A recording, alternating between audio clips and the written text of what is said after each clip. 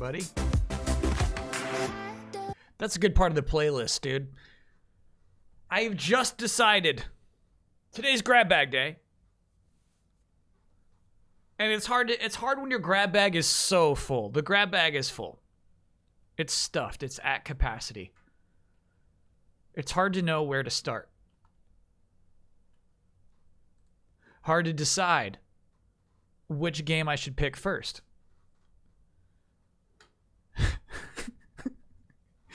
EGP Noodles is way ahead of me.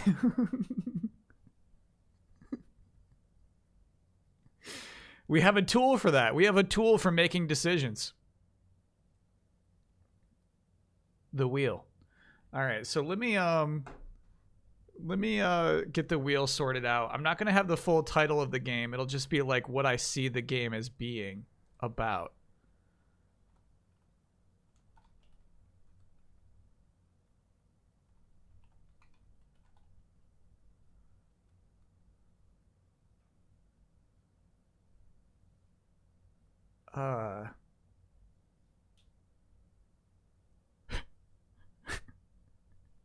How do I describe what you are?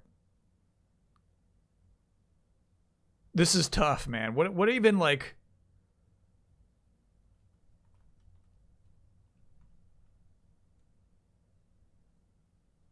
Okay.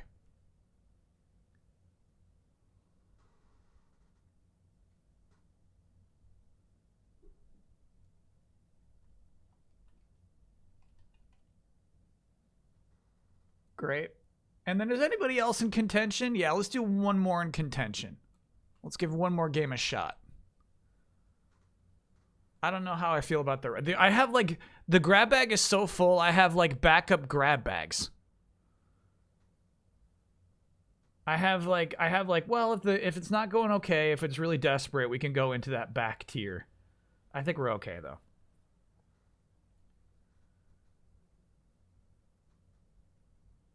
Great. Let me set that up. Coffee's brewing. How do you feel about your bangs, Kyle? I don't love them. I don't love what's going on with my bangs right now. I don't love what I'm seeing up there.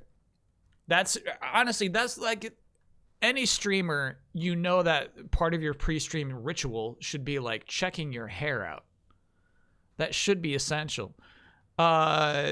Mimi Moonbeam, thanks for being a 24-monther. Congrats on 2 years. Worth every moment of time and every penny. Thanks for the entertainment, Kyle. Thank you for Robot Party for being an amazing, welcoming community. Hell yeah. Carl, thanks for being also a 24-monther. Cool, 2 years. Can I get an Oya for Nobuo Uematsu coming to Norway for the first time ever? Probably. Just got concert tickets with a bunch of equally hyped friends. That's huge. Oh yeah. It's huge to have friends who would be equally excited about that. Bum Blue, thank you for being a 19-monther. Blaze Akuno's got an Oya for starting grad school this last Tuesday. Yeah, that's always a double Oya. Oh yeah. Huge. And then yes, we will make time for Tetris 99 tonight. We'll make time. It'll happen. Webcam's honestly a little small. We can go a little bigger.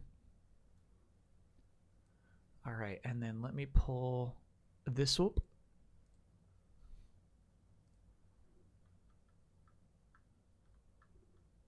Now, unfortunately, this is going to be very confusing for everybody who was also confused about how we picked the winner for the Robot Party All-Stars. That's chat. There it is. We're going to be knocking off one game at a time until there are 2 games left. And then once there are 2 games left, the winner is the winner. It's probably still on the 2-minute wheel spin. Oh, it's not. No. Please. We'll do 35. Ticker blip is good. Post spin, we're going to want success 6 was bad. Sinister Laugh will be good because remember they're getting removed. Give us the rainy, please. Apply. Yeah, perfect. Perfect. All right. So here's what we got in the grab bag tonight. Dragons. Cars. Thieves. Oops. Thieves. Ponytails. Crystals. Aliens.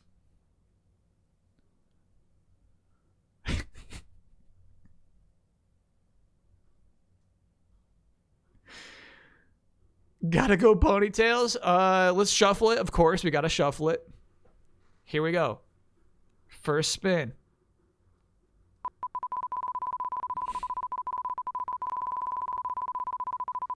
Sounds like the next DreamWorks movie. Thieves, dragons, aliens, crystals, ponytails, cars. That's just what's on their whiteboard, and they're just trying to draw lines in between. Ooh, it might get past dragons. No way it gets past dragons.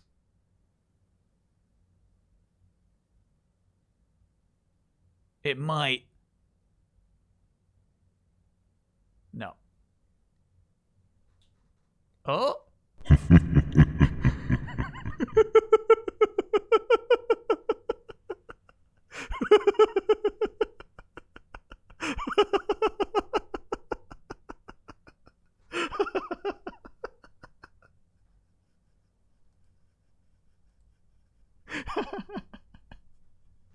Okay, here we go.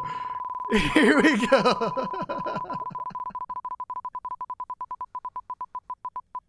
No, that can't be the subscriber sound because it's obviously sinister. Obviously, something bad has happened. We're not playing the. Well, actually, we're just doing like the order of the games. Oh, this looks like thieves are out.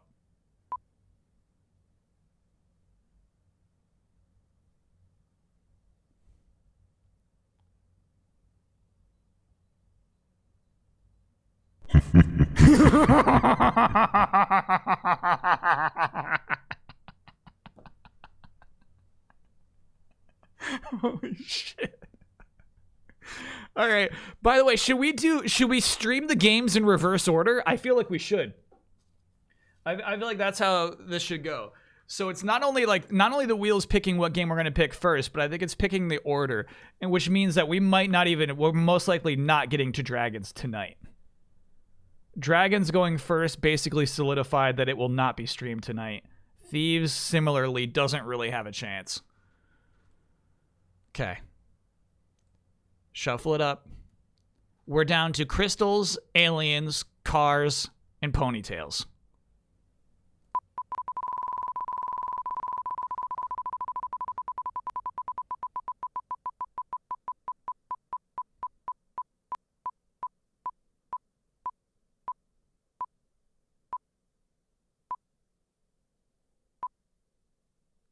Ponytails is not safe.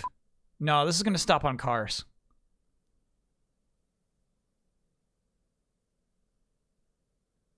I think.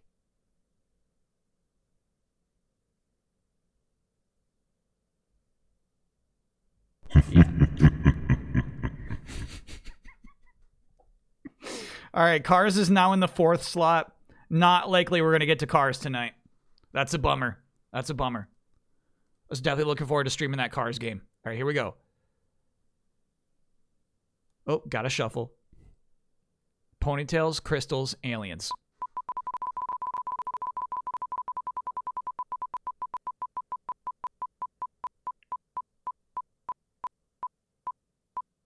That laugh would be really good for marbles on Halloween. I agree with you.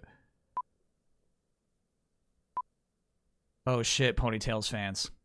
This looks bad for you.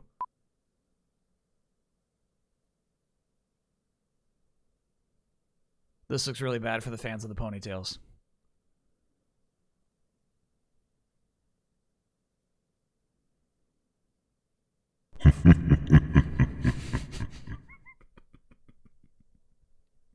I swear at the beginning of that clip, you can hear the saliva in his mouth.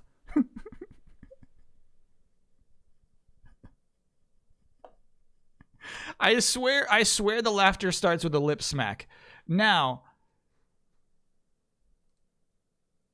I'm afraid to say that I'm changing it again. I like the evil laughter so much that we're going to do the 2-minute wheel spin. However, whatever wins, loses. We're going to stick to the rules. We're knocking out whatever wins this next wheel spin.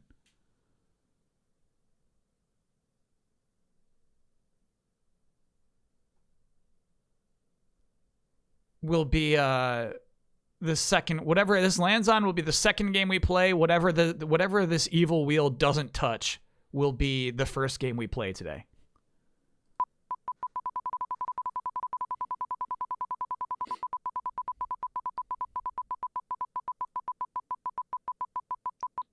I actually watched the first episode of the new Superman show today. I wouldn't call it great.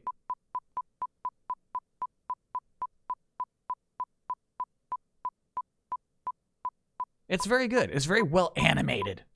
Excellent. He did not digivolve is the problem. No. Chat promised he would digivolve and all, he just did Superman shit.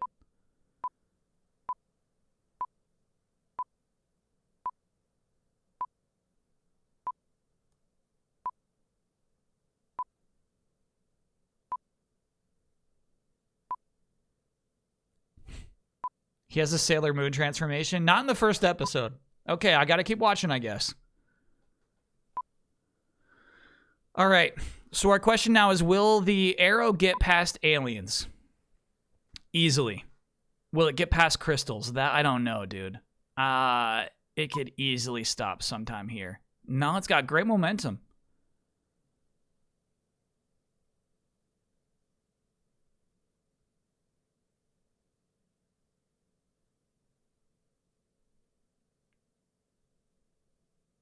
Cleared crystals. It means it's very likely crystals is the first game we'll play. However, the wheel is still moving.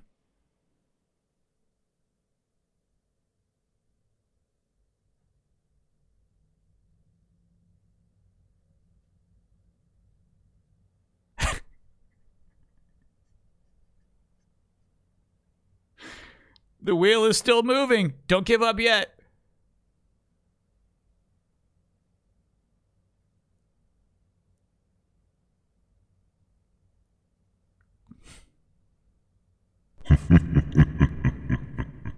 You heard it too, right? You can hear the saliva early on in that laugh.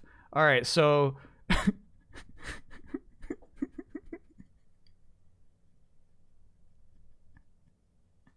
I did forget to shuffle. It's true. Remove. All that is left is crystals. Here's our order. Grab bag order. Crystals. Aliens. Ponytails. Cars. Thieves. Dragons. Typically, we only get 3 games. Sometimes we only get 1 game. It's very possible we're going to start crystals and I say, I got to play this whole game. It's also possible that, sometimes we start a game and we press L1 to do drugs and we got to move on. It can go either way. I feel like there was a grab bag night once where we did 5 games. Can I get an Oya for working indoors on the weekend during a beautiful 70-degree weather day in California? Yeah. I feel like you want a sarcastic Oya, but hey. Oh, yeah. Sometimes that's nice. What exactly is your breaking point in a game? There's no exact. That's the thing. There is no exact. You never know. It's just a vibe.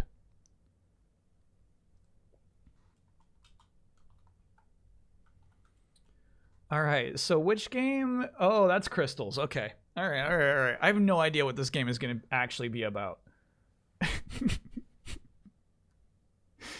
Evan Donuts, thanks for being a 33-monther. Which crystal gives you the most power? If you know the answer to that, we might be asking you for help as we play this game.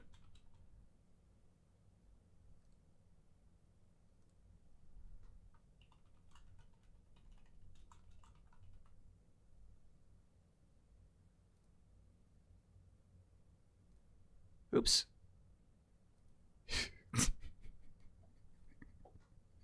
No, you were not supposed to see that.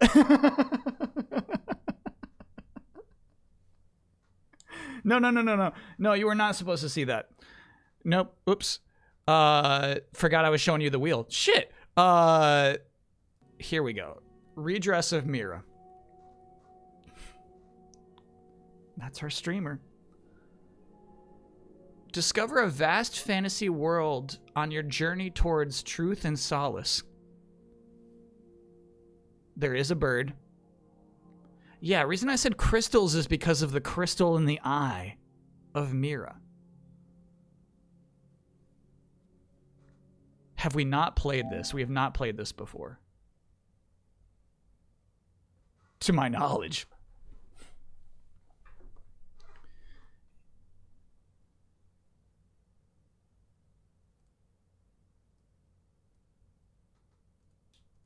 I'm still nervous about the wheel's laughter, dude.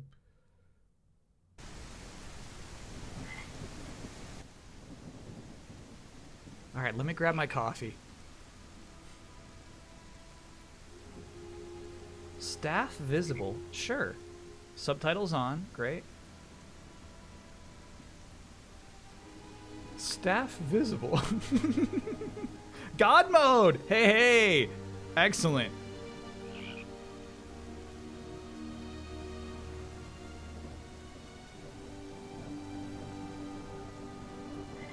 Send skier. R1. Alright, I think this is gonna be good. I forgot downloading this game. You know what I mean? Like, the grab bag is so stuffed that I got games in the grab bag that I don't even remember downloading. Can I get no ya for managing a super cheap plane ticket, allowing me to surprise my stepmother by flying home for her birthday? Hell yeah. Oh, yeah.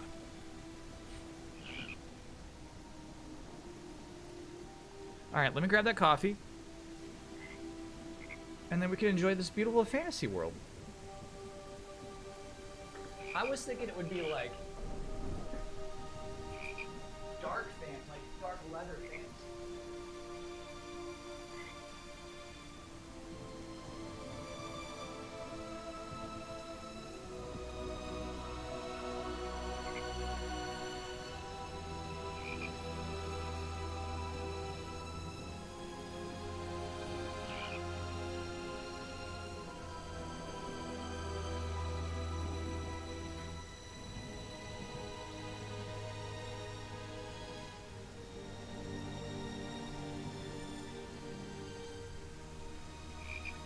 Okay. What frog do you see? Chat's talking about a frog?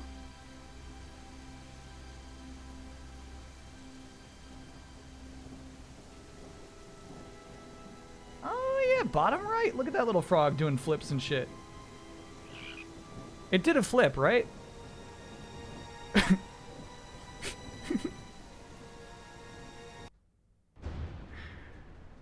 It did a flip.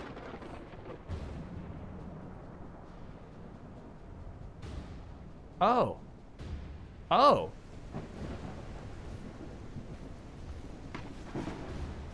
Staff visible.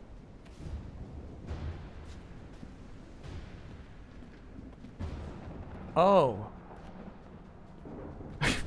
You won't get me! You won't get far! What the fuck?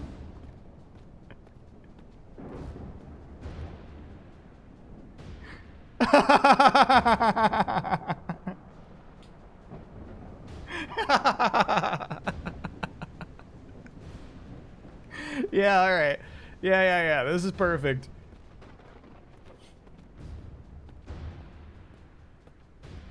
This is a winner. This might be a full playthrough. Was there a sprint? There is. Don't come any closer or you'll meet your father! You'll be sorry very soon, you sneaky little demon. That I swear. Or you'll meet your father. Holy shit. This is awesome. Oh, I almost saw her face.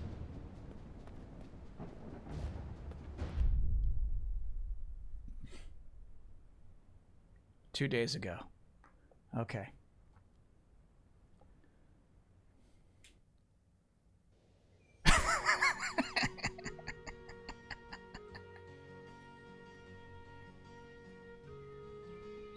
That was the exciting intro, right? That was the intriguing, exciting intro. For how long fall since she forgot the musing of the wind? How many drizzle drops whispered her from ruth to furiosity? She once was afar from her opposed likeness coming to end. What? Among the woods, enchanted. Nothing would fade her curiosity. Unexhausted upon this path, Mira was swarming with unforgiveness. For she dreamed.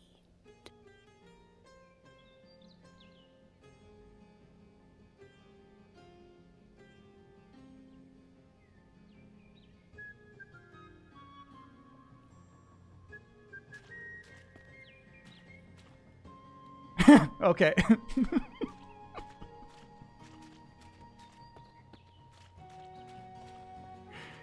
All right. You're the boss. Wow. Yeah, you could definitely see her scalp.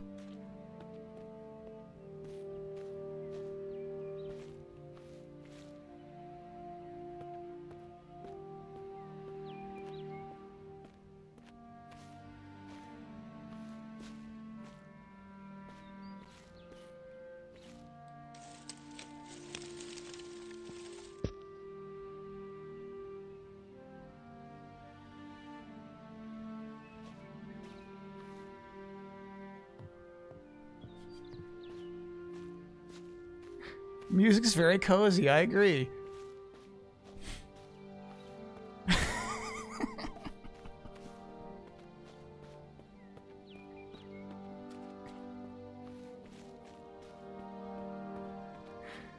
Yeah, that might suggest that Mira is very strong. That wasn't just some log, that was a tree.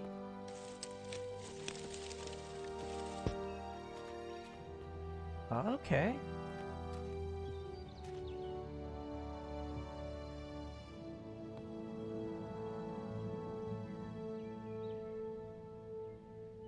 Trying to get a sneak peek of her face.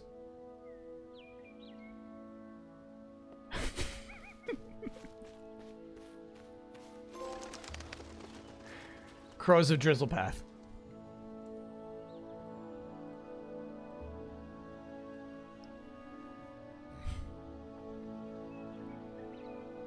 Is Kyle gonna play Starfield? I'm guessing no, but I'm not sure.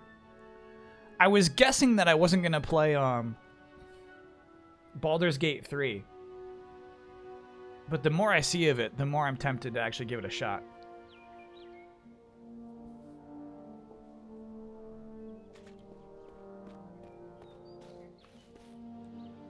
Okay, you can't push over all trees.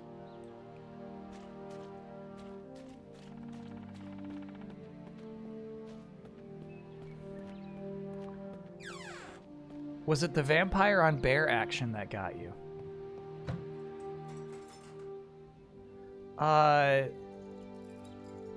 There was...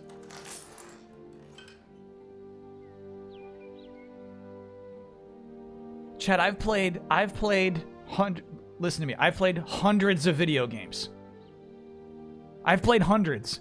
I've never opened a treasure chest like that in my entire life.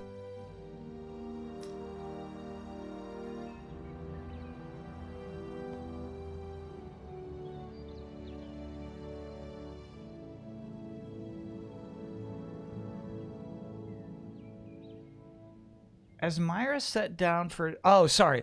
There was like an interview where they were saying how you could turn into a cheese. You could turn into a cheese wheel. And then you could play through the rest of the game rolling around as a cheese wheel. Baldur's Gate 3, sorry, chat. I got super distracted. I couldn't finish that sentence. Not just prey style, like you are cheese now. Did I hear about the Baldur's Gate newspaper? No.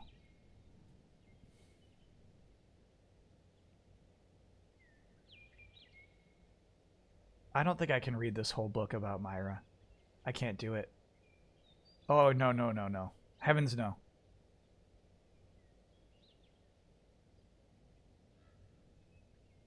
Mira trailed off when she found her father lost in thought. The table fell silent, and this jolted Henrik. He looked confused for a few seconds before giving her a small smile. 01A. Oh, and then you just drop it? Okay. Oh, this is a strange one, bro.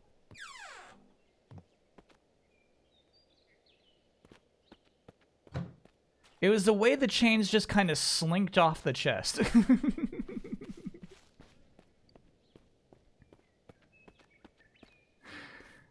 God, that was wild. Alright, so this one we definitely cannot go into. That's John's hut. Oh. Cool.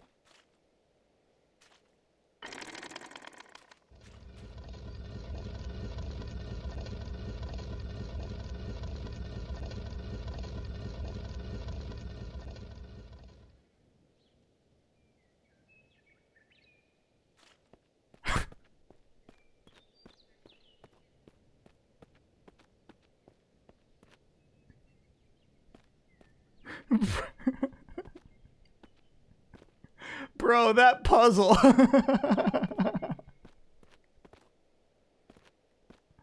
Pull the lever again. Okay. There must be something more, right?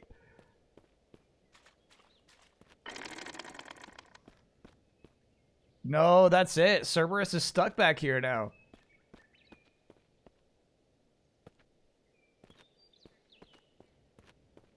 That is so crazy.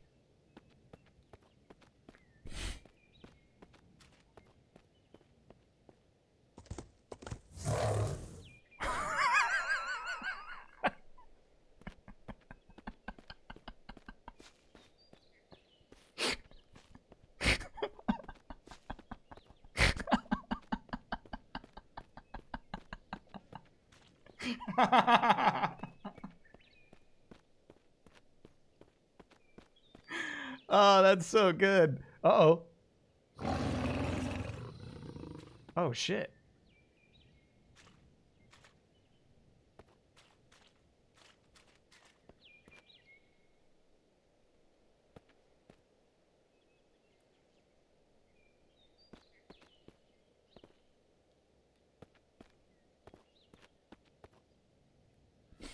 No, we died. We died. Sorry, hold on. Settings, controls. Fire is R2, but it is not.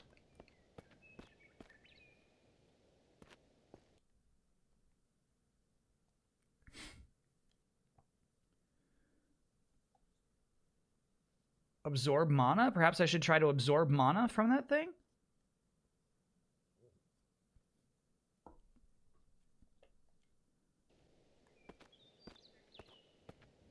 No, we don't have skier.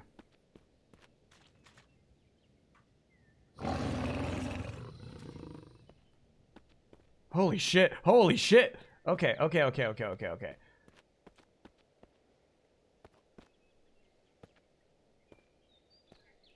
L1 is hold run, right? But if you just press L3, it's permanently on. I'm currently running as fast as I can in this game, as you can see here.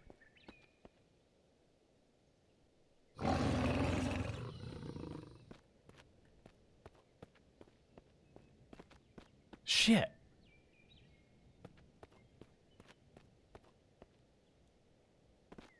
This is quite the puzzle. So maybe we do have to run by it. I like the idea of trying to run by the tigress. That's a lion. Okay, the lioness.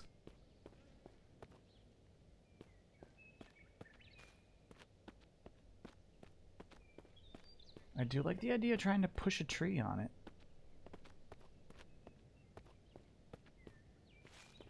This is the same solo dev that made the werewolf game we played a while back? No way.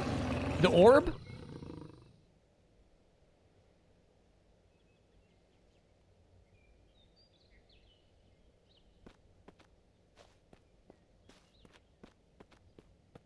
Same dev as Soul Orb?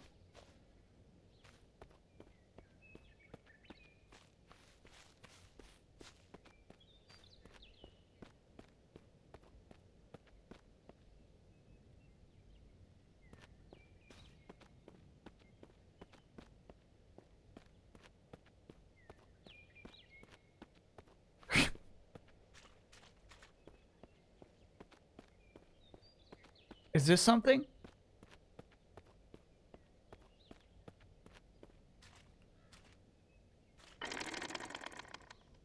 No. We have to push on. No, I've not beaten FF16. That's a big game. That's a big, long game. And, you know, every chance I get, I'm doing every side quest and hunt that I can. Which is, you know, like, the game is, at least until this point, pretty deep in.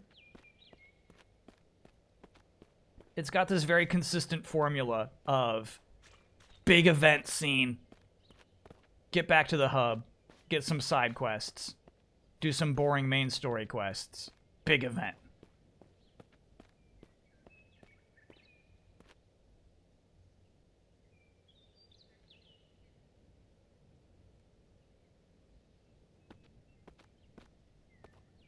All right, I feel crazy. I definitely feel like the first lion we saw definitely had a mane.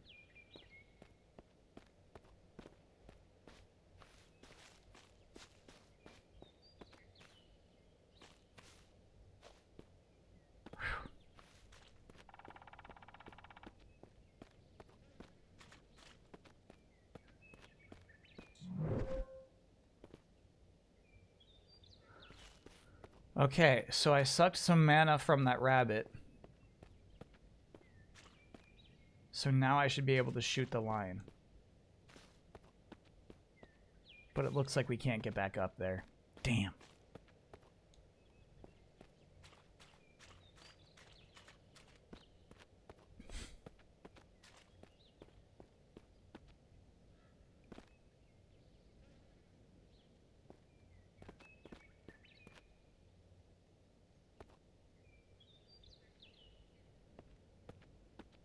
Oh.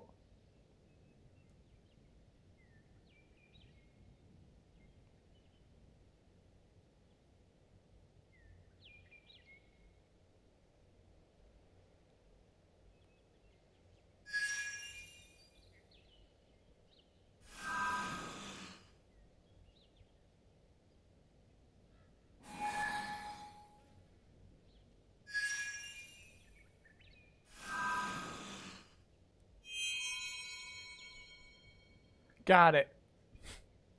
Yep. And this is Mira having that talk with her dad at the table.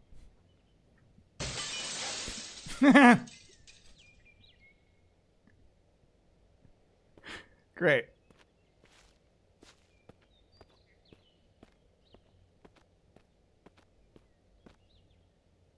Whoa. That's unnerving.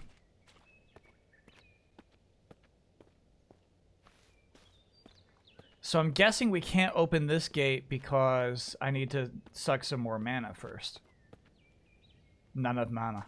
Okay. So we gotta find a little green rabbit again. Ooh. I can't believe this is the same person who made Finding the Soul Orb.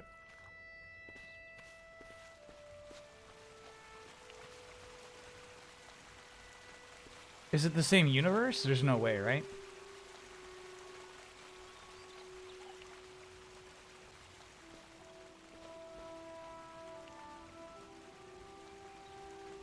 This is cool.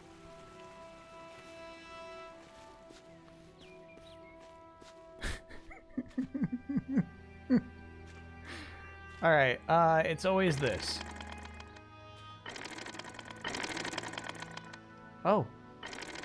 So we did get the first one right.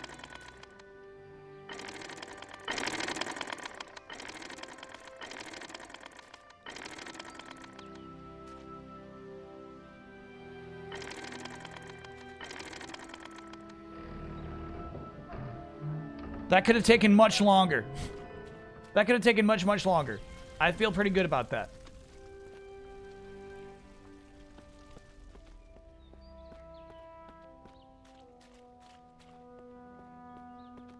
We have a good understanding of this developer's design philosophies, and I feel like that's why we were able to finish that puzzle so quickly.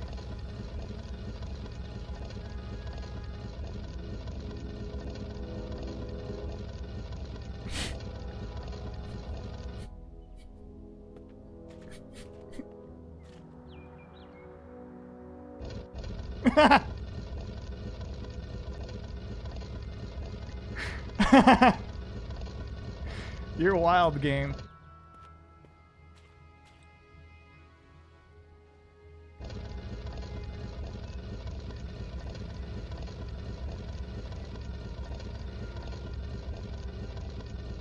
I actually don't think that's where we want to take it. All right, let's oh, there, straight ahead, straight ahead.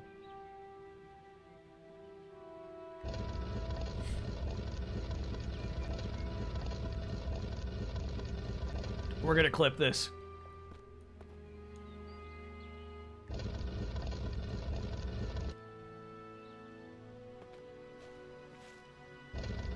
Great.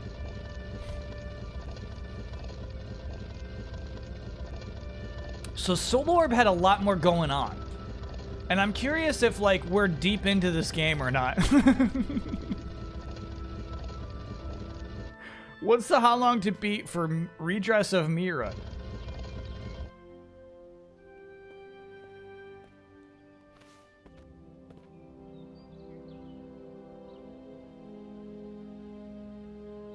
We know we get a bird at some point, you know what I mean?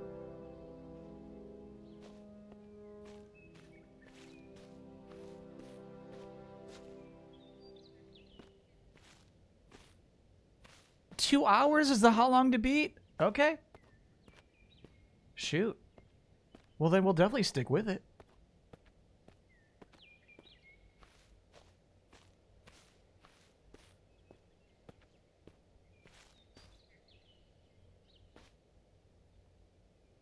What is the meaning of this?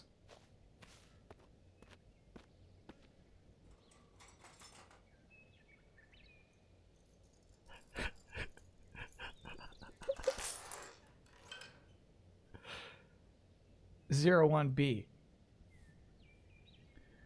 Sorry, I didn't hear what you said, Mira. I've got a lot of things on my mind. It's okay, she replied. Hendrik got up from his chair. As delicious as the food is, I'm afraid my appetite has deserted me. He leaned down and kissed Pellin's forehead. I'm sorry. There's a famine happening. Stressing her father out. Oh my gosh, there's no way. No. There's a Baron. It's good to know we got a Baron. Mira nodded. But as she put food into her mouth, she started chewing. She could barely taste what she was eating. 01B. Now this is crazy. This is crazy talk, but you could take this book with you throughout the entire level.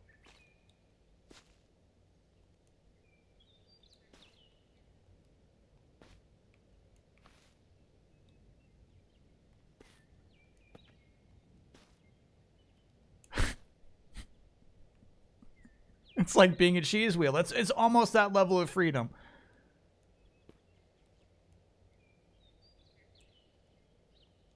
Is this going to turn into a Jessica game? Is that what it's Jessica? Yeah, it's strangely personal so far. We know at some point we're going to chase somebody. And we know our father is probably dead. Soul Orb was 2020. This was 2022. The only game he released all of last year. Has he put out a game this year? Hey, Kirishiki.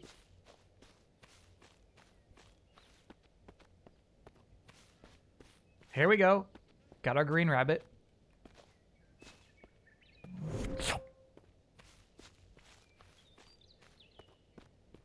So I'll be able to shoot that globby crystal over here. This is my dog Kyle. Thanks for being a 34-monther. Do you see the Dark Urge in Baldur's Gate 3? It's basically a way to play that's designed to be a Sith mode playthrough. Tell me more about it.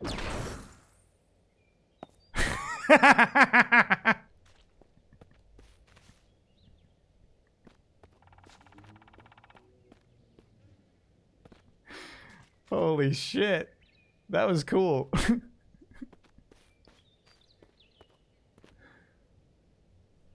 Yeah, I know AAA development takes some time. I try to be understanding. He put out 2 this year, Bottle and Genie. And they're on PS5?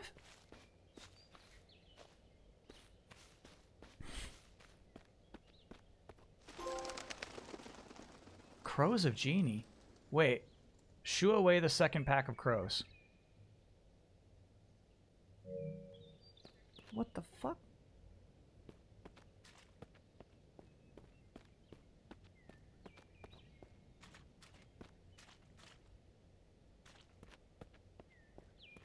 I know. Seeing that those are crows of Genie makes me think this is all connected. There's 100 trophies? No, because like gold trophies are weighted more. And then we're all the way back here. Level design.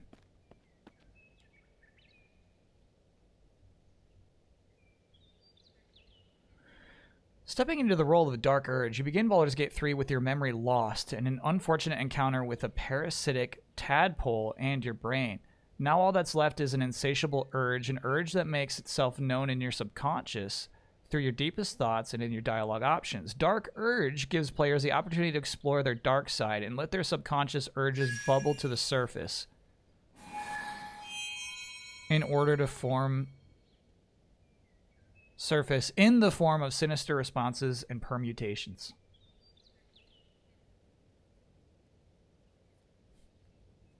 This is Myra chewing her food and not tasting it.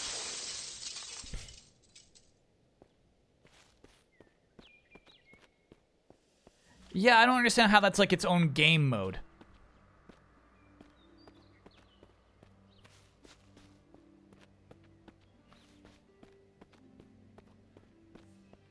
You know what I mean? I want to be a bad boy in the good boy game mode. Chat, do we honestly think that this juice just loops around like that? That there's really no purpose for this shortcut?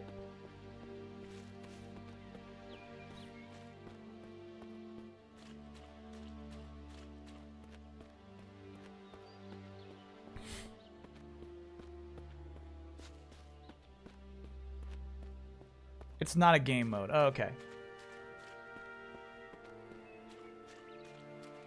Alright, I'm guessing pulling that lever is going to make these 2 things become steps, so I can climb up there. Let's not do that quite yet.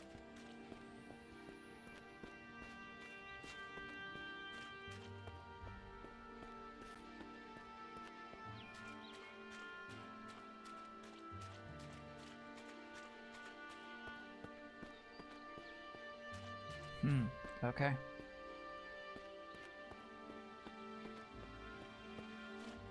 And a village ahead. And the bridge that was in that trophy icon with the crows.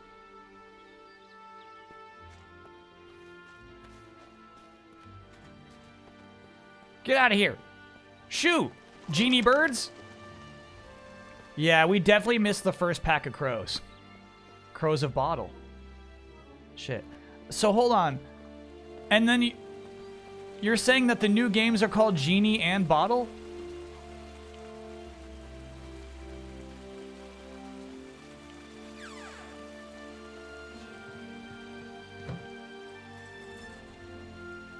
That's too weird.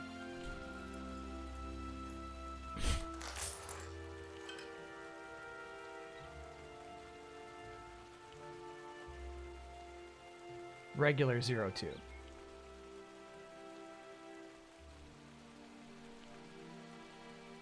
Hold on. She noticed the glow of a lamp in the great room. I mean, this shit's gonna be important if we're gonna play Genie and Bottle someday.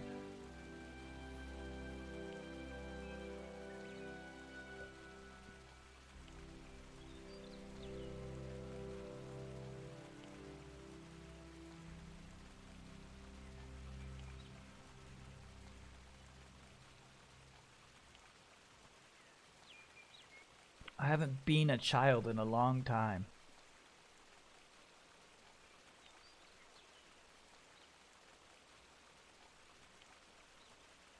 I'm the clan chief? Okay, alright. Henrik nodded without hesitation. I know everything will be fine. Just like the sacred tree, it doesn't matter what the Baron does. We'll still be here standing by the end of it.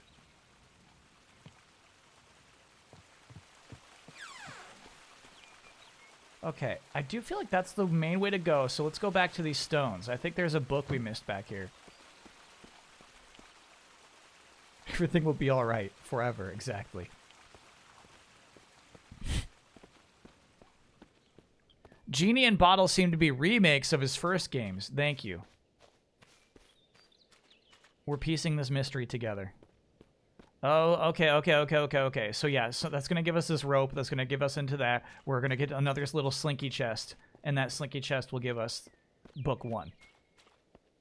We're going to learn what the father's secret actually was.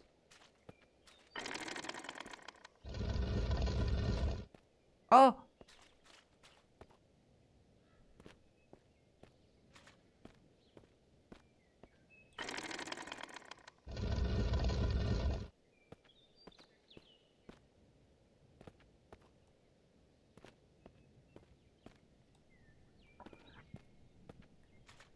Oh. Oh.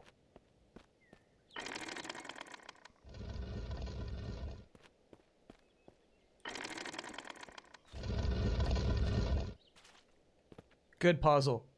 That was a good puzzle. Take note, chat.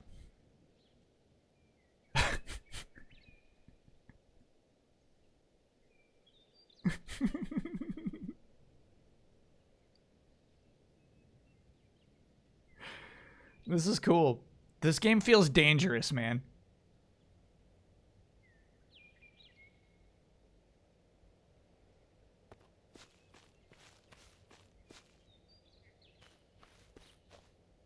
Oh, nice. And there's a rabbit there, too.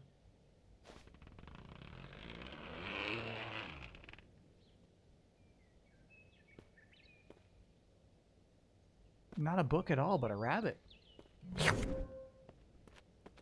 Cool.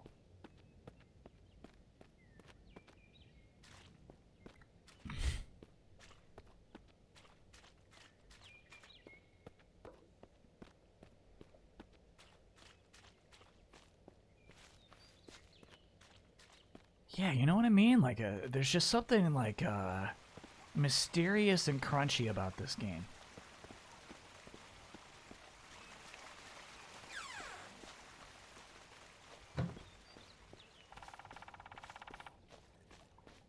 Feels like eating some food we shouldn't eat. But maybe it'll taste good.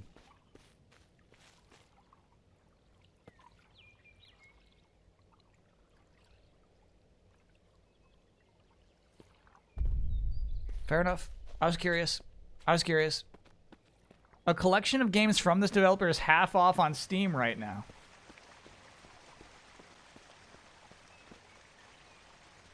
I don't know if I could play a whole collection. Oh, no. All right, that was not intentional. That was by accident, and I'm ashamed.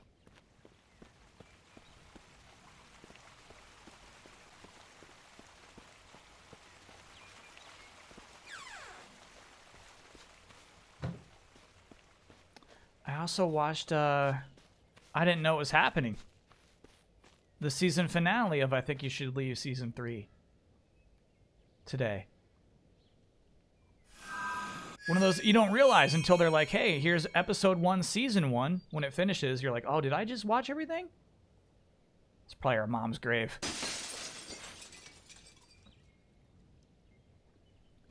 And, the Metallic Maniac is maybe my favorite bit of the whole season. Short and sweet. Always is. Always is.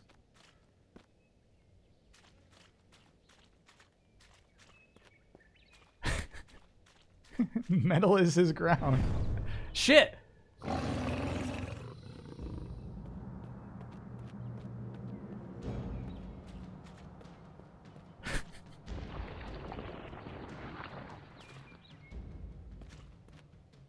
Did I live?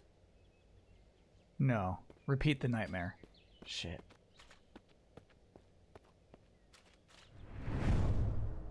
Oh, I was running. Damn. Okay, so I think we just gotta jump. There, good grab.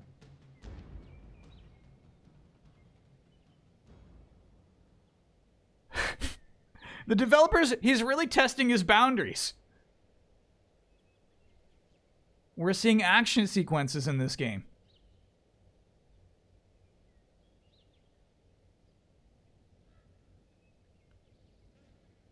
God of War-esque climbing sequences.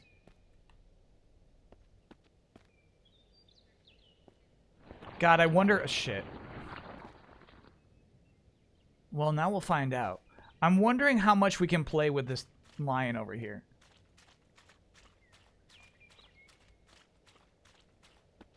No, there's nothing really to do. That's just a dead end. Alright. I think you see her face on the title screen. Or not the title screen, but, you know, the purchase game screen.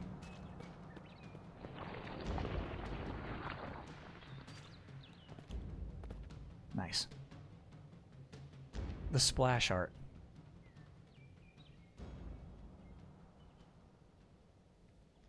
Did this just come out? Last year? This came out last year. It's just been sitting and festering in the game bag, the grab bag.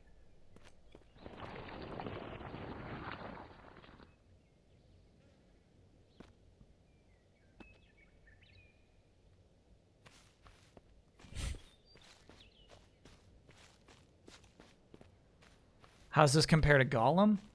Gollum's climbing is a little better. Crows of Glass.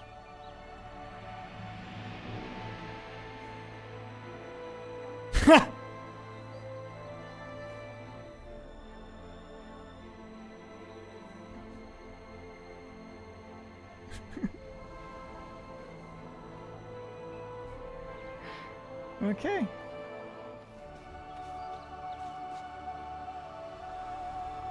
Wow.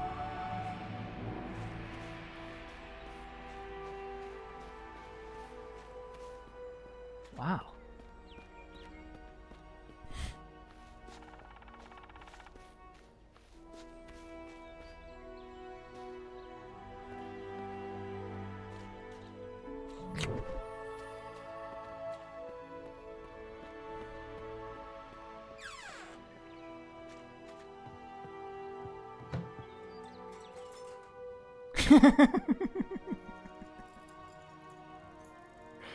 Now, here's the thing. Here's the thing. I said I'd never open a chest like that, right? But I feel like this was probably a purchased asset. 03A. I feel like we could go on to like the Unity store and buy that chest with those chains, you know? Tudixo? No, Tudixo is a very funny name. It's just tuxedo with 2 letters rearranged.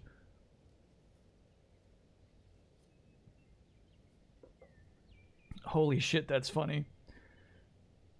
He took off his cloak and hung it on the hook behind the door. Benel, he called out as he walked into the house, looking around for his daughter. Benel.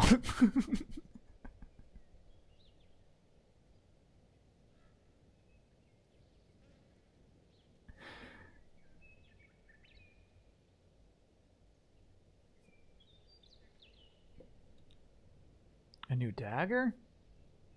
No. A holster for the pistol you bought me last Christmas? Oh, Christmas exists in this world. That's an R? You're saying Benel is Renel? No, that's a B. That's a B. That's no R.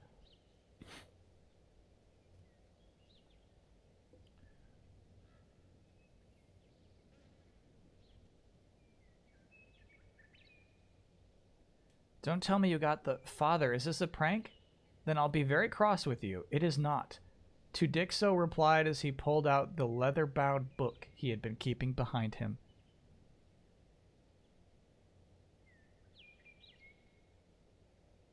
Tuxedo is written with an E, though. Fair enough. Fair enough. This I accept. Benel shrieked as she grabbed the book and flipped it open to confirm it was authentic before letting loose another loud shriek and hugging her father. Thank you so much. He grinned as he hugged her back, elated to see his daughter so happy. When she was but a baby, he had lost his wife in a shipwreck. Tudixo had managed to stay afloat with his baby held up in one hand until the rescue boats arrived. His wife's body had been lost to the ocean forever, and Tudixo had dedicated his entire life to making sure Benel wanted for nothing. She followed him everywhere he went and was never out of his sight. Even when he went on an assignment, she was by his side. Now that she was older, she preferred to stay back at home. Benel detested violence of any kind, and since he was a mercenary who sometimes had to use violence to get the job done, her desire not to play any part in his work made sense. Benel loved to read, though, something he was sure she got from her mother. He did his best to encourage her passion and always bought books for her, even though he didn't see the point. "It is nice to read the words in a book," he would say to Benel when she tried to get him to read a book, "but they are not real. Now, shoot someone in the knee or stab a knife through his palm, and you'll definitely see blood. That is real."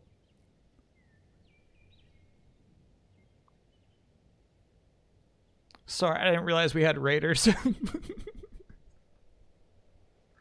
Loa McLoa raiders, welcome. Welcome to the Redress of Mira. We found the chest. It's on the Unreal Engine Marketplace. Heroic chests.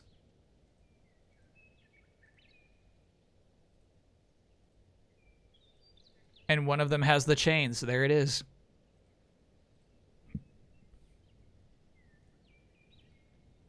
Volume 1. Fair enough. So now we get Tudixo's, policy, his perspective on life. No, Chad, it's the volume of there are 6 chests in there. Game development is not cheap, chat.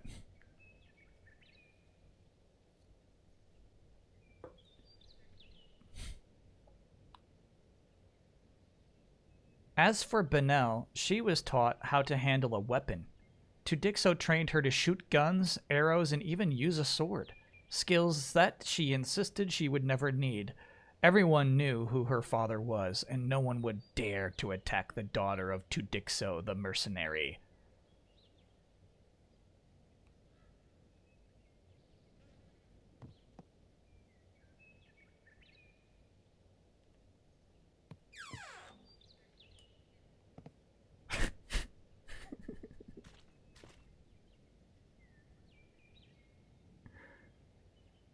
Do we think Benel is the person we were chasing at the beginning of the game?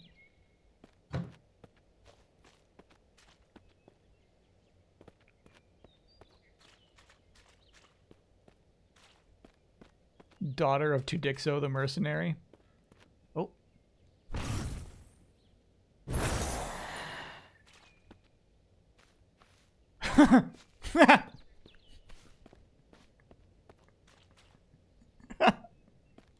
These crystals are wild, man.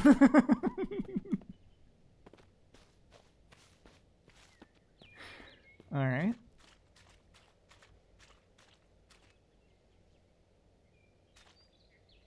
Right now, this does nothing.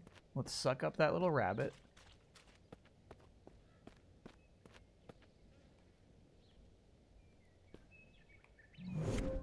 So what I'm saying about Baldur's Gate 3 is that I would prefer to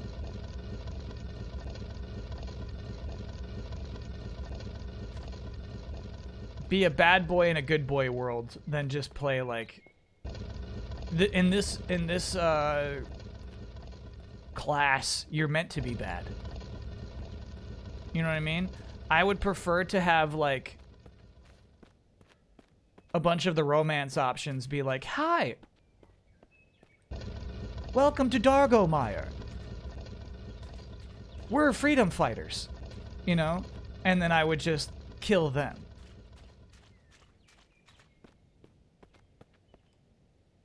Do you get what I mean? I don't intend to romance a bear. That seems wrong to me.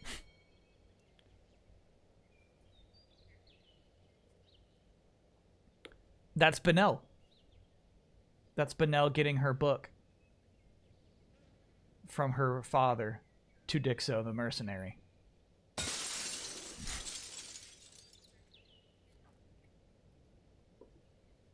All right. Yeah. Chad, I think when we play Baldur's Gate 3, I'm not going to, like, click the thing where it's like, my character class is evil. Crows of Nefis. And unfortunately, chat, once we finish this game, if I'm only missing one Crows trophy, we're going to boot it up again and find the Crows in the first level. There is no map, no.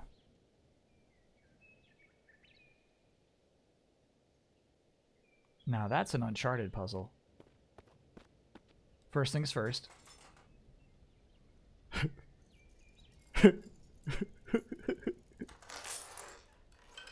So when you buy the chest, do you think it comes with the animations as well?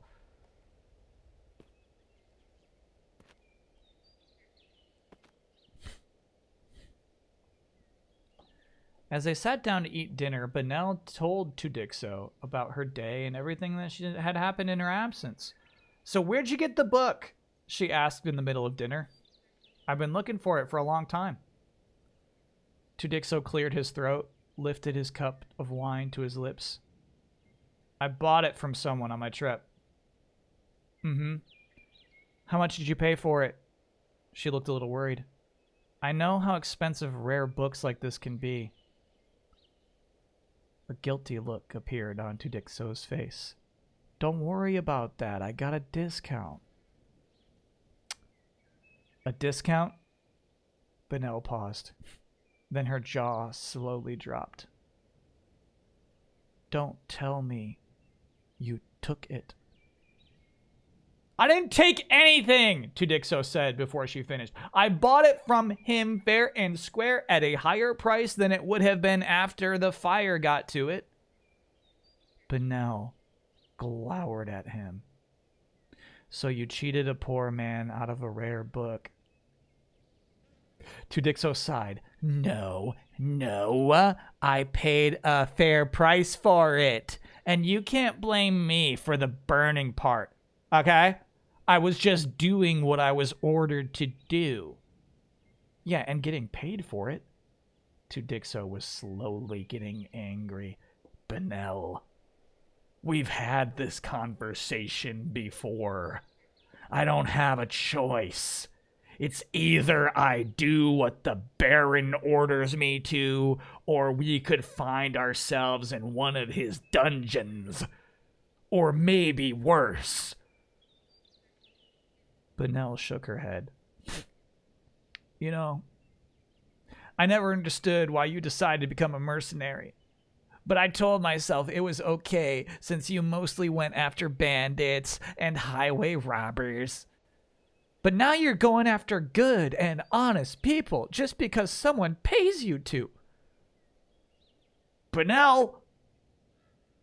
Tudixo growled. I wonder what your mother would think if she sees what you do now. Tudixo jerked back, as if he had been slapped in the face, pain flashing in his eyes. Why can't you see that I don't have a choice in this matter?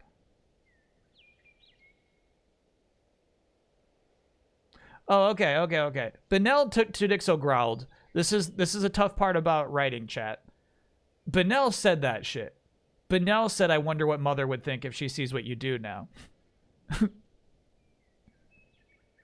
But the author did not make that clear to us. The sound of someone knocking at the door prevented Benel from replying. Tudixo got up and walked to the door. His heart sank when he saw the messenger standing at the door dressed in royal colors. Who is it? And what do they want? Benel asked when he returned from answering the door. I've been summoned by the Baron, he replied. I have to leave for the chateau immediately. Benel's face fell, and she looked away from him. Tudixo took a step towards her, but the look on her face drove him back. Turning around, he went to prepare for his trip to the chateau. When he returned, Benel was still sitting at the table, her dinner forgotten in front of her. "I'll return as soon as I can," he said to her, even though she had not acknowledged him since. "Remember to always keep the doors locked. Keep a loaded pistol under your pillow." As he opened the door to leave, Benel jumped up and ran to him. She threw her hands around him and kissed him on his forehead. "Be safe," she said. He nodded, giving her a small smile before stepping out. As he walked away from his daughter, he realized he could no longer do this. He would have to find a way to stop, even if it meant crossing an ocean that had claimed the love of his life again. He almost turned back to tell Benel the good news, then he decided that there was no need. He would say to her once he had done his last job for the Baron. "Excuse me, this one last job." He would get his hands dirty this one last time. Then never again. It's good shit. Okay. Let's finish this drawing.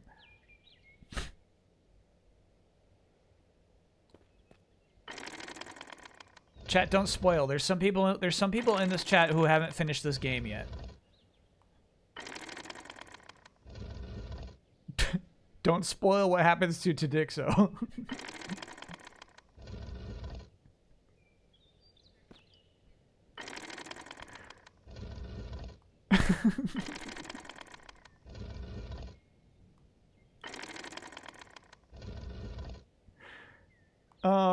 So the tricky thing about this is, like, I don't know about the outside, right?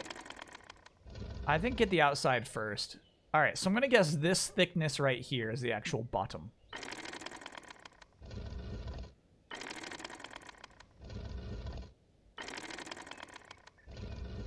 That's the hypothesis we're working with. This thickness is the bottom.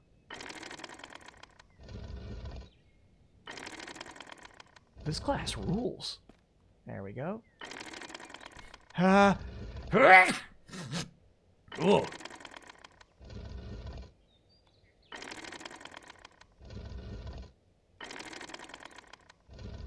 One more. One more.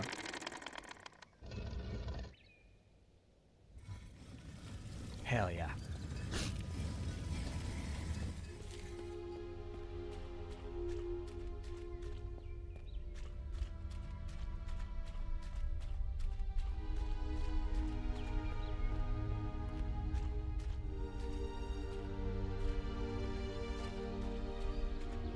Did you get into biological thickness?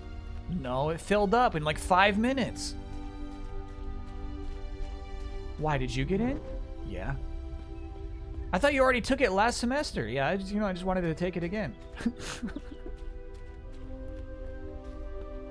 Drop out so I can take it. Oh.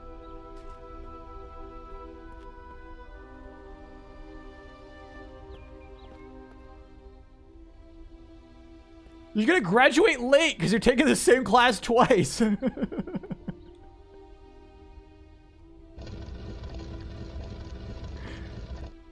we go. It is so wild that you can see through her hair. Straight to the top of her head. You don't see that issue in like any other video game.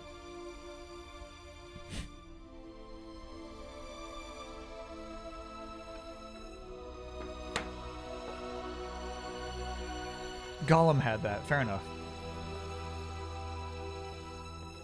Short level.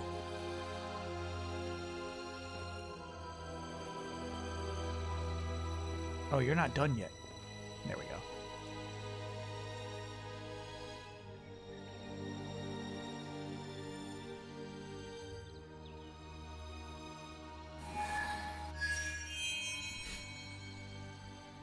There goes Tudixo. Oh, it even has a little animation on this one. The clock had an animation too. Fair enough.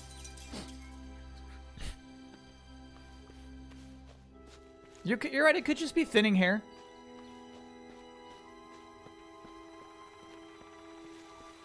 We could just interpret it that way. It is pretty crazy this game doesn't have loading.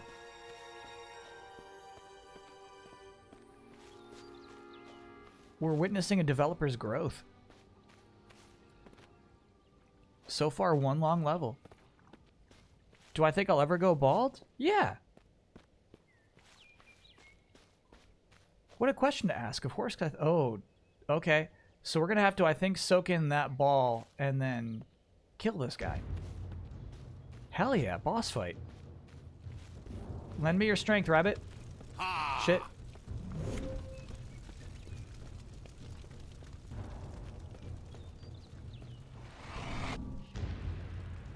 What do you mean, not enough mana, dude? Stop hawing!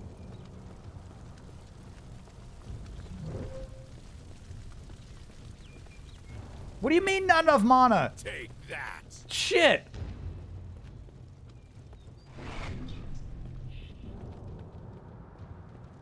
Die.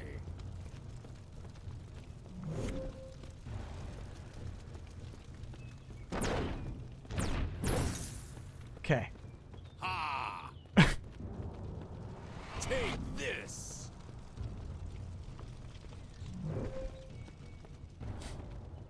Alright, we got this. Oh no, what if that is too Dixo?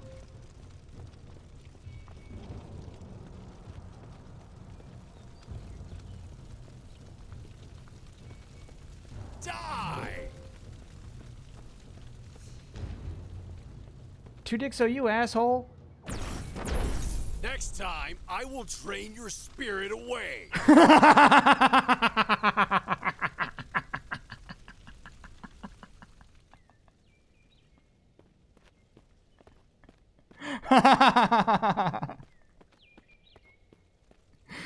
Alright, so what did we think the orb in the middle did during that fight? It seems like all I really had to do was suck in 3 rabbits to get 3 shots. I'm not sure we ever had to touch the orb in the middle. That may have healed me?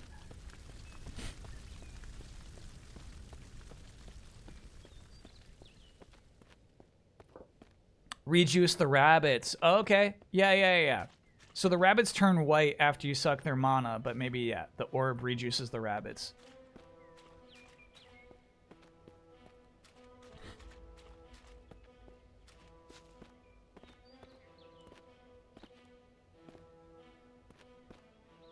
Is this something? Oh? Oh? Oh, we're close. We're close. We're gonna sneak right out of this map. Oh, we're so close. Here we go. Here we go. Oh shit. Okay.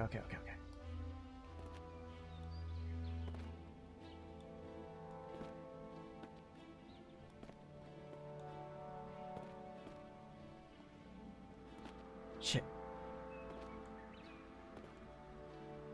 We had it. We had a second jump up here somehow.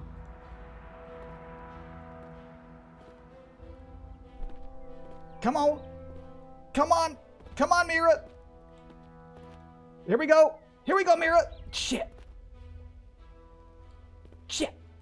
Shit. Shit. You got this, Mira. You got this, Mira. Okay. This is not quite the way, but we're close to something.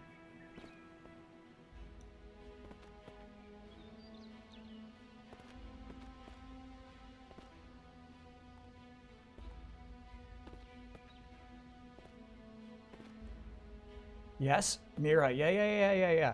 Here we go.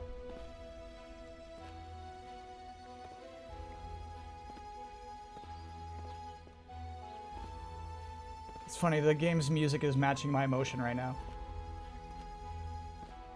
Shit. The slide is rough, dude. We're so close. We're so close.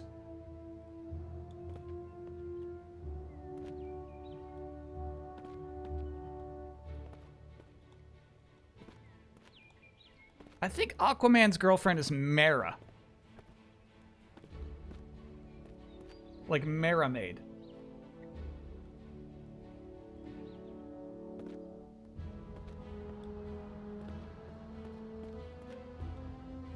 Yeah, I feel like you were way closer up top over there. Yeah, true enough.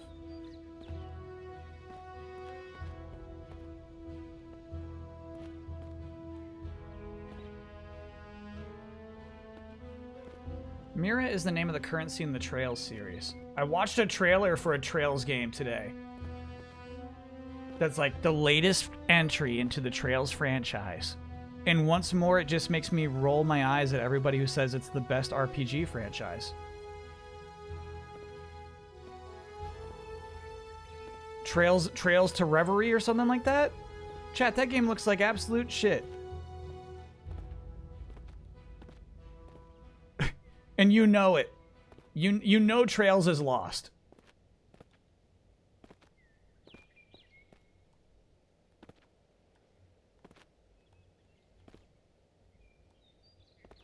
Okay, here we go.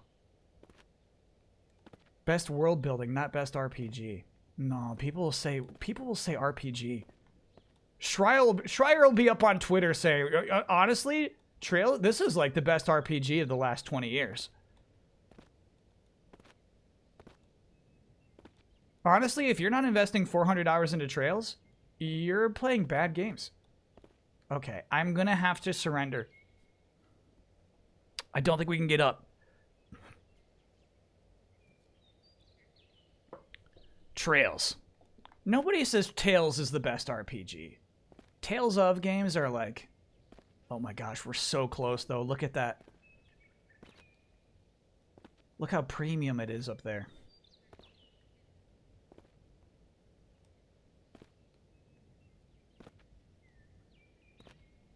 How to Get Into Trails, one of the best RPG series out there by Jason Schreier, 2016. Yeah. Yeah. And then I feel like... And then here, like chat, look at the first image. Trails Reverie.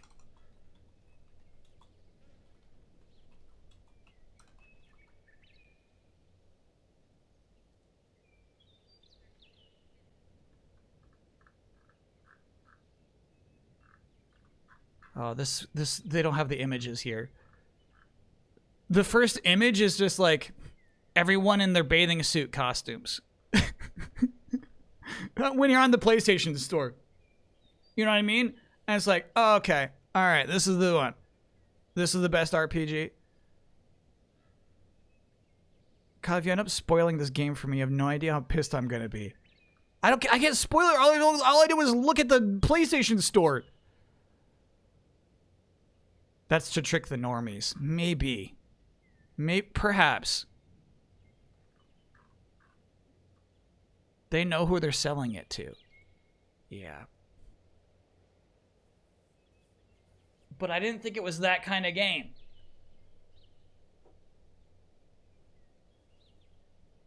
Sorry, Chad. I gotta blow my nose.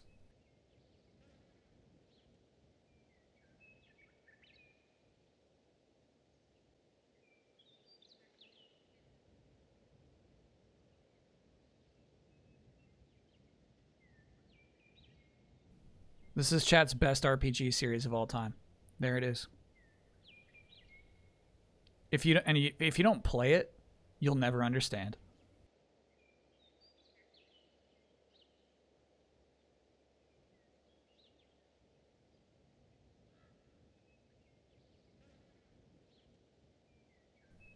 Now, to be fair, that was not the screenshot. No. That's DLC.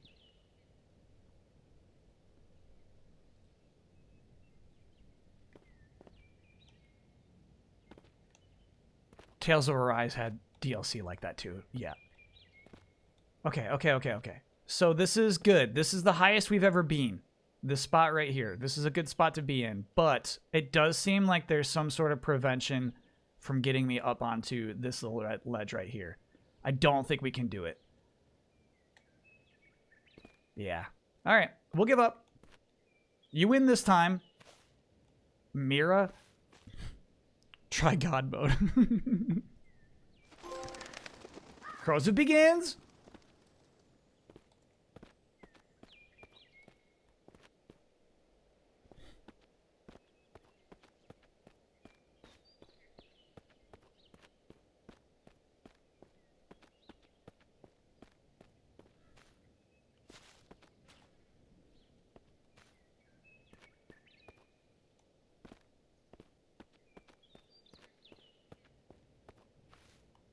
Hell yeah. And then does this door open? No chest. Dang.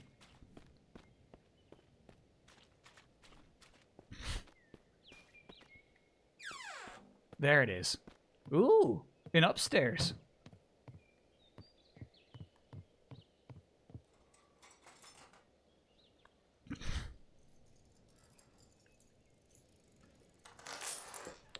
All right, do you think this story is going to be about Tudixo?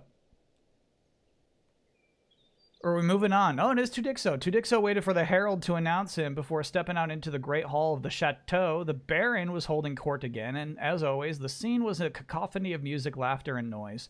Wine flowed freely, and more food was being wasted than had been eaten.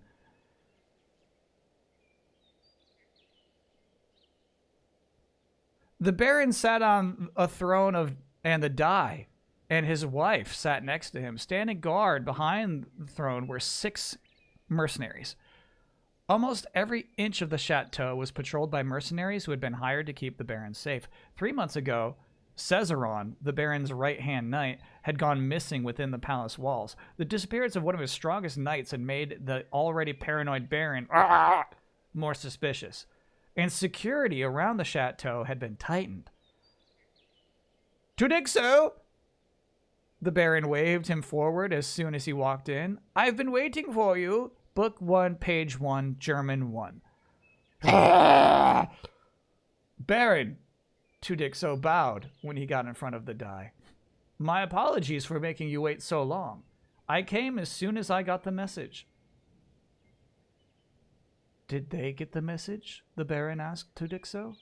Tudixo knew who he was talking about, and he nodded his head. Yeah, they did, Baron.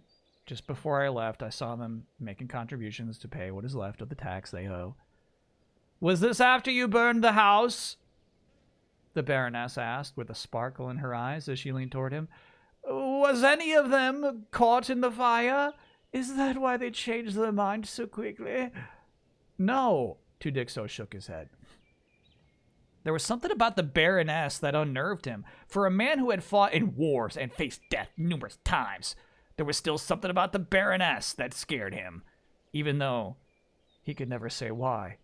Well, so they tried to raise money before I lit the match, Tudixo continued his report.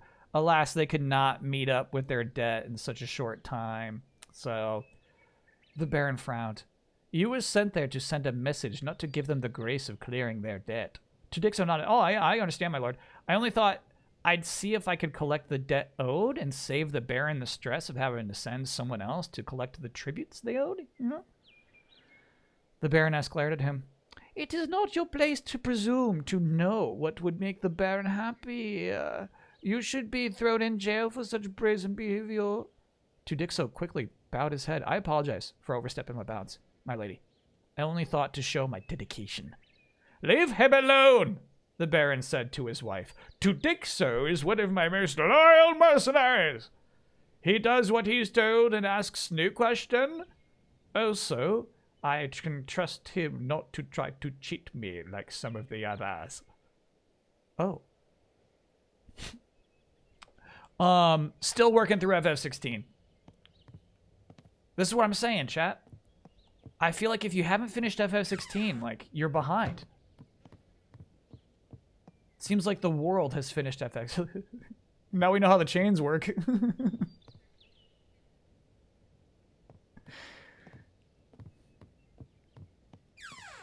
That's cool. They just go straight down.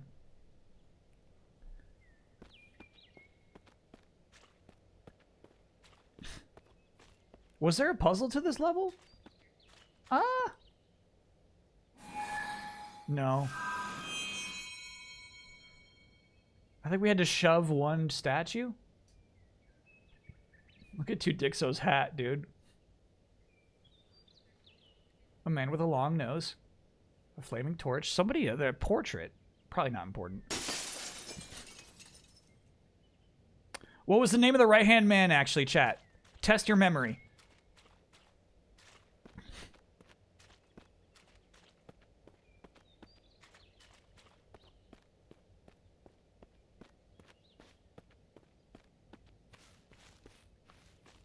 Start with an S is right, yeah. Something like Sorenzo. It might be Sorenzo, yeah.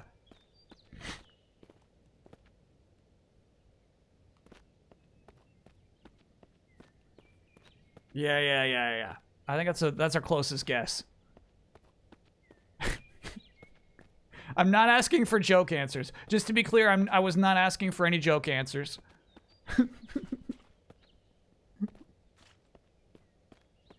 Shoebirds. Shoe. Crows of hunting god. So we're hoping that we see... I need to place something on it. On it. We're hoping to see crows of Soul Orb.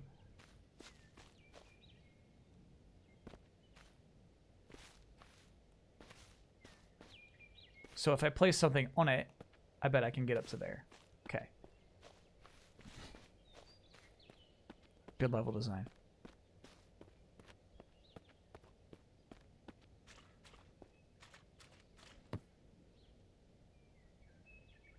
Holy shit. You just pick up a box. Man, chat, the thing is, I know you can break it. I know you can break this game.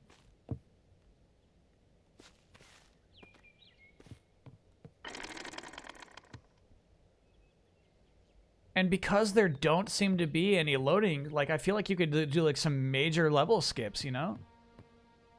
If we could just get up on these crags.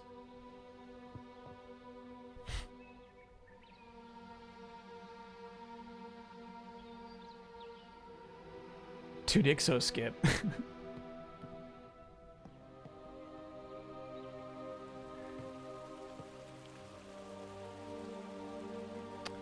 Almost. I mean, like, you know, there's a lot of trams that I would not count as diagonal elevators. Can I jump off? No. Fair question, though.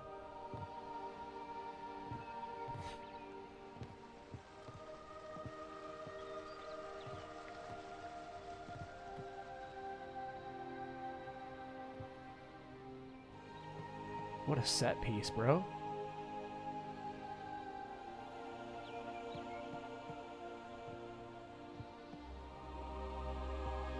They didn't cheat the space.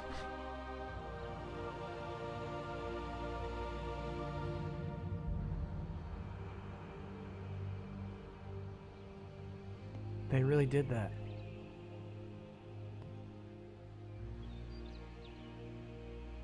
Good music, honestly. Hell yeah.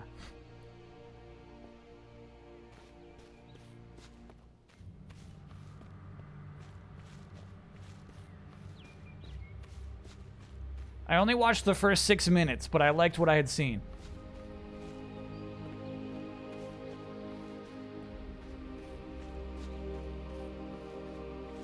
Of the cheating the space video. Oh, hell no.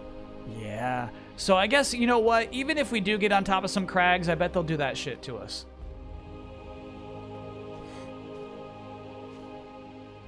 Even if we break through some invisible walls, they'll be back to just send us straight to death.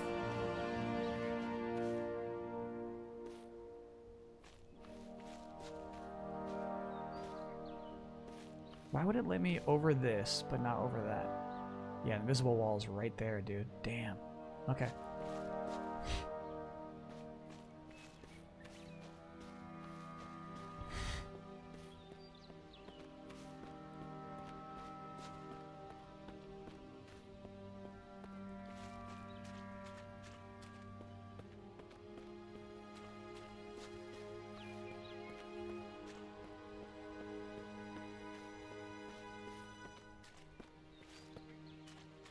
The Trail series just looks like frustrated teenagers dealing with shit.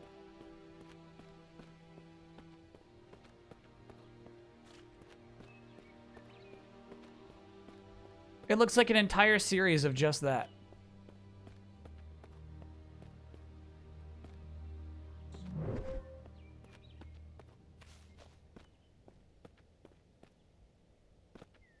There's a character with a dumb mask. Exactly. No goodbye Volcano High for me. Though somebody picked it up in our Toxic League, which I thought was crazy.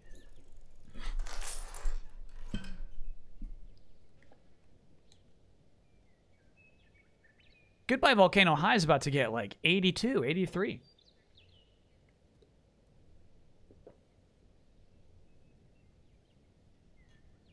Like Spider-Man. If any of the Little Trails kids had Spider-Man powers, we'd be having a whole different conversation. You doubt it? You think Volcano High won't get good review scores? I think it like won some summer contest or something like that. I think it had an award.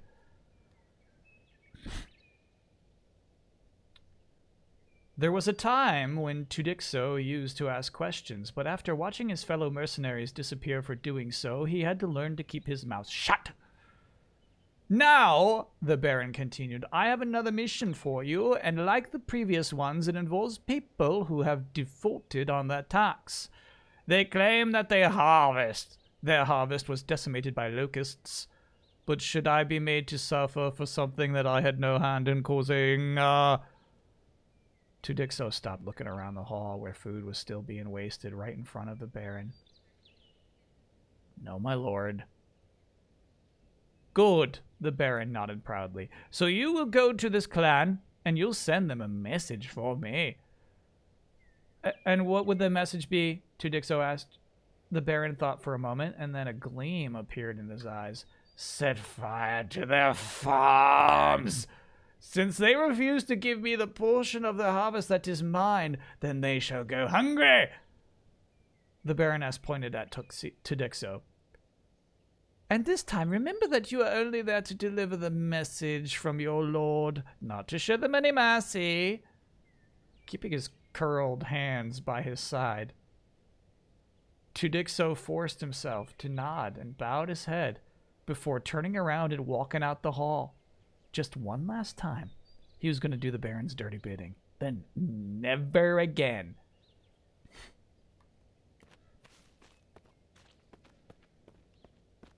Chat, do not spoil what happens to Tudixo.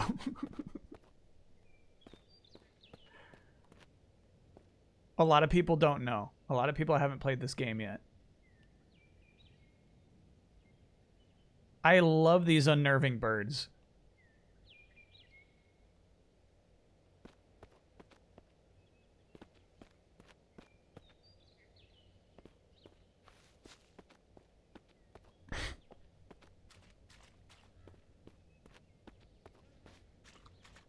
Steam describes this game as having a raging storyline of ever-increasing excitement. Do I feel that? I do feel that.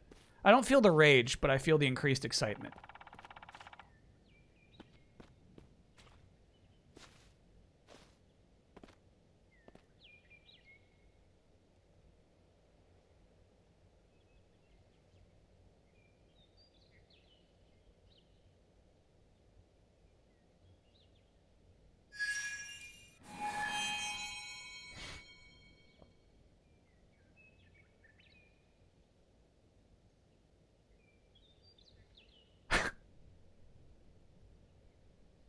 All right, I see a little bit of the rage.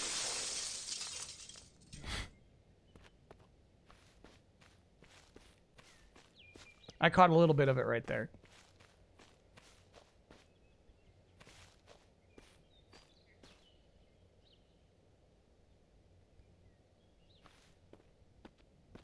This could be another... Oh, shit.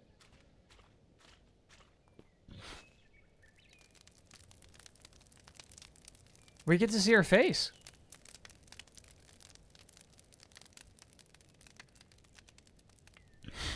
Warming her hands by the fire.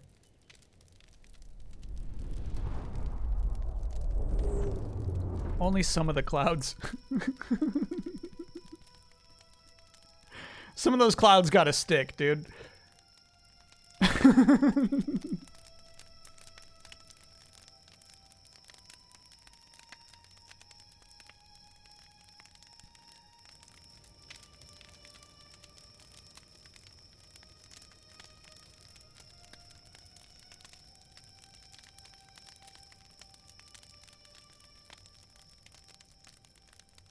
What? Dream sequence, you think?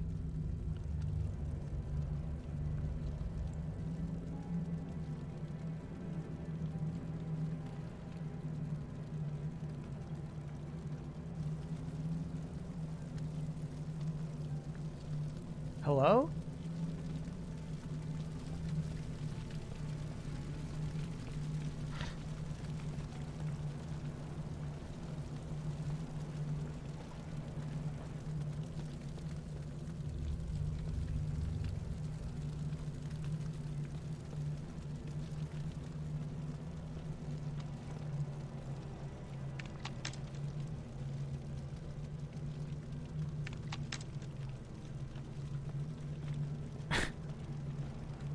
So the icon in the bottom left-hand corner is just simply saying press circle to drop your staff.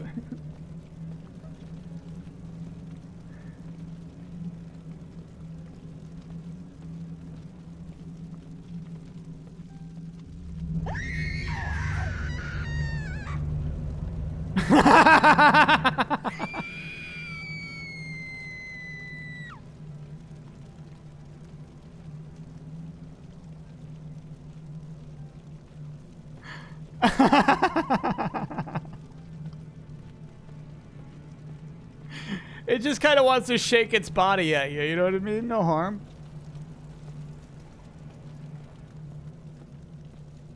Yeah, so while you hold this staff, none of the buttons do anything, including the sprint button.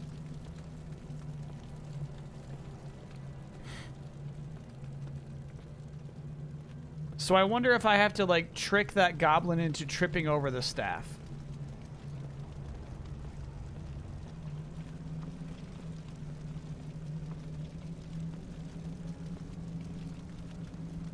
Let's try that. I don't know, just try getting out of this room. There is no out. Damn. Okay.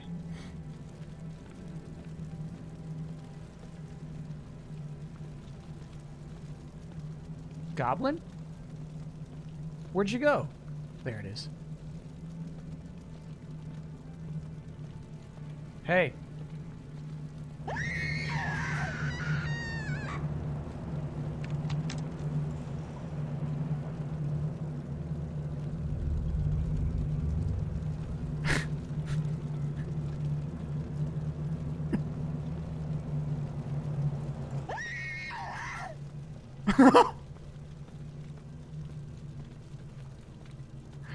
This is wild, brother.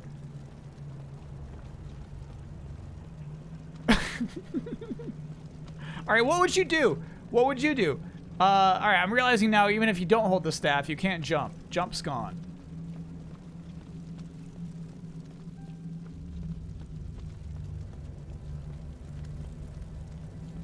We probably gotta get our staff back. There it is.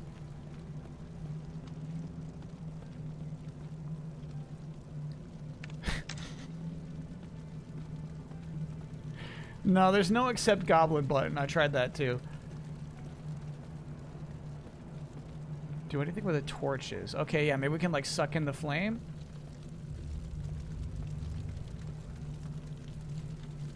No, that was a cool idea. I like that idea.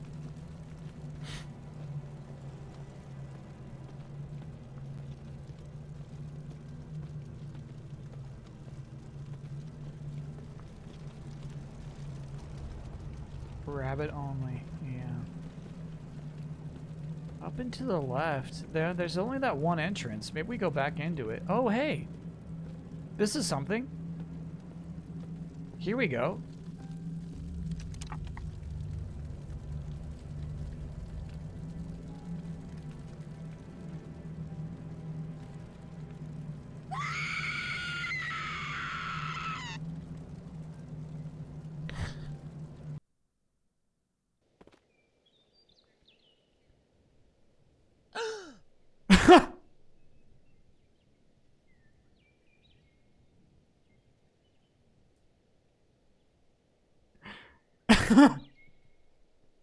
She's leaving her pillow behind.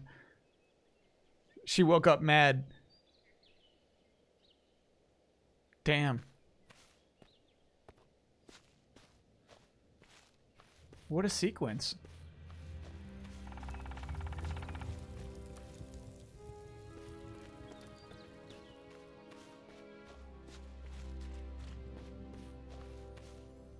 Don't do it, Kyle. Obviously, okay.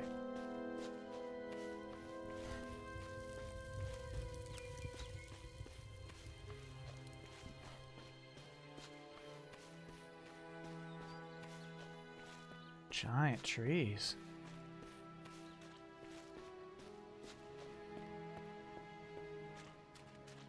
Huh.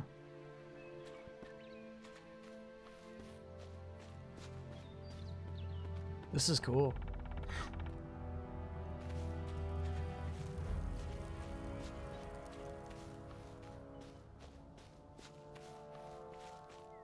Yeah, I like that that goblin really didn't mean us any harm, you know?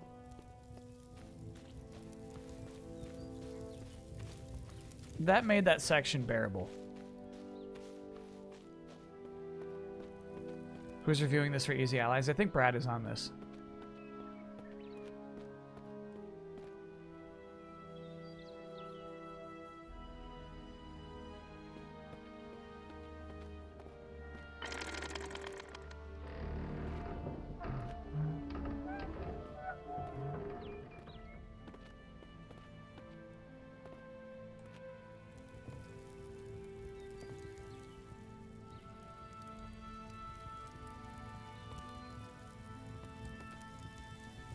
Damn.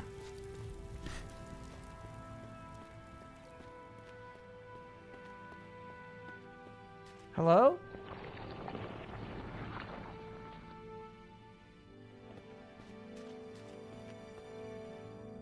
What kind of castle is this? Welcome to Castle Mudslide.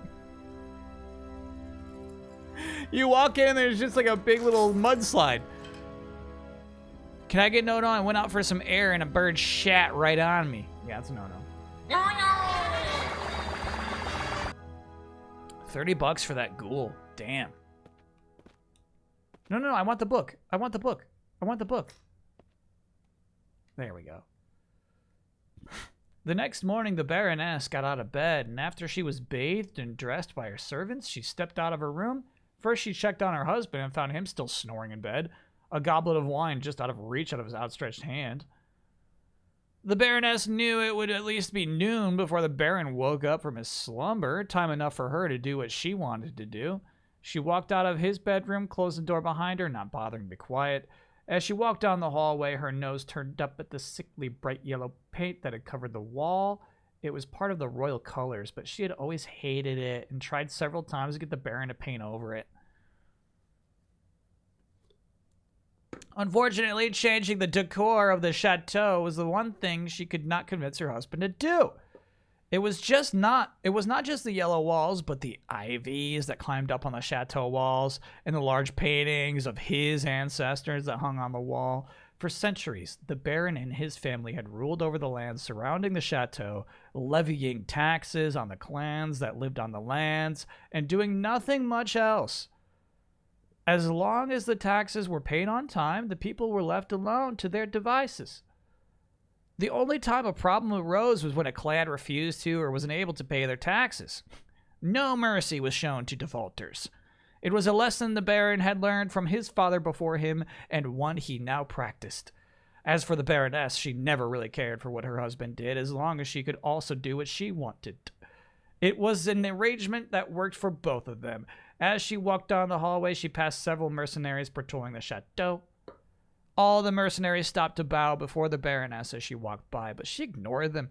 She would have to talk to the Baron about the mercenaries. She didn't mind having them patrol the chateau's grounds, but there were just too many of them in the chateau. There had been no incident on the chateau grounds since Caesaron. Commit it to memory, chat. Since Caesaron's disappearance. And having this many mercenaries cost a fortune. She didn't care about the money. She just hated having so many eyes watching her movement. As she walked down the hallway, she stopped in front of a door and, after looking around to make sure she was alone, slipped into the room and closed the door behind her. Walking to the far wall in the room, she pushed it. And a hidden door opened up. The Baroness stepped behind the door and locked it back in place. Then she inched her way along a narrow corridor until she stepped out into a dungeon. Her face broke into a smile when she saw the man on his knees in the middle of the room. Say it once more, chat. Caesaron.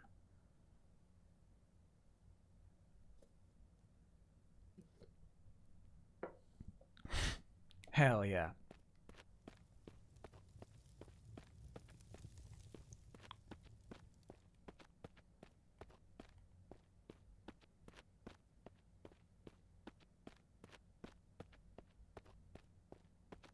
Get out of here, you dumb birds. I want the trophy. Okay.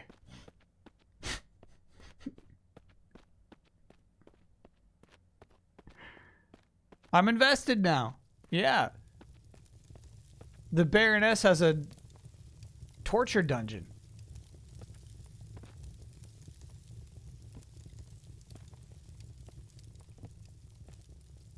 That she goes to while her husband is sleeping in.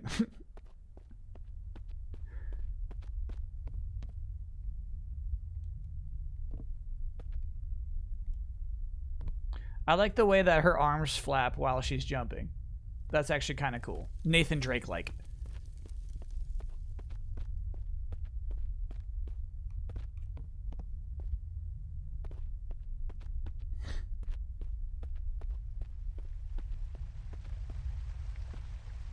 All right. Don't mind if I do. Shortcut though. This is a time-saving shortcut. No. Really? I gotta start from over here? Yep. That's not right.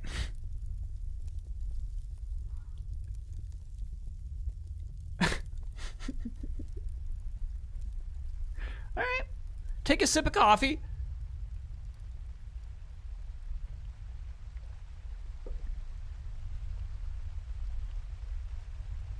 So there was a narrow wooden beam part in finding the soul orb as well. Yeah. Trademark of the artist.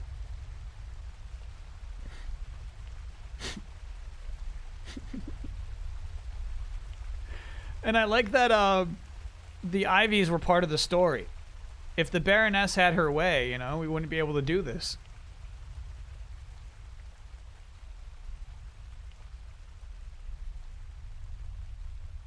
Break soon. All right, let's crack open one more glass wall. Then we could take a break. What if I missed a green rabbit back there? I know. I fear the same.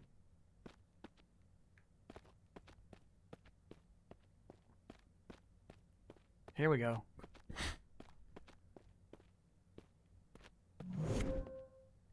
No, that's not quite the same as climbing sections that I love in video games. Not quite the same.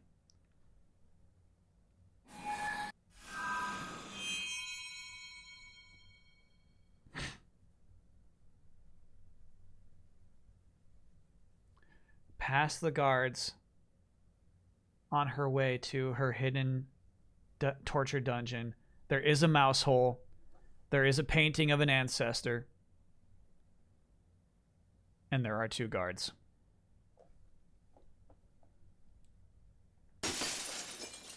We're through. All right, so we'll take a quick break right here.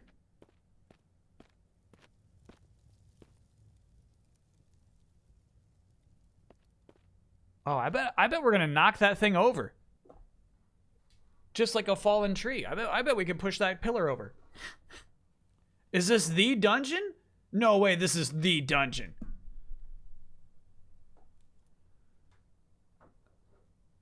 That we would find Sezler down here? There's no way. There's no possible way this is that dungeon.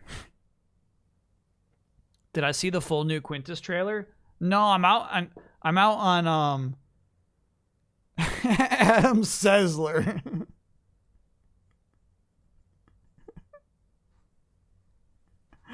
I'm out on Quintus until they remove the AI art. We can't even ironically support it. Until they hire somebody to just make a nice little Quintus painting for them. With their hands.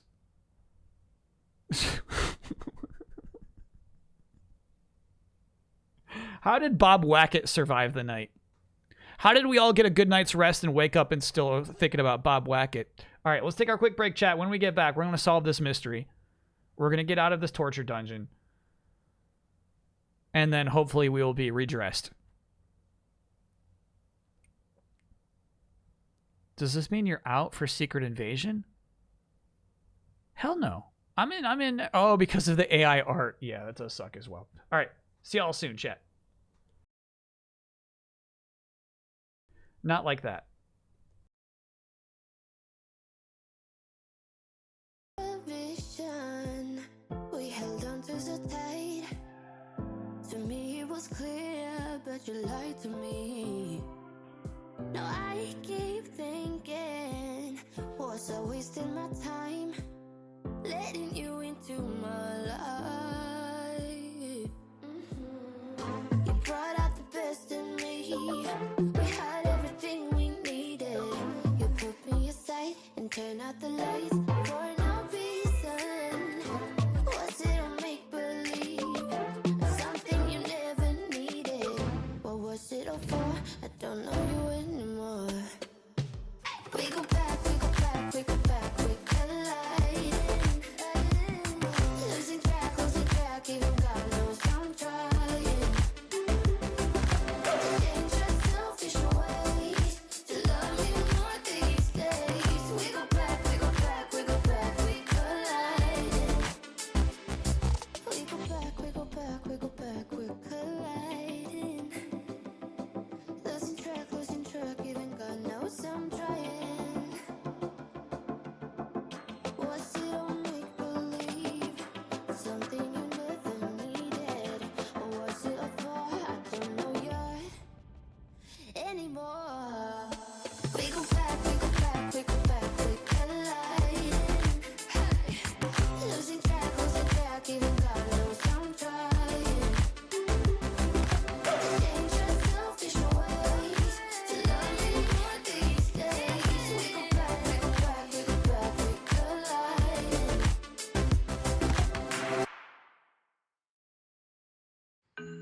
I know I'll let you down.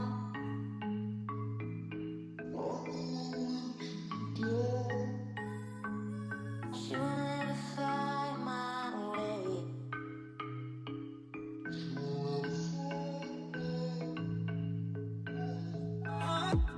Remember time. Remember time. Be lost without you. Be lost without you. Be lost without you.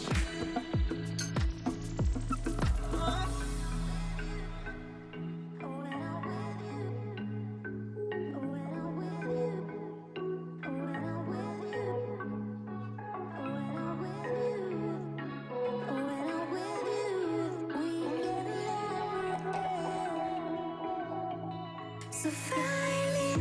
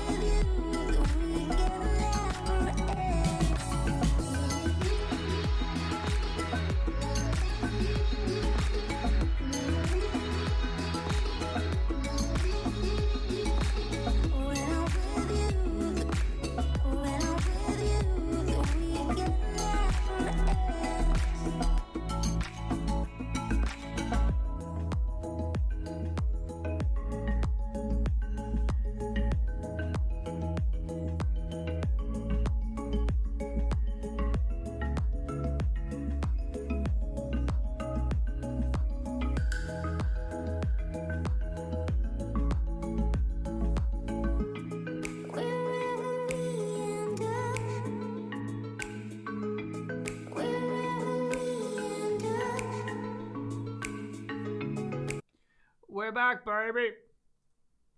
Me and Muchach. We're back. What are you thinking about? What are you thinking about? All right. If you're just joining us, this is the Redress of Mira. This is a first-person adventure game. There are puzzles to solve, storylines to figure out. You have a staff. You charge the staff by absorbing the mana of rabbits. You always got to scare the birds away. Hell yeah. Crows of Ascension. You have superhuman strength. We've had one boss fight. Can we pull up the active Time Lord for Tudixo?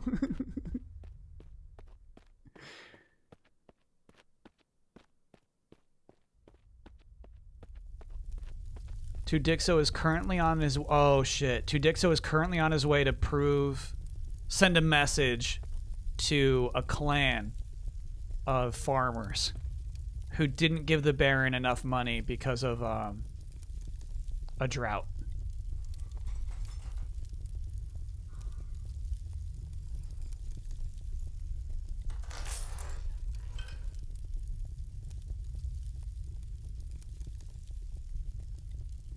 Locusts. It was locusts. It was an act of God. The man's hands... Oh, but that's not actually what's happening right now. Right now, there's a man in a torture dungeon that the Baroness has hidden in the castle. The man's hands were locked in shackles with chains that were hung from the roof of the room. There were cuts and bruises all over his body, and his clothes hung around him in tatters, leaving him almost naked. Chat. The room was dark and stuffy, and the only source of light and air coming from a small window close to the ceiling. The Baroness knelt by the chained man and raised his head, a broad smile on her face as she lovingly stroked his bruised cheeks. "Good morning, Cesaron," she said lovingly to her prisoner. The right-hand knight of the Baron moaned, his eyes pleading with her. Blue battle paint covered the upper half of his face. Shit, that's the guy we fought. The guy we fought had blue battle paint covering the upper half of his face. Almost like the Baroness was mocking his helpless state. His mouth had been stuffed with a rag and then taped shut. Not that it would have mattered if he screamed. The room was deep in a secret part of the dungeons that very few people even knew existed. No one would care about screams coming from the dungeons. "I've missed you so much," the Baroness said, tucking his hair behind him. "Have you missed me too?" She waited for an answer, then burst into laughter. "Of course you've missed me. You love me." Her hands began to move across his body, pinching and caressing him. "Stop acting like you don't want my touch. Remember how you used to beg me to touch you?" She grabbed his hair and shoved his face into her cleavage. "How we would spend hours in bed when my husband went to see the king, both of us laughing at him. You loved the way I touched you then, didn't you?" She stepped back and looked at the tray in one corner of the room. The jug of water was nearly empty, but the loaf of bread left there, still looked good for like more than one day. Then she looked back at Cesaron. "Remember the rules. I get to do what I want to do with you, and if you make me happy, you get to eat. Maybe if you put me in a good mood when I'm leaving, I'll bring you more meat for when next time I come." Terror crept into Cesaron's eyes, and he shook his head frantically. But the Baroness was no longer listening to him. Walking to one corner of the room, she grabbed a chair and a bag. She placed the chair in front of Cesaron and sat down. Then the Baroness reached into the bag and pulled out a metal clamp. Ignoring his mews of protest, She grabbed his nipple and snapped the clamp around it, laughing when he screamed so loud it broke past the gag in his mouth. What the fuck?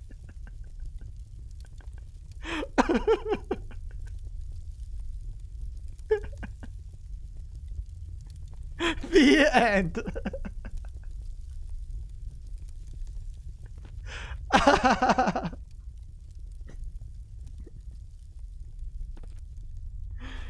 The end.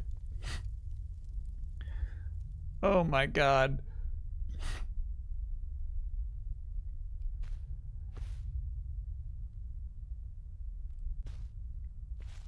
The Baroness, dude.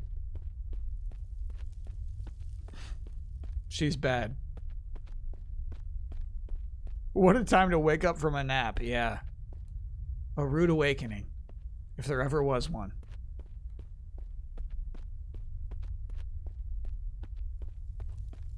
No, this is sprinting. Okay.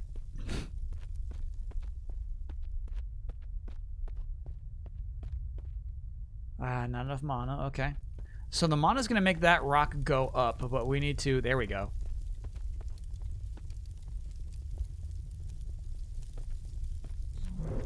Okay.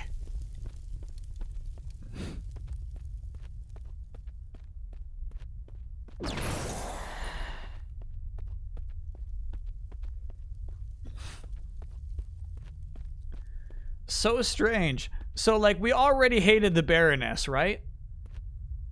We already know that the Baroness is probably the reason that our Tudixo is going to die. But then they took the Baroness in this whole other extra direction.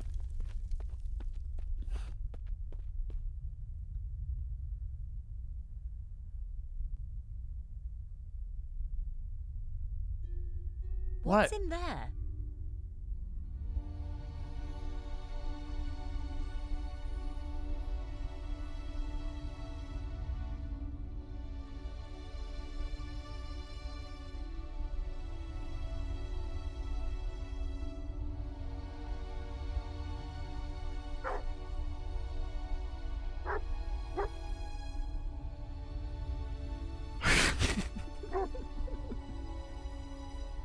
You're cute, all right.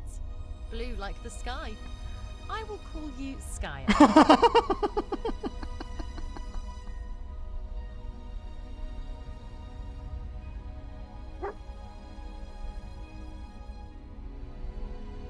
You're cute, all right. Blue like the sky. I will call you Skyer.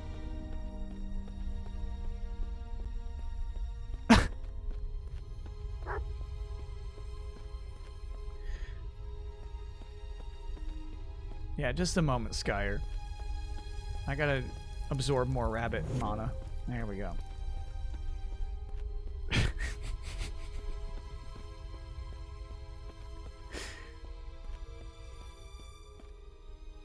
All right.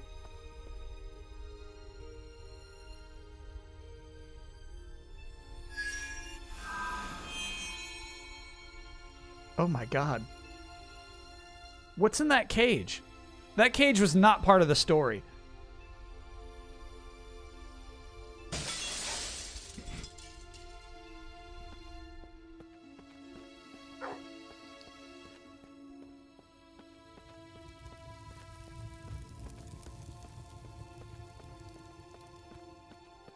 Skyer, what are you doing, dude?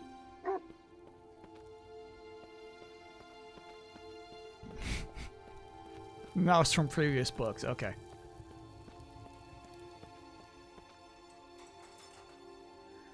Now, I think this book is about to be about Tudixo.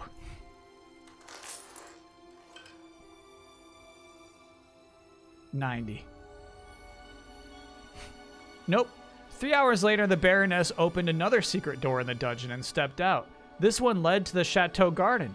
She stopped to make sure she looked all right. There was a blood stain on the sleeve of her dress, but it was barely visible on her black dress. She then tried as much as she could not to draw blood when she played with Cesaron. But sometimes it was too hard not to. 3 months ago, the two of them were having an affair. Everyone knew. Cesaron was devoted to the Baron, and so no one suspected a thing. Then Cesaron had suffered from an attack of his conscience and decided to put a stop to the affair. Then the Baroness didn't want to stop, even though she was not the first person she would have an affair with. Even though he was not the first person she would have an affair with, she'd enjoyed him the most. So usually when the Baroness got tired of her current paramour, she arranged to have them killed. But she could not bring herself to kill Cesaron, so she drugged him and imprisoned him instead. And every once in a while, she would head down there to play with him. After confirming that she looked presentable, the Baroness made her way... The way this story is told, dude. Made her way through the garden until she arrived in the courtyard. Usually there was no one there, but today she found the mage practicing his magic with an apprentice by his side. "Morning, my lady," the mage bowed before her. She glanced at his side and saw his apprentice still standing. "Bow before the Baroness, you idiot!" The flustered apprentice quickly bowed his head too. The Baroness mumbled a reply and walked past them without stopping. Slackon watched the Baroness walk away. This was the first time he had seen her so close, and she was even more beautiful than he had heard before people describe her before. She also looked terrifying. Something about her eyes when he looked at them. "Slackon!" the mage bellowed, glaring at him. "Stop daydreaming and go back to mastering your spells." Slackon nodded and raised his staff to continue his training. The bright green robe he was wearing was too big for his skinny frame, and he shoved his sleeves up. His blonde hair fell across his forehead, almost covering his eyes. He was also very proud of the single lock of hair that stood on his chin.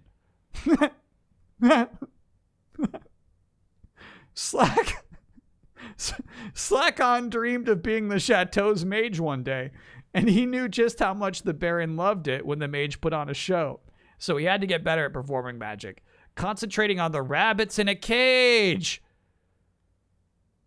Across the courtyard, he began to wave his wand.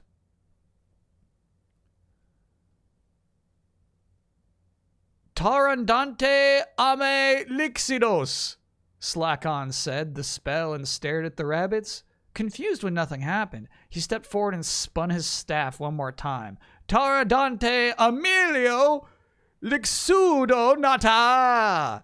he screamed again. This time the cage doors flew open, and the rabbits sprang free. Before Slackon could react, the rabbits were all hopping to freedom. "You idiot," the mage yelled, staring at Slackon. "You're supposed to be practicing how to open doors, not how to open portals." "That's what I did," Slackon replied, looking confused.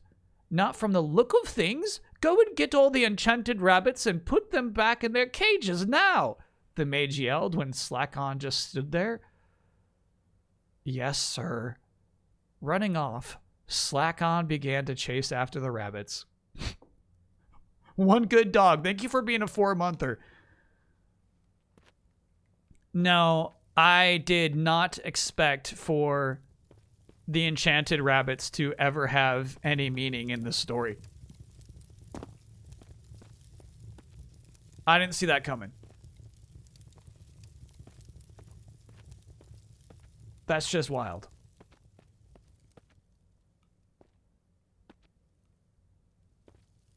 It was all Slackon's fault, dude. The reason Mira is able to absorb any mana at all is because Slackon accidentally lit all of the enchanted rabbits loose. Shabella, thank you for gifting a gift sub to Slackon.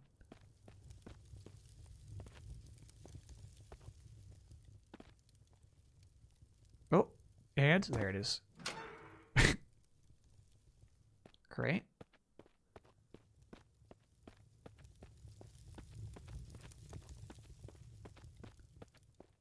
The Redress of Mira. Mira, excuse me, is the name of this game. Now, we would be a fool to not try putting the Raven on the other pedestal. Oh, we can't even pick it up again. Okay. How strange.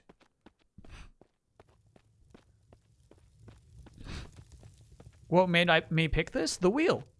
This is the wheel's fault.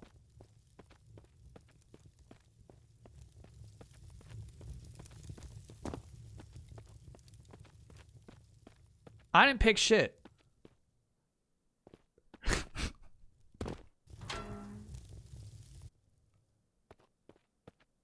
Somebody in chat said Jason Skyer, and I can't stop thinking about it. Our dog's name is Skyer.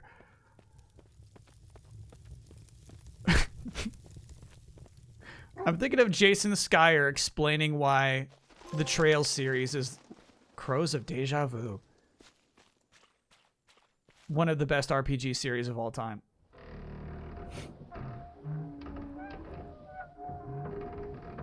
The moose did that? That's no moose, dude. Let's go!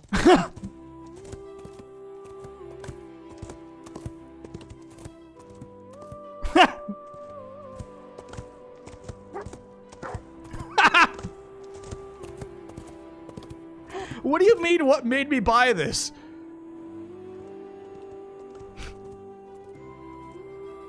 Imagine me watching a trailer for this game and not buying it.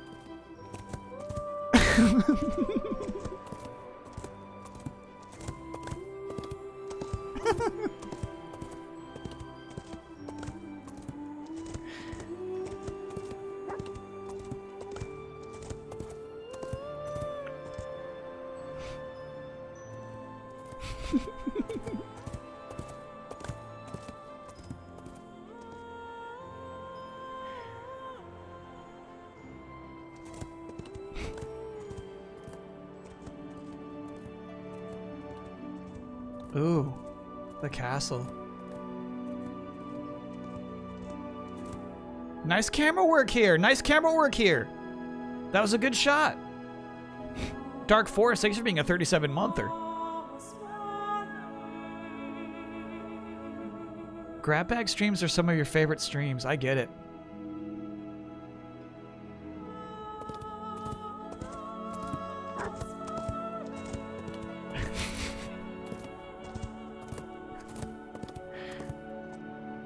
Chat, really? When I am making video games, they're gonna be just like this.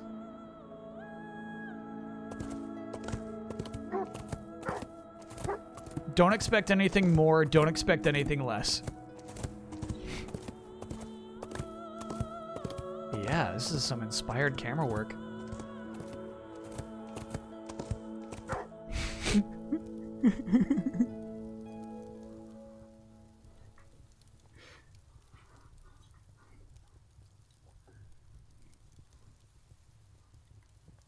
Bruno, I had to look up where to find Kimberly at the end of my playthrough of World Tour.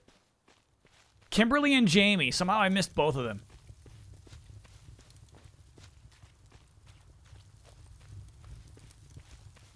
What sucks is, you know, you watch the first, like, 20 minutes of our World Tour playthrough. I'm like, this is definitely where we're going to find Kimberly later. And it totally is. But you just have to go back there after a specific time.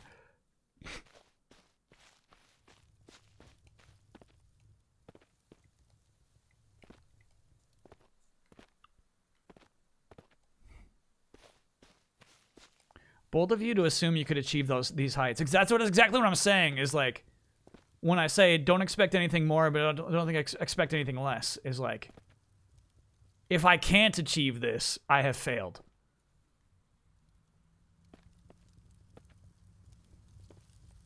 If I can't give this to the player, I have failed on my mission.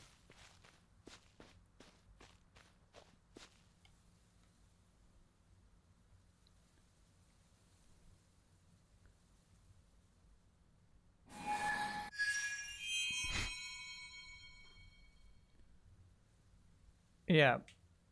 So there's Slack on releasing all of the enchanted rabbits and the mage calling him an idiot. I was really, what was it, a lock of golden hairs sitting atop his chin? I was really hoping that would be part of the illustration.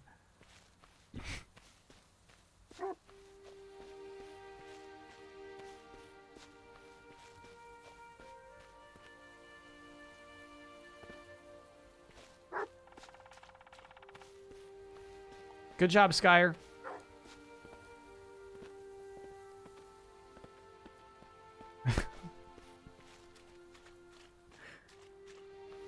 Dude, what a tree.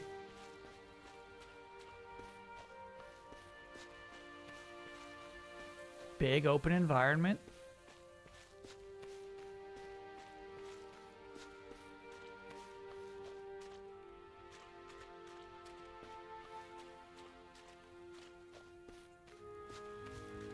Looking for a bunch of birds to shoe. Do you remember the one grab bag game where you were a one-wheeled robot and you zipped around landscapes really fast? Yeah.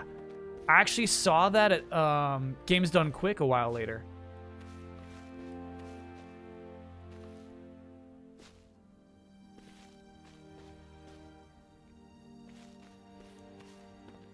Defunct. Great memory, Pandemonium. Defunct. Really cool game, actually.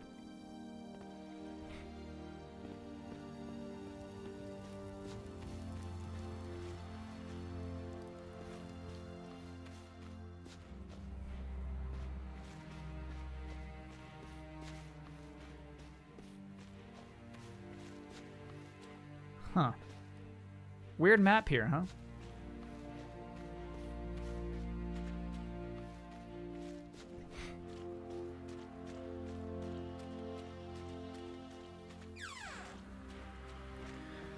No, Kimberly is like right off of Times Square. Just an onion? Yeah, there's some more vegetables here. Okay. So then not an onion. What is that? Because that's an onion. Garlic, of course. Thank you, chat.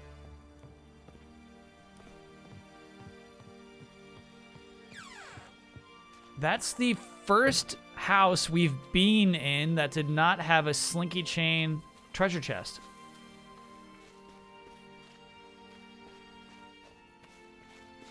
This level's making me nervous.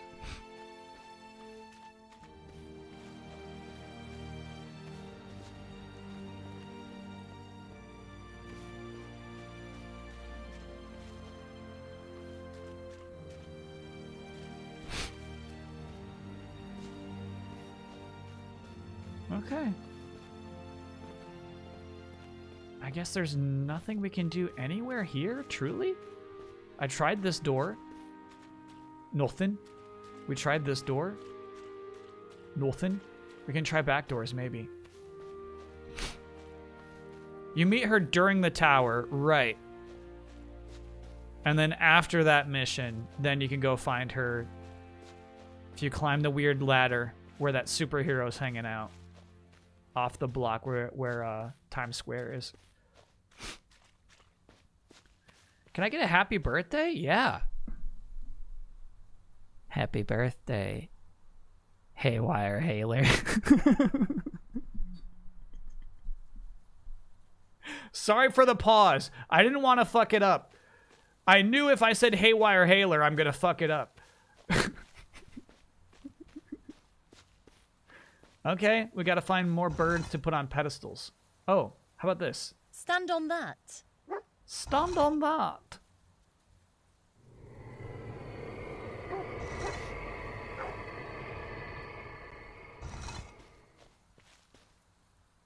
Is it safe? It is. Cool. Woojack, thank you for gifting that gift sub.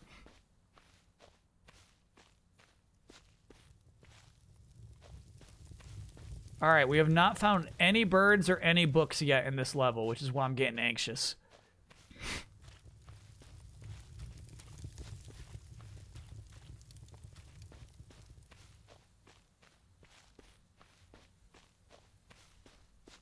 Okay.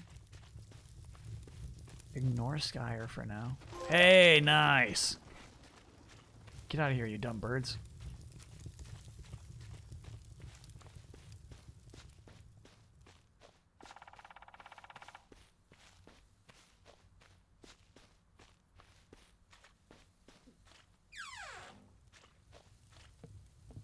No slinky chest. Huh. Okay. There we go. Whew.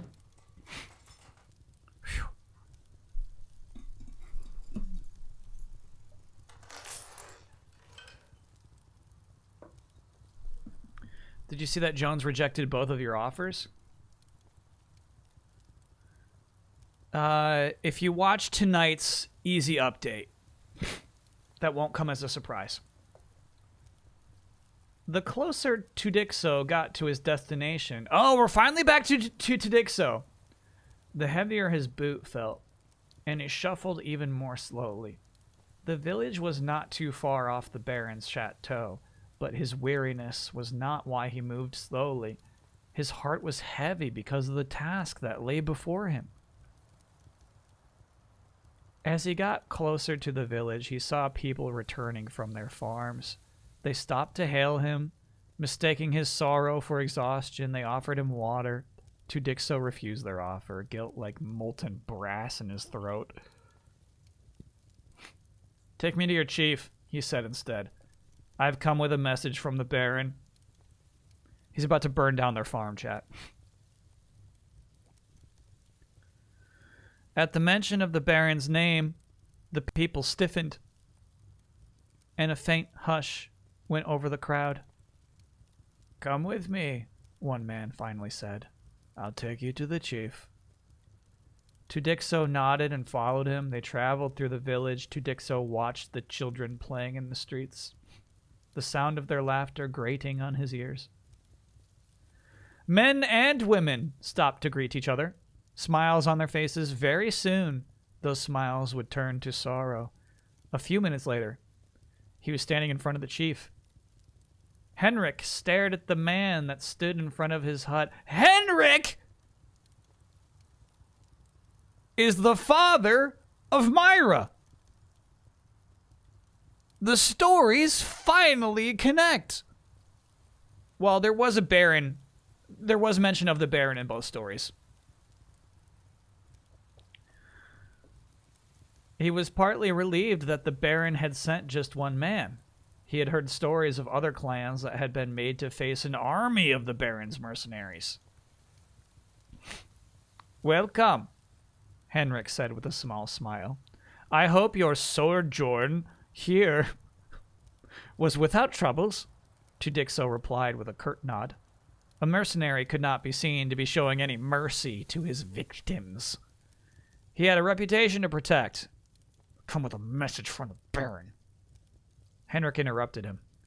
"You must be so weary after such a long trek. Come into my hut and soothe your throat with something cold." Tudixo fixed a glare on his face. "I'm afraid the time for courtesy is past. The Baron demands to know why you insult his generosity." Henrik immediately shook his head. "We did no such thing." "But you did, when you refused to pay back the debt you owe him," Tudixo continued. "The Baron allowed your people to farm on his land, and in return, you promised to remit to him an agreed-upon amount every year. My people's claim to this land stretches back for centuries, long before your Baron's ancestors set foot here. This is our land," Henrik snarled. "And in return for allowing you to keep the land, your people made a deal with the crown," Tudixo replied immediately. "A deal you have now broken." Henrik sighed. "Through no fault of ours. The locust laid waste to most of our harvest. We have nothing left to spare, not if we hope to survive until the next harvest." "Then let this be a reminder and a warning of what happens when you refuse to pay your taxes."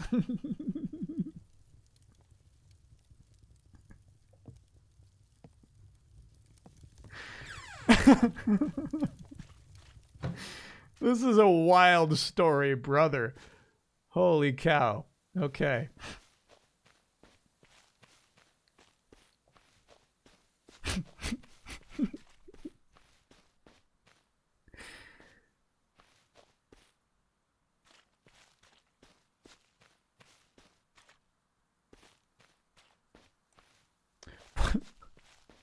I know. Now I'm thinking about the characters from the other story that were never followed up on, right? You remember there was like a powerful woman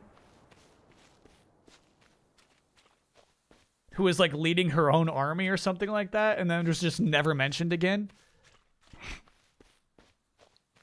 We missed a rabbit, chat.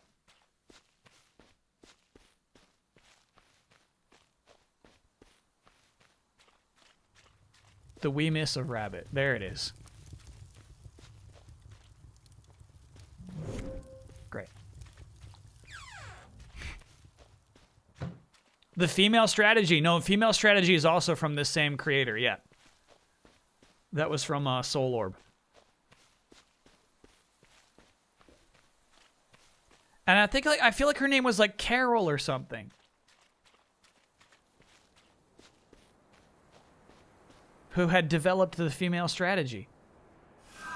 Oh. Nice. Here's our dad with his mustache.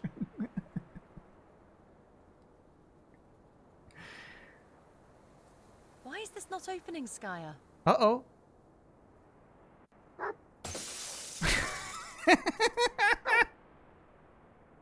Oh shit, another boss fight. Die! Oh! Fuck.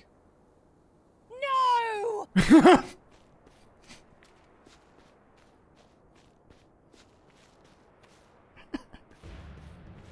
He just says, die!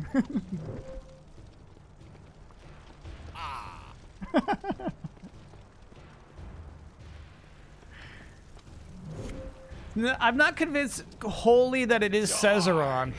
Maybe it's just, you know, the Baron's army wears the blue paint. Die! Yeah, I wanted to walk toward me again so I get a straight shot at him. Shit. Die! Nah, I think the orb heals you. The rabbits clearly refresh on their own. I think the green orb heals you.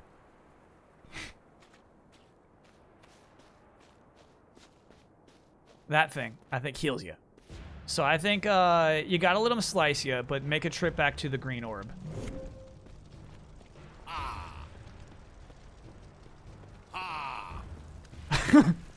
Die! Shut up. Die. Take that! Rewind it back. Yeah, orb heals you, chat. What do you mean not enough mana? Die! Die! Die!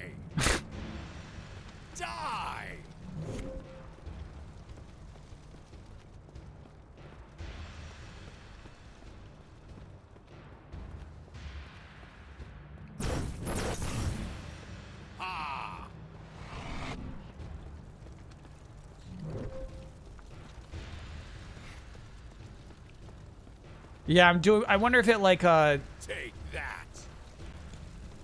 Die! Okay.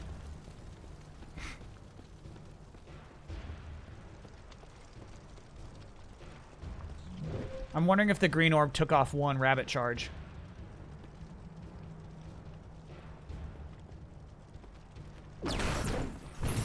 Shit. Die!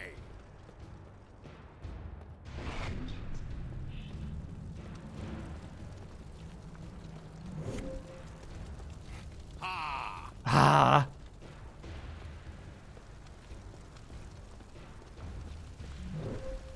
Shit. Take that!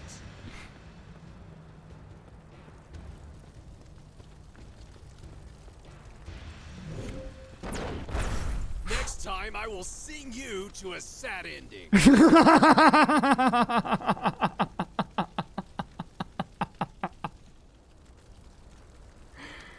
Man, if this guy didn't kill our dog, I would think he's pretty cool.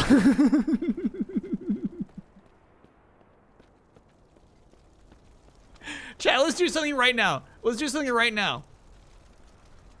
Sing you to a sad ending.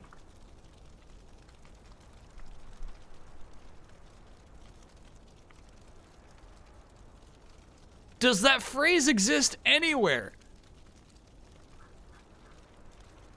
Let's put it in quotation marks.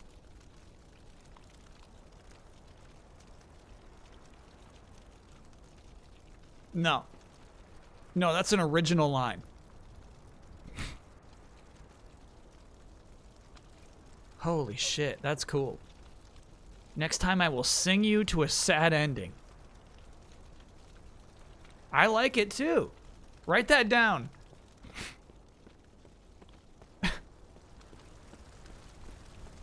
Someday, chat, someday one of us is gonna put that in a movie. Next time I will sing you to a sad ending.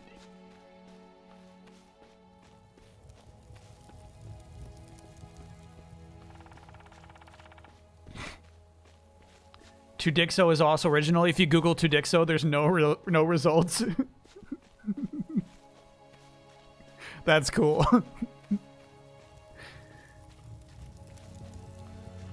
So shit, do we really believe our ghost dog is dead? You can't just kill a phantom ghost dog.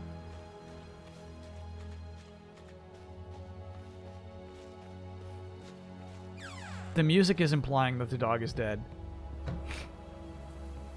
No, we did press R1 once for Skyer to open a door for us. Or bridge, excuse me.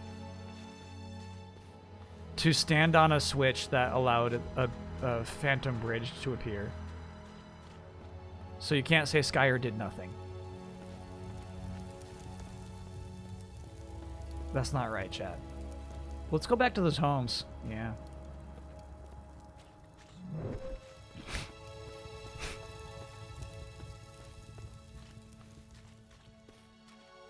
Try to do a gift sub to Dixo on Twitch and nobody has it. Nobody in this wide world of Twitch has locked down the name to Dixo. That's crazy. Ha! Die! Huh. So here we have two branches, two paths that are both substantial. Crows of Jim.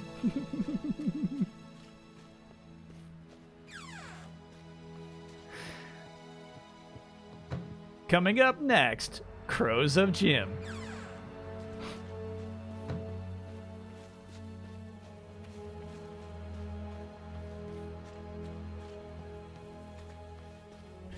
Oh yeah, didn't he, I don't think I nor the author of that trophy even thought to think of Jim Crow. No, it's not a Jim Crow reference is the thing, because it's Crows of blank for every other trophy, and then so they just didn't even think it through.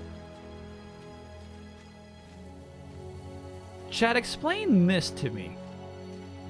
You all know how Unreal Engine works.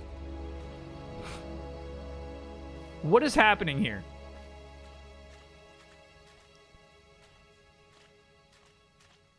Someone gave me a gift sub to that woman we raided last weekend who was playing the toilet game. Nice. That will happen to me sometimes when I like check in on my subs. And it's like, oh, okay, that's our way out. That's good to see. So we can go the other way. Normal mapped spline tessellation. Thank you, Hilltop. So why does it change depending on how close I get to it, though, is the thing. What's happening there?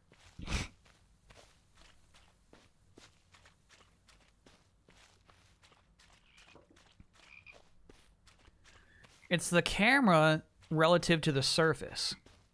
Camera angle relative to the surface. Huh.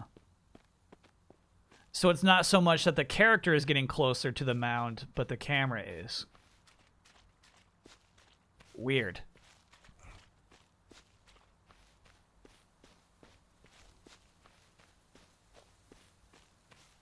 Sounds how like an FF14 Endwalker, the fascist empire has an area called Camp Borkin Glass. Because they're called the Borkins. Now this is just a loop, isn't it? It is. Which makes this map a little simpler. But we haven't found a book. Right? Yeah, I don't think we found a book in this chapter yet. That's concerning. No, we did. We did not. We did not find the book yet. Shit.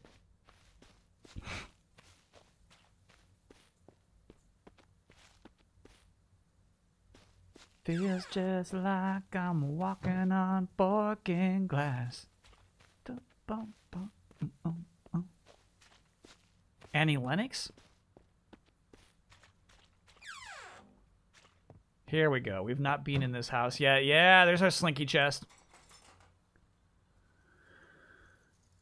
Annie Lennox is pretty good shit, chat.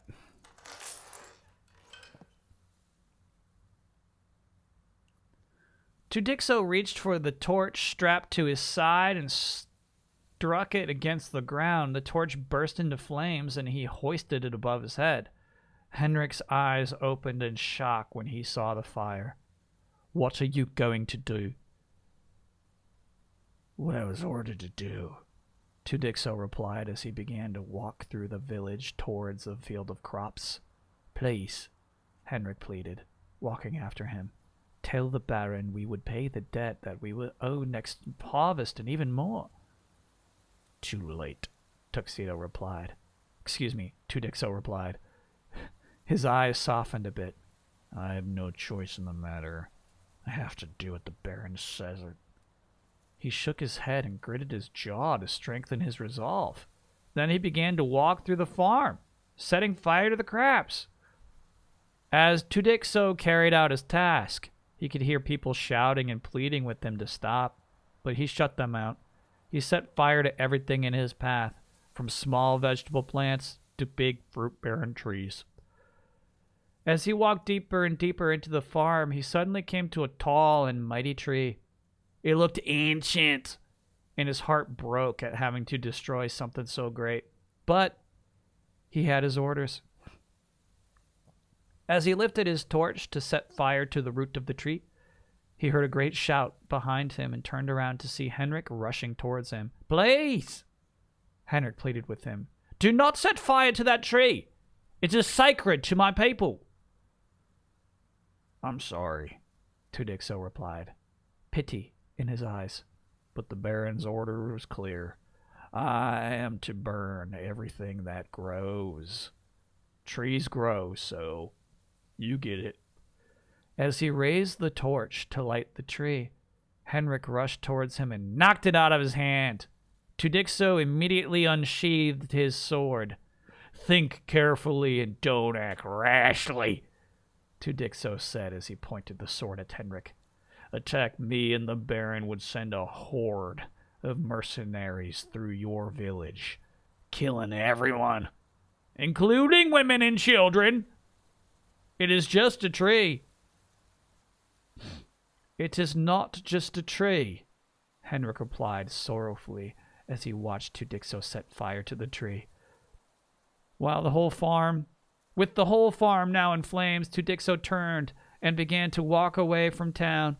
Behind him, he could hear the sound of people crying and wailing. As Henrik watched the sacred tree go up in flames, he threw his head back and howled at the sky. Awu, awu. The loss was like a deep wound in his spirit, like a part of him had been ripped out and cast aside. Black smoke rose from the sacred tree, cast a shadow over the clan. Henrik wondered if he had done the right thing.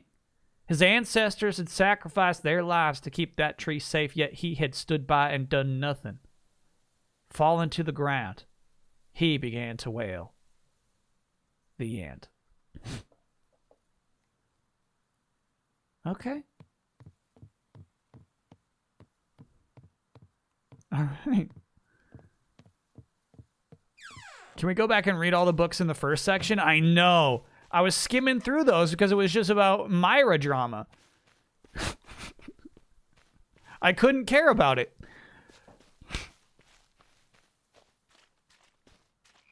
And now the story has grasped me. Now I care.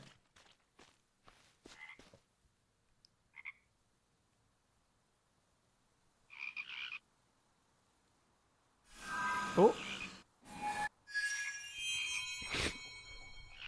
First two were just dinner table drama. That's what it felt like. Yeah.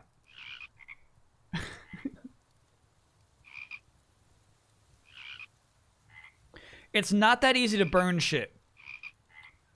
It's not that easy to burn. It's really funny as I remember really admiring the glass shatter effect of Soul Orb.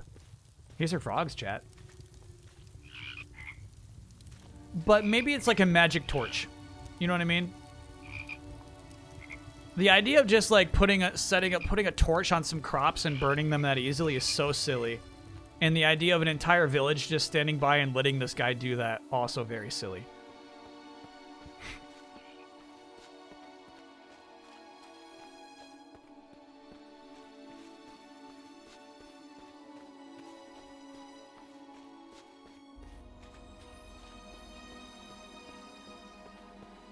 They took our dog.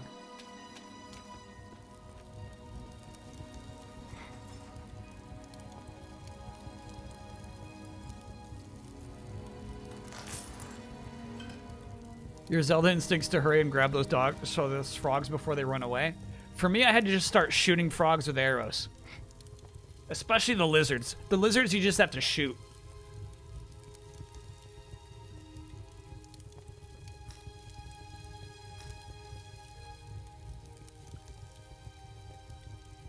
Alright, here we go. We're back to Mira now. Mira was helping her mother in the kitchen when a stranger stopped at her door and asked to see her father. She had watched her father plead with the stranger and followed them through town to the farm. Mira had stood by helplessly like everyone else as the stranger set fire to their crops and then to the sacred tree. She watched as her father fell to the floor and began to cry. Grief-stricken and angry, she took to her knees and ran away from the crowd. She did not know where she was going, only that her heart hurt. She wanted it to stop.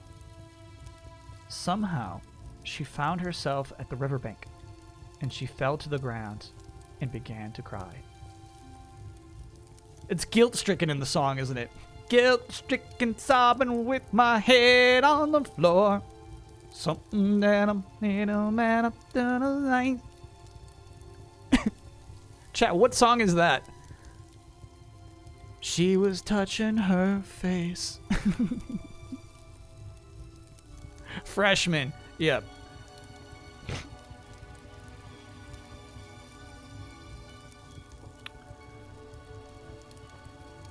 For what felt like the longest time, she cried until she had no more tears left, and then she stopped and stared at the river. She wondered what her father was going to do now. With the crops gone, how are they going to eat, much less hope to pay back the Baron? She picked up a stone from the ground and flung it towards the river, watching as it skipped several times before sinking. She grunted with exertion as she threw another one. And then she heard a noise behind her and turned around to see Turvin? Hiding in the bushes? No, that's an L. Lurvin. Mira shook her head at Lurvin. You are very terrible at hiding. He stepped out and stared at his toes. I've been watching you cry for a while.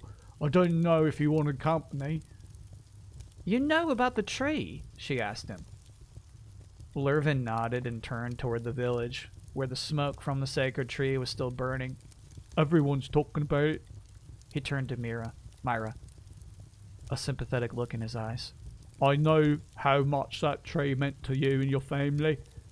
No, not just us, Mira replied, fighting back the tears. It belongs to a whole clan. Lurvin wanted to tell her it was just a tree, which he already did, but he knew that to Mira, it wasn't. I'm sorry, he said instead. Mira could no longer hold back her tears, and she just started to cry again. This time, Lurvin came forward and hugged her. She hugged him back, wrapping her arms around his body and leaning into his strength. I wish I were there, Lurvin whispered into her hair. Maybe I could have done something. No, don't beat yourself up, Myra replied. Even my father could not do anything. What are you doing? No, get your paw off of that. Get your paw off of that. Cranky old cat. All right. What are you trying to do? You trying to come here? There you go. I just hate to see you cry, he said, hugging Stronger.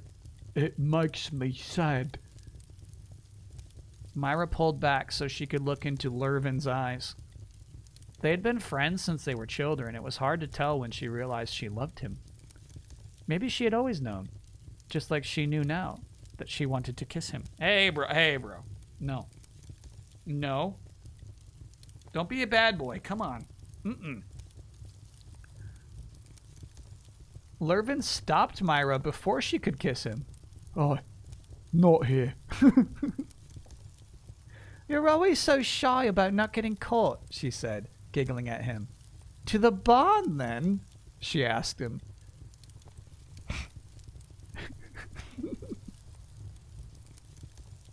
He nodded and raced off along the riverbank until they arrived at a barn.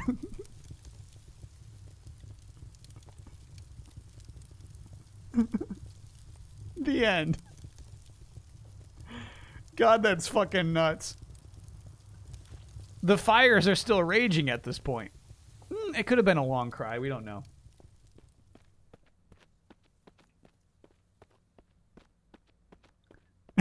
Some barn Lurvin.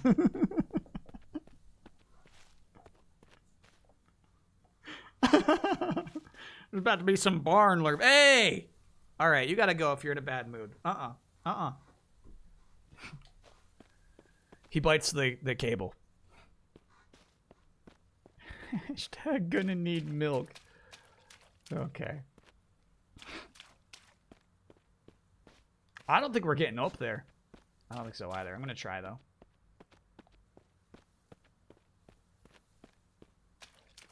You see an angle like that and you think, I can do it.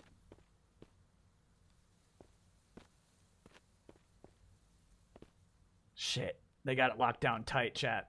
We can't get up there.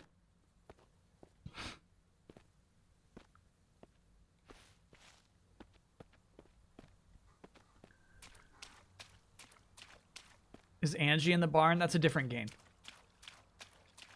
That game's called Barnyard. Extremely different barn.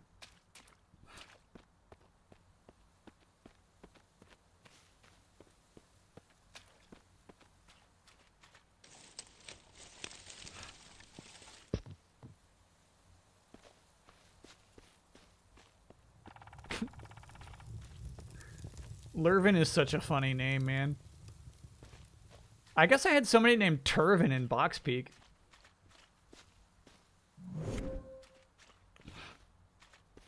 Voiced by Dom Casanova.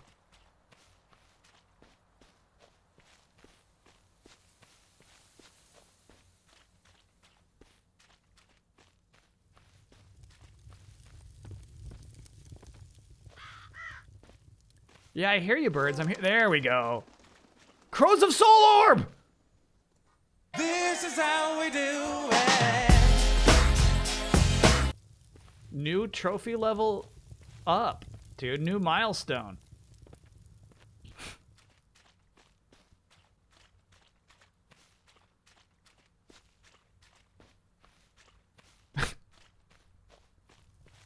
I don't think I've gotten a notification for that before. Trophy level up, baby. Yeah, we gotta find out what the total gym title is. There's no way it's just a game called Gym.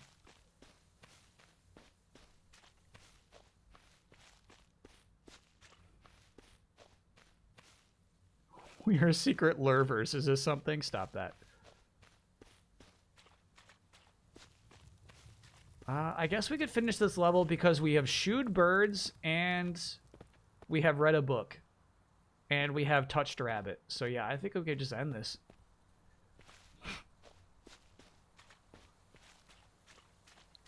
The game is called Little Brother Jim. Oh my god.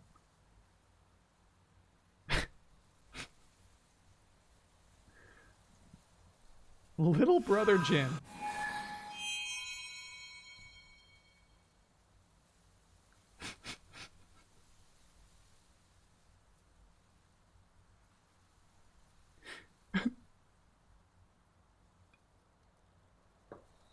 When it first loaded, I was like, they really kind of overdid it with their cleavage. But it's just because, like, there's that lumpy effect on the illustration.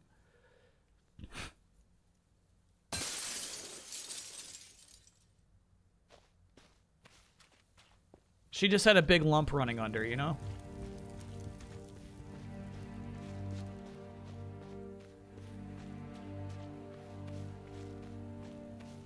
Dude. Very nice.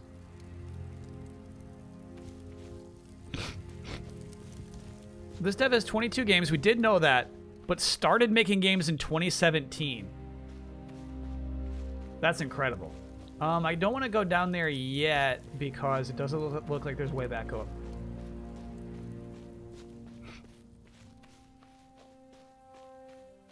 So Little Brother Jim alternates between the Jeep parking game and Paul's journey up to the hill. Cool. So that game takes place in present day?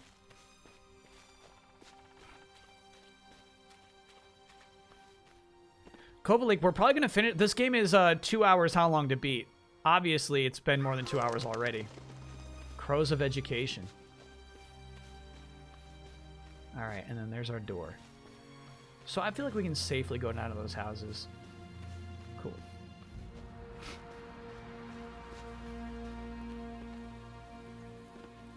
Crows of Education.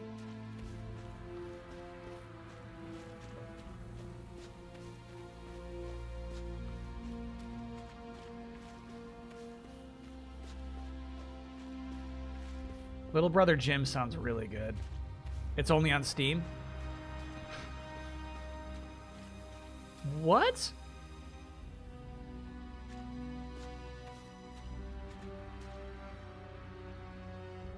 There's just a big sleepy mama hog out here? Look at its eyelashes. My God. What a horror, dude.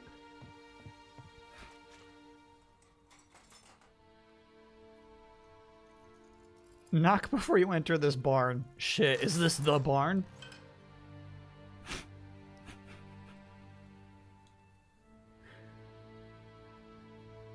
What's weird is we are Myra. We're reading a book about ourselves right now. Inside the barn, Myra wrapped her arms around him and kissed him hard. They both fell to the floor, kissing and touching each other's bodies for almost an hour. Damn. The wooden floor became wet from their sweat.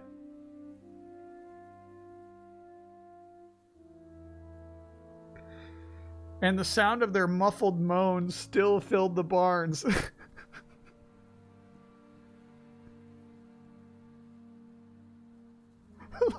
Lurvin groaned when Myra's tongue slacked across his.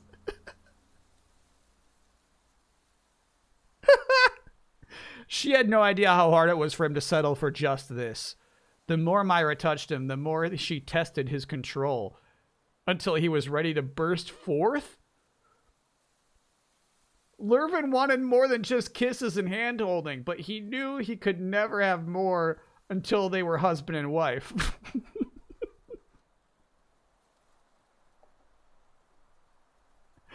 He raised his head and stared at her, panting with his mouth open wide. "What is it?" she asked when Lurvin stopped. She was not ready to stop kissing him. "Myra, will you?" The sound of the barn door swinging open made the both of them jump to their feet, and their eyes widened in fear when they heard who it was. Infidels. Avid, the barn owner, yelled as he crashed into the barn. "How dare you desecrate my barn with your sweat!" "Forgive us," Lurvin pleaded as he grabbed Myra's hand and stepped in front of her. "We'll take our leave now. You'll never see us again."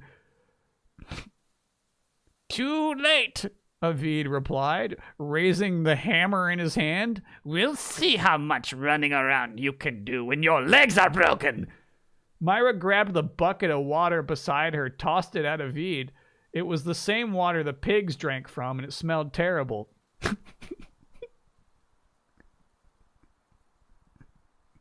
Avid could not duck fast enough, and he gagged as the water splashed on him and got into his mouth.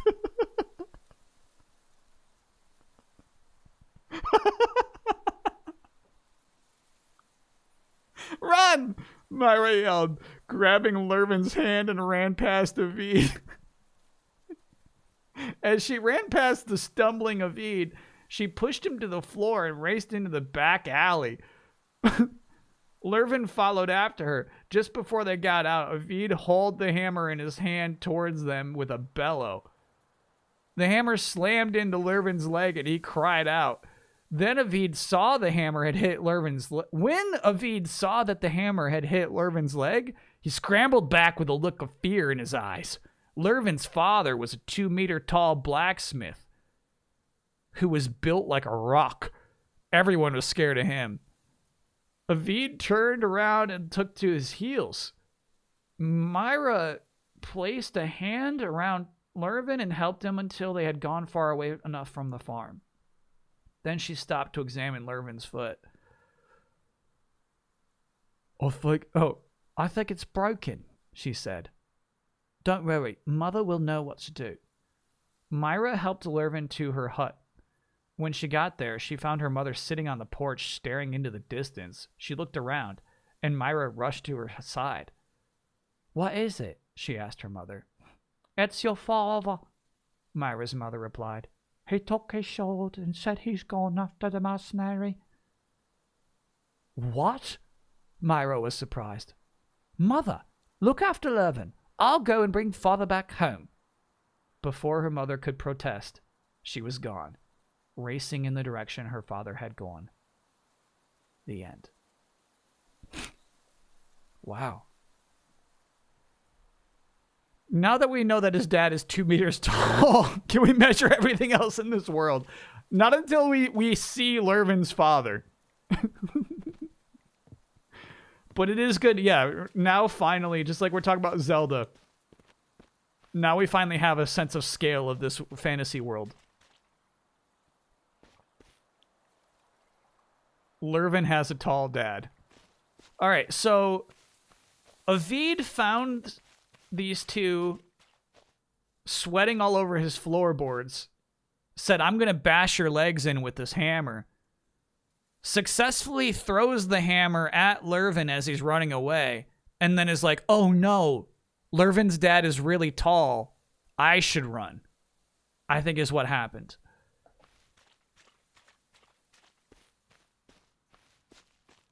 That's crazy. Ooh, there's going to be a gem switch in this level. We think. Normally, this particular rock is... Oh, yeah, look at that. Gem switch. You forgot the pig water.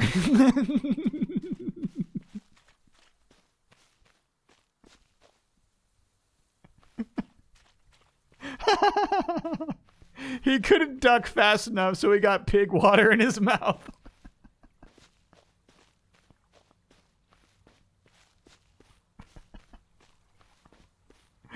Holy shit, that's funny. And Lurvin was about to propose.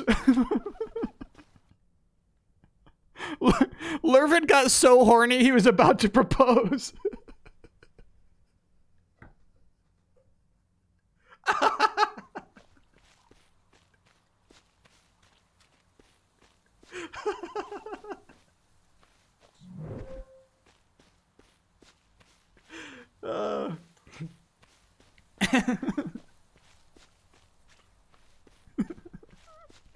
Chekhov's sweat floor never caused anyone to slip. I know. And Myra was really so crazy. Myra was reading that book. Okay, and then we'll be climbing up there. I don't think we've scared any birds in this level.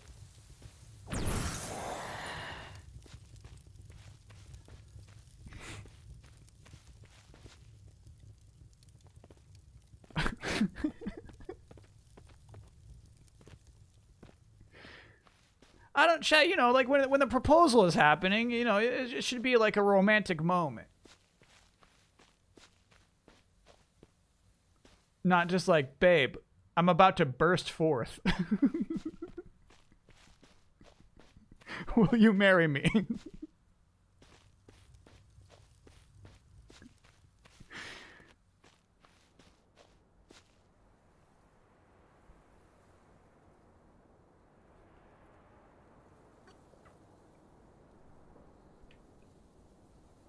There's got to be some crows up here. Oh, it's just another rabbit. Wait, maybe we did scare some crows. We did. That was the educational ones. Yep. Crows of education. If any of your Game Jam entries are like this, they will not get a good score because one of the main points of criteria for the Game Jam is that they have to make the boss's daughter happy. If you write that shit in a game that's designed for a 14-year-old girl, you fucked up.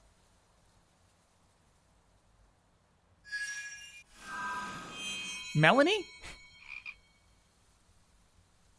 All right, yeah, this illustration helps out a lot. Thank you. That helps out. That helps me.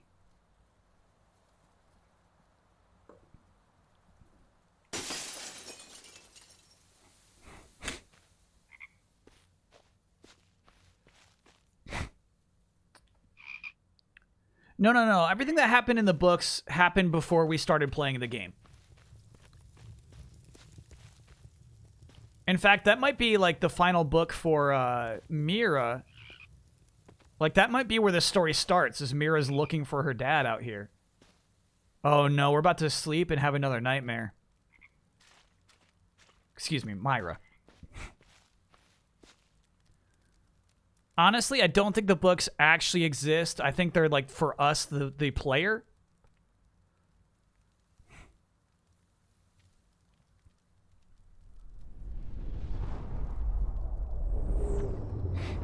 The stationary clouds are very funny. It's a nice effect except for the stationary clouds.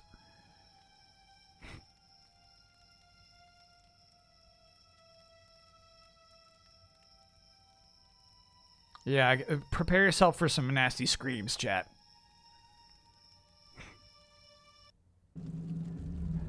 Oh, yeah. Typically, I know it should be pronounced Mira. However, the game itself pronounced it Myra already.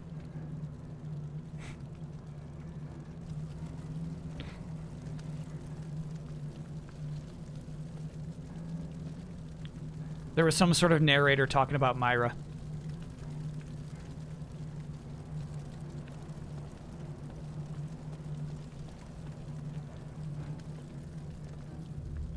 Seems to be a very similar layout, but no easy staff this time.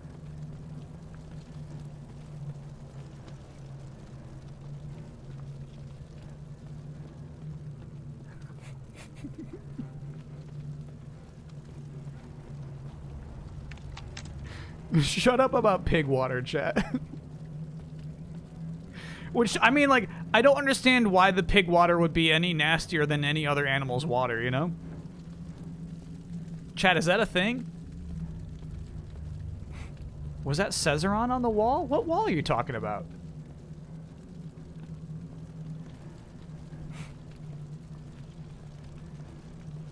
Hogwash. Back at the beginning. All right, we can go back to the beginning. Because we at least know where we got to take that bad boy.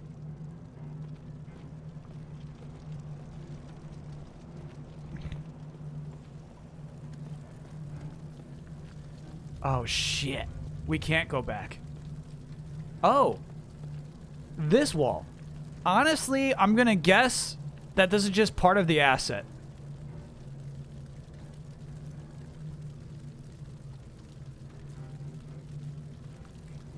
I'm not sure, like, that is meant to be anything in particular.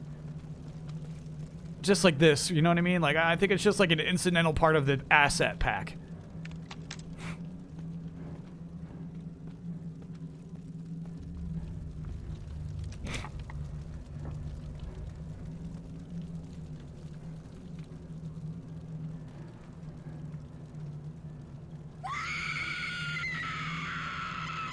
It was upside down this time.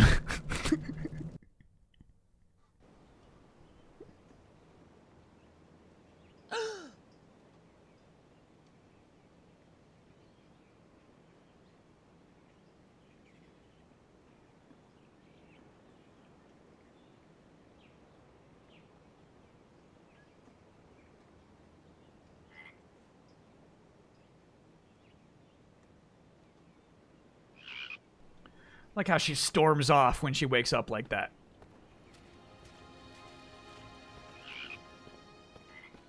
Beautiful scenery.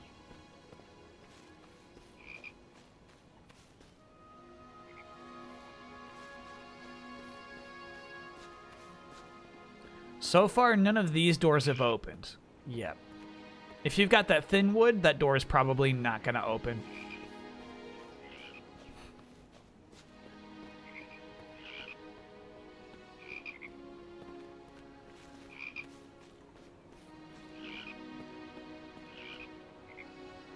What's the other girl's name? Bellifer?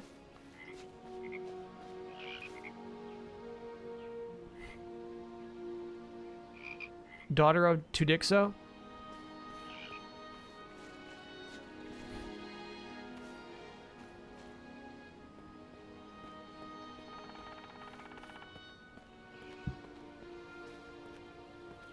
Found her birds. That's nice. What is Pluxiophile?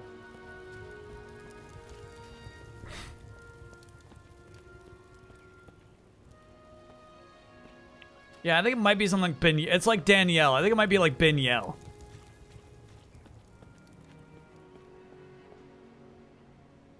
It'd be a cool way to tease your next game, right?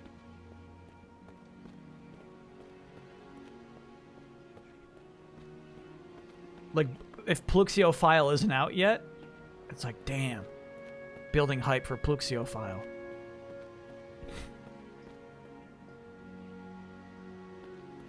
It's a person who enjoys rainy days. Very cool. I get that. But so far, every other crow has been a reference to a game from the same creator.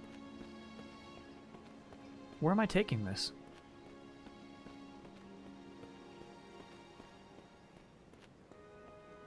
Ah. Pluxiophile is a very short experience about the mood of rain in the woods. Okay. So it is a game. Came out in 2020.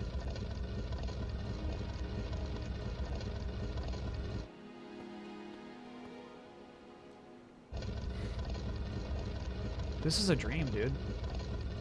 How many, like, all right, chat. No joke answers. How many copies did this sell on the PlayStation 5?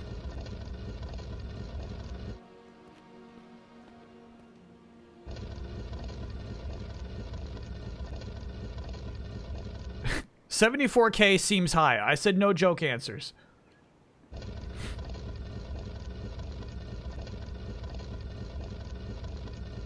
This dev has kind of a following?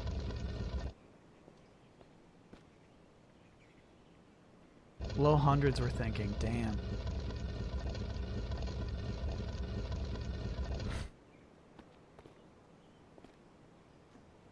Low hundreds would barely cover the asset cost. Can you shove it no closer? Nope. Okay.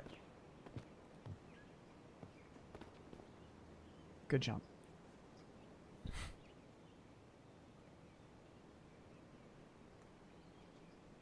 PSN does not show reviews, no. I do not remember how much it cost. Those assets are used across several games. You're right, they are a little economic with that. Fair enough.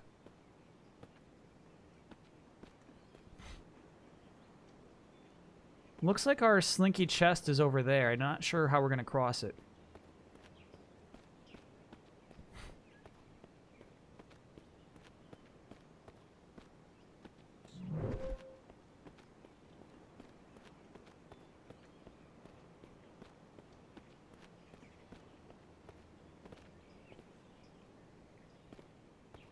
Oh, come on now. Come on now. Do we think I missed a lever?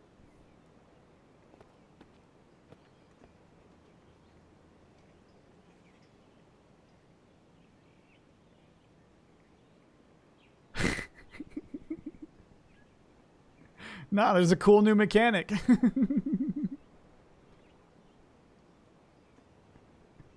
Hell yeah.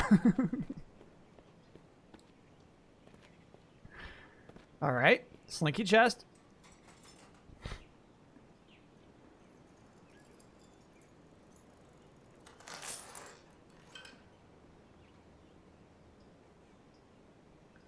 After leaving the village, Tudixo made his way home. What? He moved quickly, eager to get as far away from the site of his deeds. Oh, right. I got Tudixo and Henrik mixed up. Of course, Tudixo is the mercenary. I don't think we're ever going to see Slack on again. PSN Profiles shows about 200 owners of this game in North America and EU across PS4 and PS5. And is that just the people who sign up for PSN Profiles, or is that generally just based off of the way that trophies grow? That's their estimation. Once in a while, he would raise his head and see the plume of smoke still rising to the heavens. The sight riddled him with guilt. Just users on PSN Profiles, okay. And 900 on Steam? Over 1,000 people have played this game. Just before he arrived home, he found himself unable to continue. He could not face Benel. Okay, Benel, good shit, chat. Like this. She would take one look at him and know he had done something terrible again. How many times could he break her heart like this? Tudixo sat down at the riverbank and gazed into the flowing water with empty, pale gray eyes. There was a full moon in the sky, and its brightness reflected on the waves. Taking out his sword and his pistol, he laid it on a rock beside him. Henrik was standing behind the oblivious Tudixo, a sword clutched in his hand. He had given chase after him, stopping to ask people on the road if they had seen the mercenary wearing a black coat and walking alone.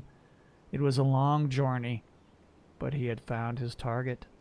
Henrik grabbed his sword and began to creep towards Tudixo. When he was close, he stopped and pointed it at him. "Time for you to pay for your dastardly act," he shouted at Tudixo, waking him up. Tudixo jumped to his feet, grabbed his weapons from the floor, then he paused when he saw Henrik standing in front of him. "Don't do this," he said with a long sigh. "I don't want to cause any more trouble than I have." "Oh, it's too late for that," Henrik replied, moving closer. "You burned down the sacred tree of my clan, and for that, you shall die." "I had to follow the Baron's orders, or he would have had me thrown in the dungeon. I have a daughter to take care of." Henrik shook his head. "Yeah, I also have a daughter that looks up to me.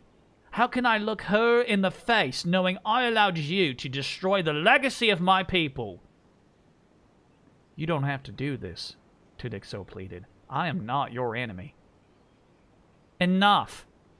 Henrik raised his sword. "Now die!" he yelled as he dashed towards Tudixo. The two men fought long and hard. Henrik fought to kill, aiming his swords at Tudixo's heart and head. Mad with rage, he did not notice that Tudixo only fought to defend himself. As they fought, Tudixo's pistol fell to the floor and he rushed to pick it up, but Henrik threw a dagger right through his hand.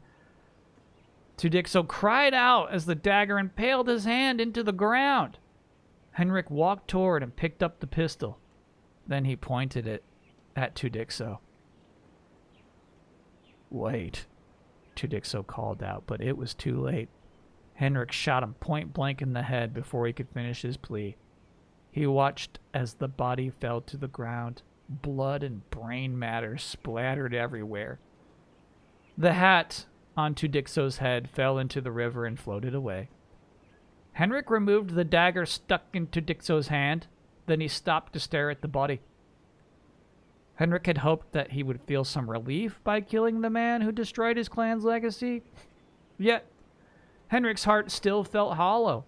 Even worse was the feeling of guilt that accompanied the hollow feeling. Closing his eyes, he turned away from the body and made his way home.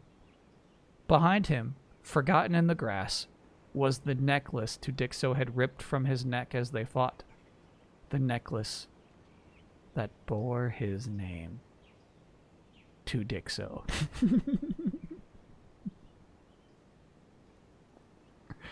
Shit. Shit. Our dad is a bad man. The sins of the father.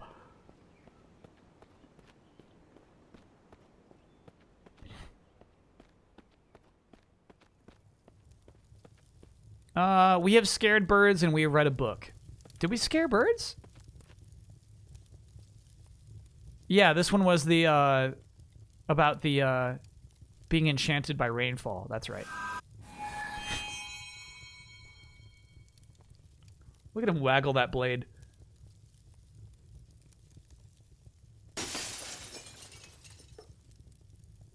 You're assuming it was Henrik's necklace, meaning the Baron will know who killed him. Oh, okay. Yeah. I guess that makes sense. But I don't think it's the Baron who's gonna find out. I think it's Benil. What is a Cyanophile? Presumably another walk around and see things game.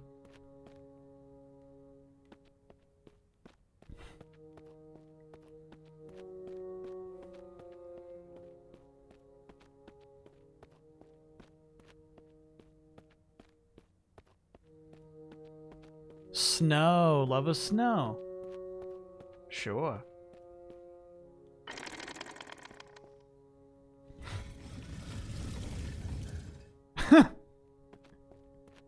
You know what I mean? Like, what was the decision? Why did you put that there?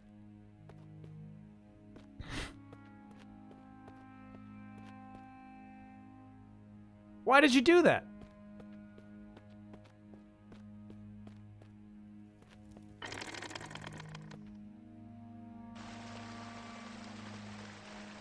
This is some weird shit, man.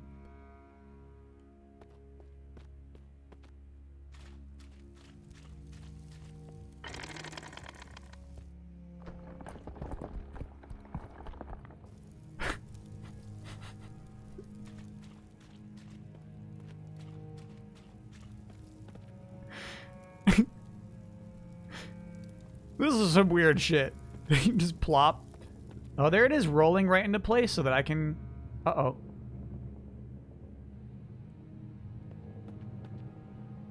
And then it just goes into the bushes. So we have to race up here. Okay. Yes, this is gameplay, chat. Now we know that it's a timer. It just rolls into the bushes, bro.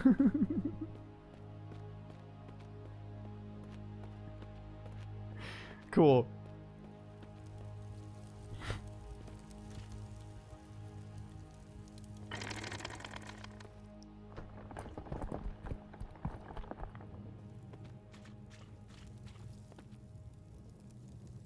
Faster. Faster.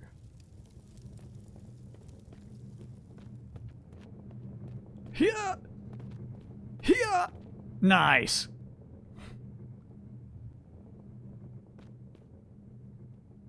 All right, we got our slinky chest. We had early birds.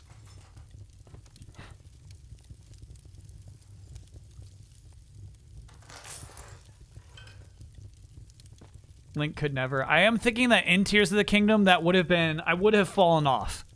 Tears of the Kingdom has, you know, more solid physics. A rolling ball would actually be a rolling ball. And I know for sure I would fall off on my first attempt. Fuck. I just told chat we're never going to hear about Slack-On again. Meanwhile, Slack-on was still roaming the grounds of the chateau, looking for the escaped rabbits. So far, he had only found one, and there had been a lot more than one in the cages. He checked the gardens and the stables, but found no rabbits. Knowing the mage would be furious with him if he didn't find all the enchanted rabbits and return them to their cages, he continued his search. As he walked around the chateau's ground, pushing past overgrown hedges, he was surprised to find a door. The door was locked and normal. Oh no. So there are two entrances to the Baroness's secret dungeon. One connected to the garden and one from inside. This might be the garden door. The door was locked, and normally he would have left it alone, but he was desperate not to return. He was desperate not to return to the mage without the rabbits. Raising his wand, he pointed it at the door.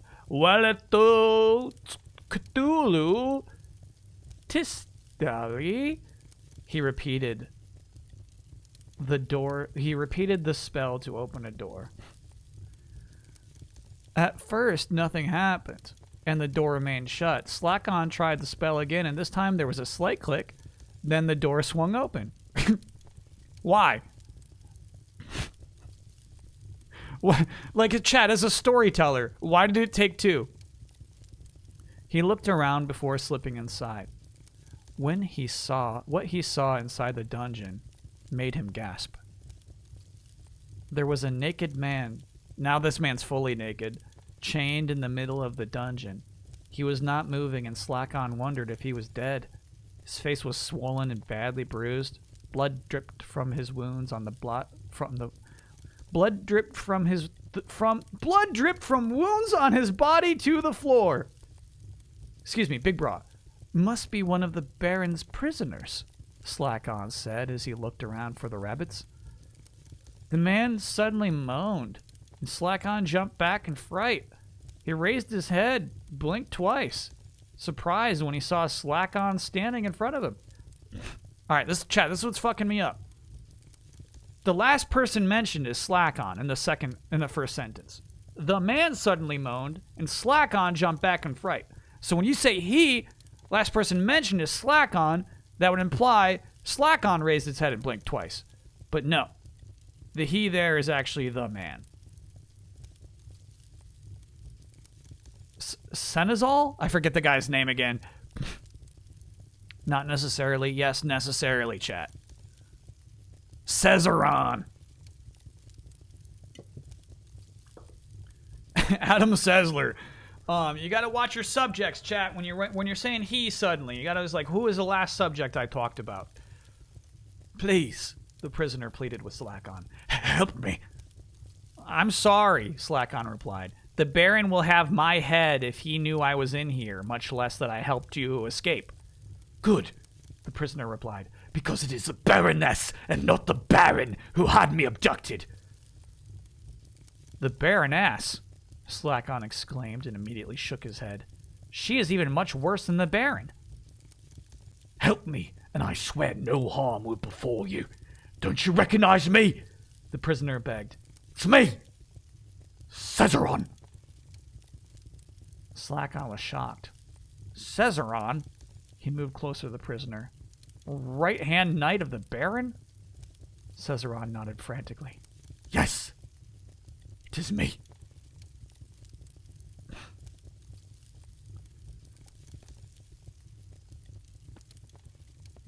Cool. Don't you recognize me? Everyone knows who I am.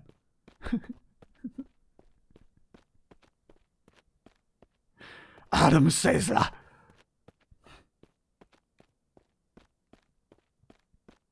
This is a cool room. We like this.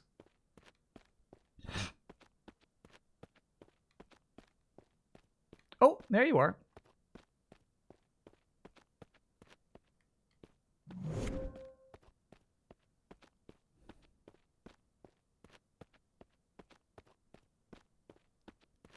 This is such a weird game, bro. You know what I mean? Like, sometimes it's nice to read a story for someone who isn't a highly trained author.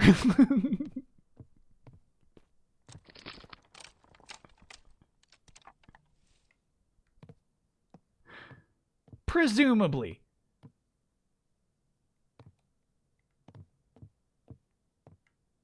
Okay. Fuck. How can you tell? Can you study from down here? No, you just gotta luck it out, bro. Damn. Maximo taught us that, yeah.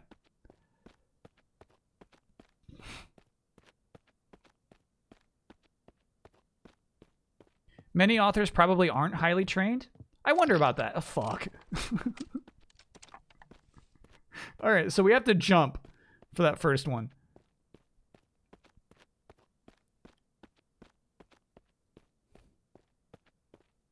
You don't feel like most authors have, like, gone to school? Why do you slow me down? The step, like, I can't... I think they slow you down to prevent you from jumping. Shit. Ooh, what would you have me do?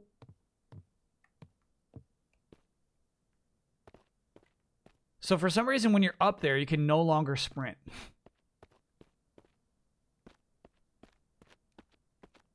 Can I get no, yeah? Just got back from the Humane Society and adopted a cat. Watching Mucho in your streams is absolutely the inspiration. Has been 15 plus years since I've lived with one. Oh, that's so cool. Hell yeah. Humane Society, too. Oh, yeah. Congrats. One of them had an invisible floor? You're right. I was assuming the game was broken, but I bet it was just, an invisible floor. Xeno Ginsu, thanks for being a 6-monther. We think it was this one, right? Invisible floor right here?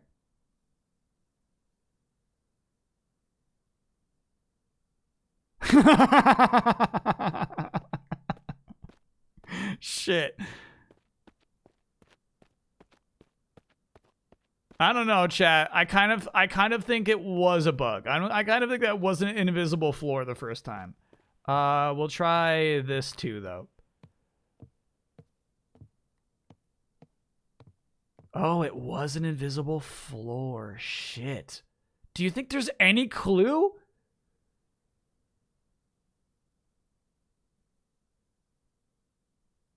Get a clue.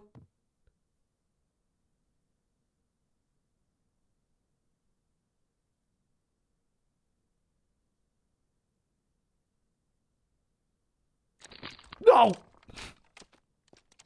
Shit.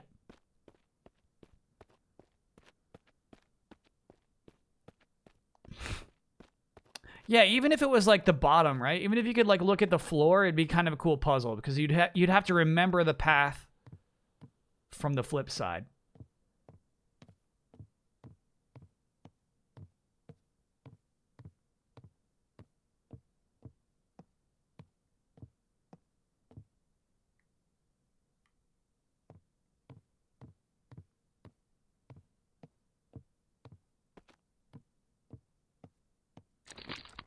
Fuck.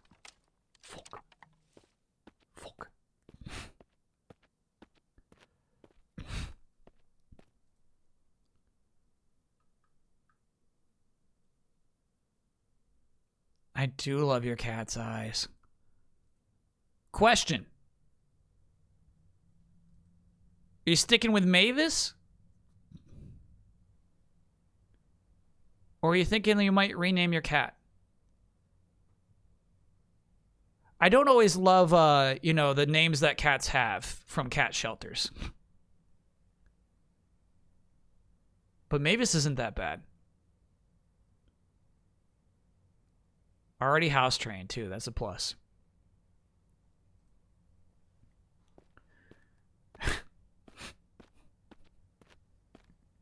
Tudixo is actually a really good name for a cat. Always stick with the original name? No, because sometimes like they just take a lot of cats in and they don't think about it. I have never told chat what Mucho's shelter name was because I'm concerned that, you know, you'll stick with it.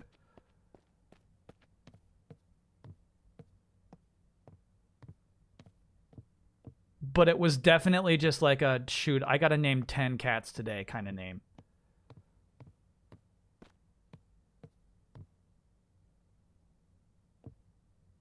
Do we turn in here or do we go one deeper? I think you go one deeper. You go here. We successfully got to here and then fell there. So let's go one more. Nice. This is how we do it.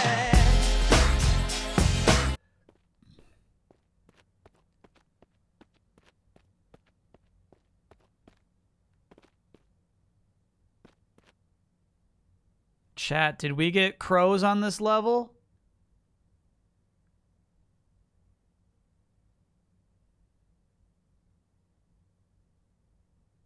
Early on? Okay, good looking out. Phew. So this is the Chiono level. Okay, cool. Shelter I volunteered at for years. Wasn't allowed to repeat a name. So I get wild after a few decades. Shit like Mr. Professor. Yeah. That's what I'm saying, chat. Is like, don't always go with the name the shelter has. You'll end up with a cat named Mr. Professor. Which is not a terrible name.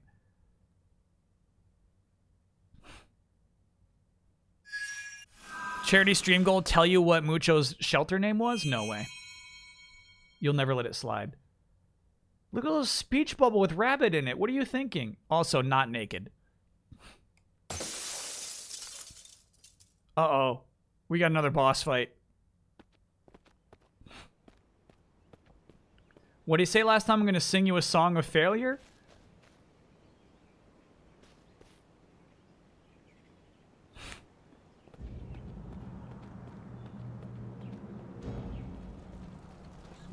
Take this. Check this. Sing you a sad end. Take that. Rewind it back.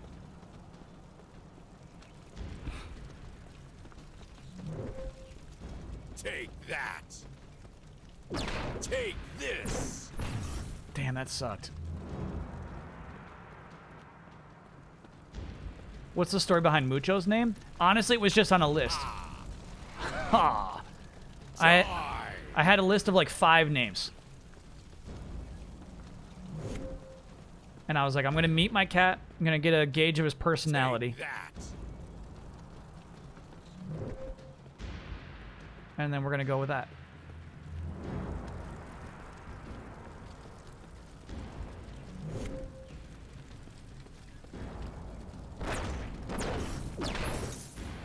Ooh, he's got a lot of health this Take time. that. Take that. Ah. Die. Ah. Take that. Tudixo is dead. Die. Yeah, I think this is Sezler. Ah. Die. I really do think we're fighting Sezler right now. Take this. Die. Die. Die. Shit, where is he? Take that. Where are you? Die. Where are you? Take that. Oh, shit. Ah. Take this. Take that. I like hear him faintly occasionally. Ah. Ah. Take that. Take Shit. this. Die. Ah. Take this. Ah. Die. Die. Shit. Die. Yeah, we're gonna have to reload the checkpoint. Die. Die. Die.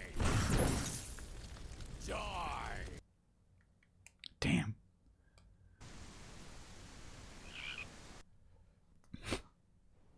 All right, and so it does also look like if you aim just a little left to where your cursor is. Oh, that's not bad at all. That's not bad at all. If you aim a little left to where your cursor is, those shots will hit better. We're missing a lot of shots. They go wide right.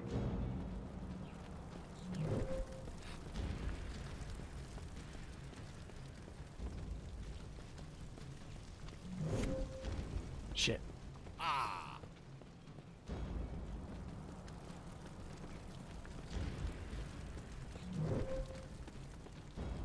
Die! I should have been more patient with those shots. Take that!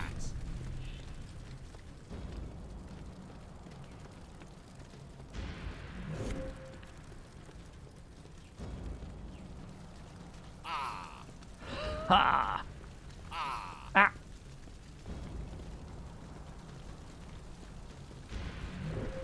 All right, let's test a theory here. I'm gonna stop by the healing station. Take that! Do we still have 2 rabbit charges? We do.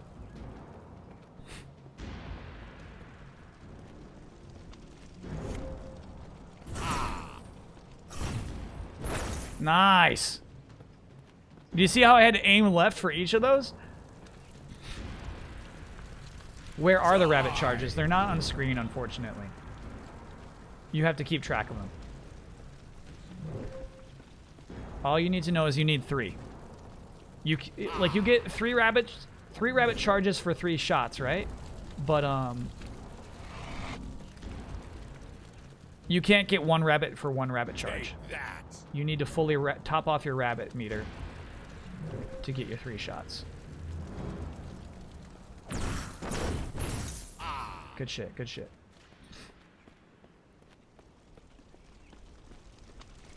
What are the where? Oh yeah, sorry, I was just reading the same question twice. Die! Yeah, right, bro. Yeah, right, bro.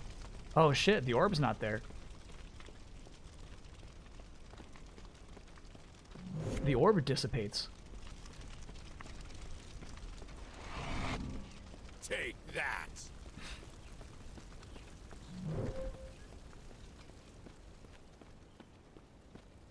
Ah!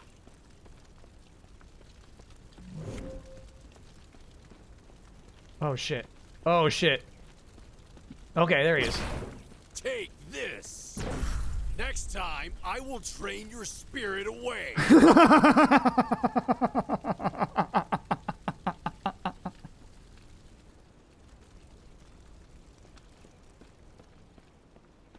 That was the first one, right? I think he said the exact same thing the first time we fought him. I love that delivery. Next time, I will drain your spirit away. That's evil.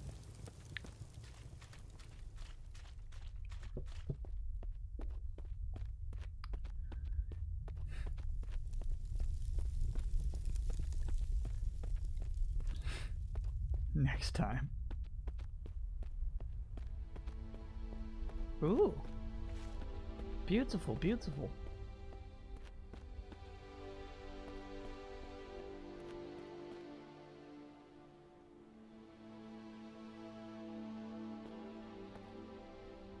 Okay. We're gonna have to climb that to get up to that little thing. First, absorb the rabbit. Grave. Yeah, how fun is it in a video game to defeat a boss and then have access to the area that the boss was blocking you from? It is a Souls-like experience.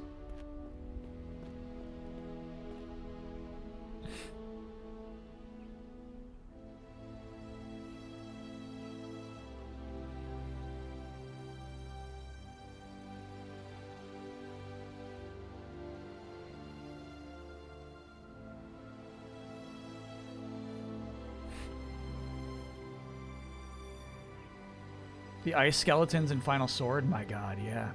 Exactly, right? When you take down a Final Sword boss, you're like, damn, now I can explore so much of this game. Crows of Cycle, gold trophy.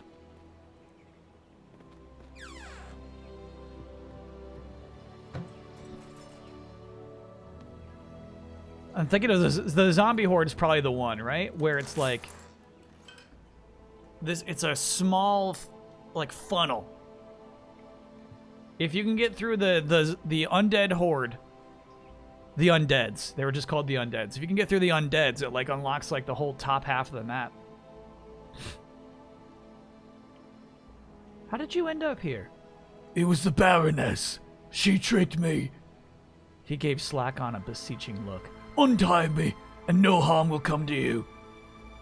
I'm sorry, Slackon said as he took a step back. I have to leave now. It is getting late, and I must find the enchanted rabbits, or my master will cross with me.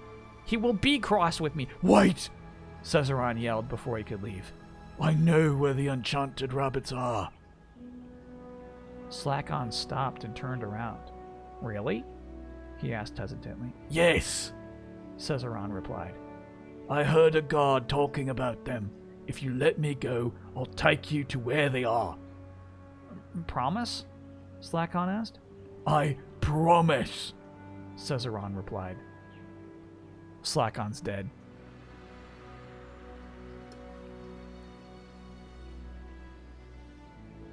Slackon used a spell to release Cesaron from his chains.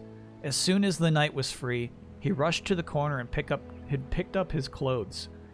He hurriedly got dressed, then he picked up his sword. He was rushing out of the dungeon when Slackon stopped him. You promised to show me where the enchanted rabbits were, remember? Slackon reminded Cesaron. I don't care about any rabbits, Cesaron replied. First, I must kill that monster. You made a promise, Slackon insisted, and you're bound by your word. Go back on your word, and you invite death to your doors. Don't forget, I'm a mage's apprentice. Cesaron knew he was right. Sighing, he went to meet Slackon. All right, let's go and catch these rabbits. Well, where are they? Slackon asked. Where else but the woods? Cesaron replied, and both set off for the woods. As they got closer to the woods, Slackon and Cesaron saw a woman walking towards them. Delirious with pain and struck insane by what the Baroness had put him through, Cesaron raised his sword and charged after the woman. I will drain your spirit away, you demon!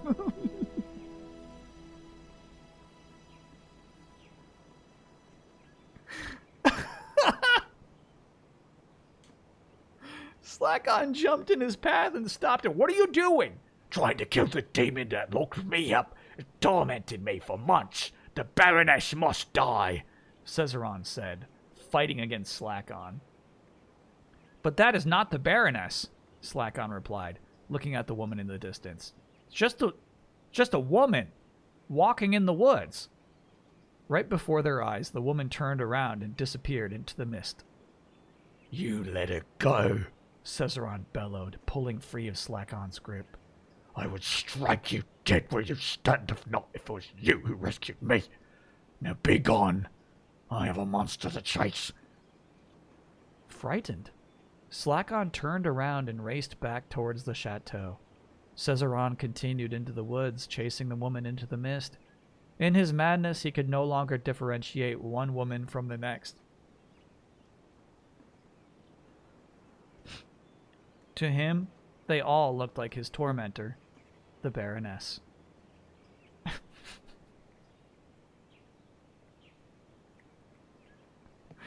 All right.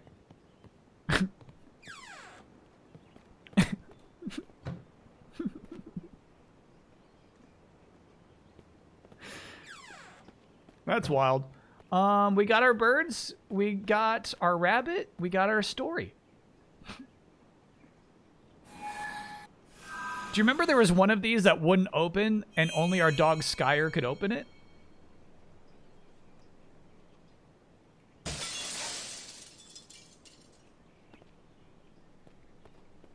What if that happens again?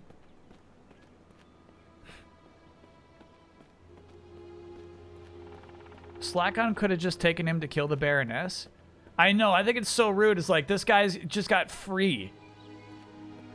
He's been tortured in a dungeon, clearly. And then Slackon is like, what? Your word. Help me find these rabbits.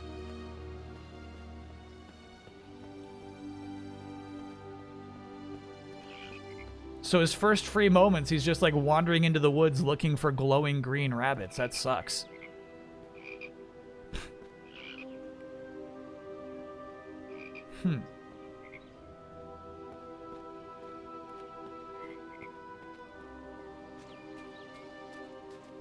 How did the goblin nightmares go into this? Good question. So I think that Valencia is part of the goblin nightmares. I think that's the woman we see first who turns into a goblin. Oh, what am I pushing that for? To close that gap, I guess? Okay. Lurvin is still healing.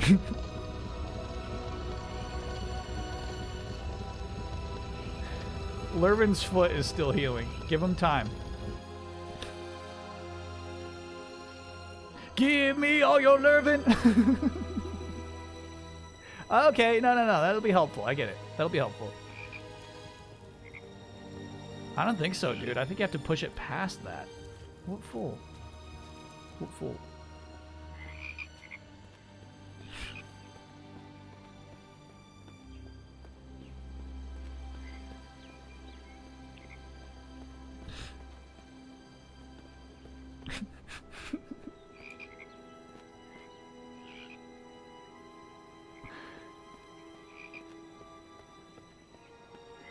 The most recent update is version 1.1.0.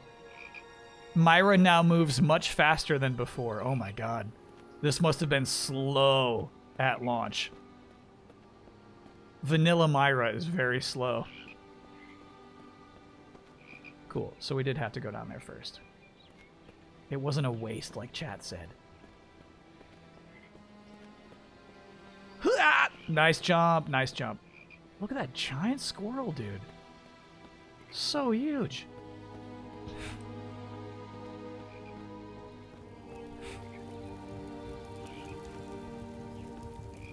Ta-ta, you made me a promise to go find some rabbits. I don't care what you experienced down here in this dungeon.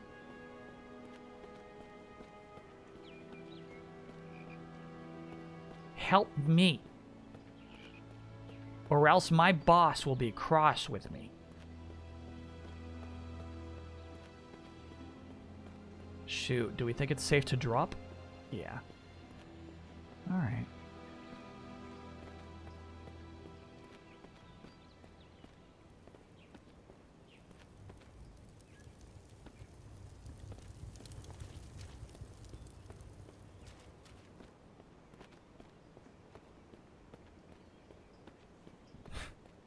Remember that weird Cerberus statue? It, like, makes more sense now that we're this deep into this game.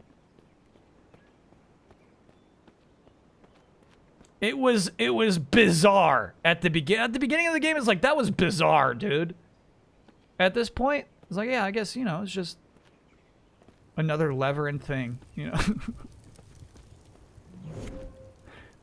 All right. Give me all your lovin'.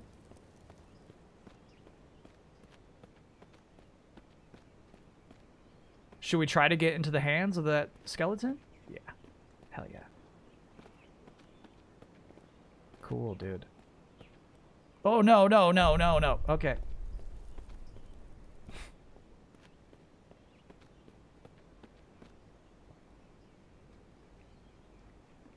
Won't let me hit from here.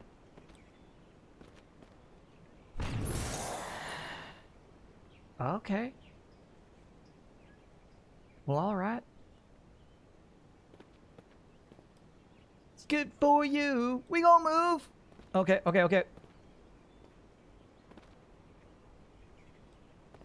Oh, there we go.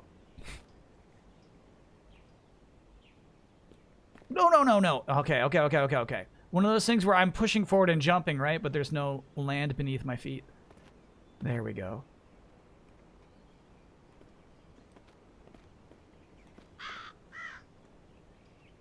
We have not scared bird. There we go. Crows of Vega. We have now officially scared some birds, but we have not read a book yet on this level. I fit it too. Well, all right. Do we want to rate this level? This is a good level so far. I liked that little thing. I liked coming across the skeleton statue's fingers. That was cool.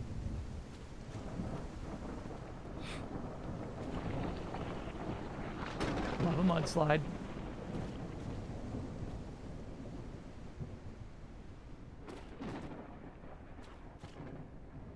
When does it transition into a roof? Right there. Huh. How strange. Ooh.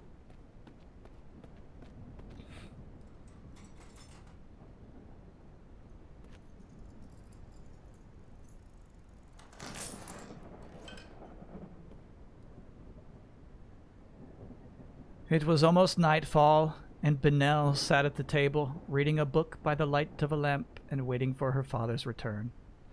He should be back already. He always told her before he traveled on a journey that would keep him out overnight. Benel hated how they had parted ways. Even though she hated what he did, she knew he had no choice in the matter. The Baron was a tyrant, and he was not above throwing her father or even her in jail if he was disobeyed. Benel had spent the whole day thinking about their dilemma until she found a solution. When Tudixo returned, she planned on convincing her father to leave the kingdom, even if they had to sail across the ocean. She knew convincing her father would be an uphill battle. After all, he had lost his wife in a storm, but she had to. She would rather risk death than watch her father's soul die slowly. Now, of course, chat, this story is hard to follow, but the tragedy behind that is that her father, Tudixo, had already resolved to run away and sail across the ocean to escape the Baron. It would not have been a hard sell. Benel heard a sound at the door, turned around expectantly. She was disappointed to discover it was just the wind rattling the door. She picked up the cup on the table and found it empty. The jug of wine was also empty. A gust of wind blew the candle flame out, and Benel frowned. There was a strange sensation in the atmosphere. An impending sense of doom she could not shake settled over her, and she jumped to her feet. She had to find a father. She covered her head with a cloak and hid a dagger beneath her coat. Then she went out. First, she went to the pub, hoping he had stopped there for a drink before he came home, but he was not there, and she continued her search. Benel did not know what made her walk to the river, but she did, and stood at the bank. The fresh air smelled like grass, and an owl hooted in the distance. She thought about going to the chateau, but her father had warned her sternly against going there. So she suddenly found a hat floating down the stream, and her hand flew to her chest. It was her father's hat, the one he had put on just as he had left the house. Her heart pounded in her chest as she jumped into the river and went after that hat. Lifting it, her eyes fell on the blood stain across it. She swam back to the bank, clutching that hat in her hand, and then, saying a prayer in her heart, she began to run along the river, following the trail of blood. The light was quickly disappearing, but Benel continued running. The end. Can we get an owl hoot? You may not know. I beg of thee, open. Open, I beg of thee. Open.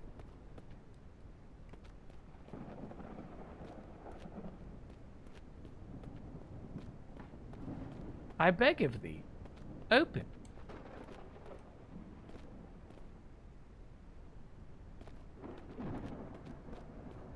You have to say the mage word slack on said. And not the chain spell, the door spell. Previously when we saw one of these, I had to put a little crow statue on it. No, I don't own a crow statue currently.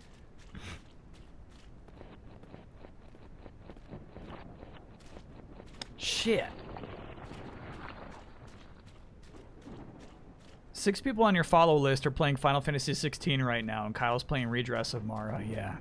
Same. I got a lot. There were a lot of people on my PS5 friend list playing 16. And what's crazy is like half my friend list is people we added just to play Avengers. And when I looked at my friend list today, I saw somebody was still playing. One of the Wigglers was still playing Avengers.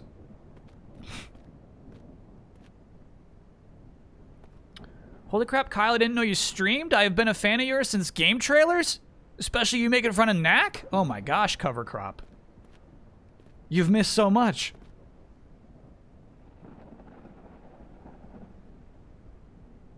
What do we do here, chat? I feel like I might have to reset the level. Shabello, thank you for gifting that gift sub.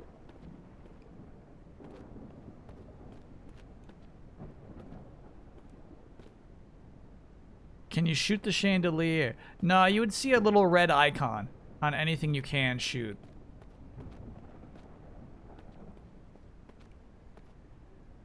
The dot would turn red. Oh! What's this? We all saw it. There was a square prompt. Where was it?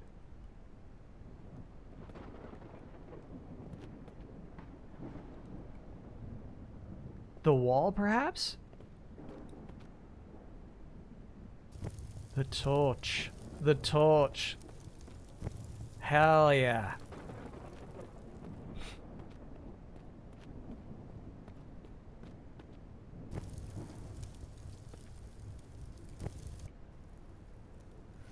Yeah, welcome. Today's a grab bag day. On grab bag days, we play games of lesser notoriety. We give them a chance. And this game, the Redress of Mira, has captured me. Now, I don't think Quintus has taught me not to step on such a shape.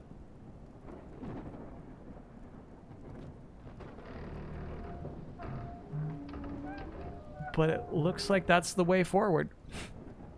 Mira, excuse me. May I suggest a title for your next grab bag game? You may not, no. The whole point is that nobody knows what we're playing next. The whole point is nobody's played this before. But, yeah, you can obviously suggest games to stream in the future. But grab bag games cannot be recommendations. There she is, finding her father's hat.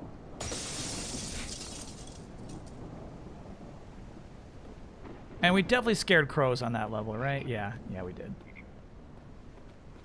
I need to make a raft. For that, I need to collect some necessaries. Holy shit. This deep in the game we're just introducing mechanics like that? I gotta get some necessaries? Alright. Lend me your necessaries, chat. Now it's Tears of the Kingdom. Man, can I suggest you play Freedom Fighter someday? It's my favorite PS2 game. What is it? Freedom Fighters. Is it not the one where you're jumping from police car to police car? That's on PSP?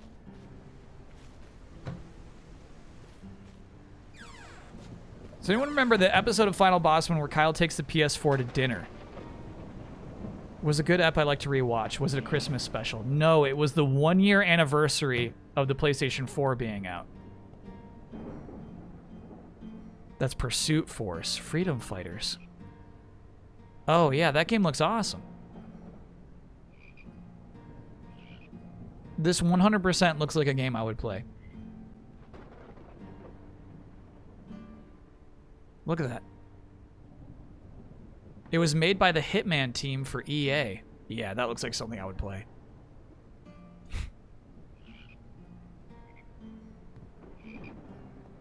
Yeah, so the idea was it was the 1-year anniversary. Oh, hey. Oh my god, I got a lot of necessaries to pick up. Yeah, let's go back in those other houses and make sure you didn't miss any necessaries.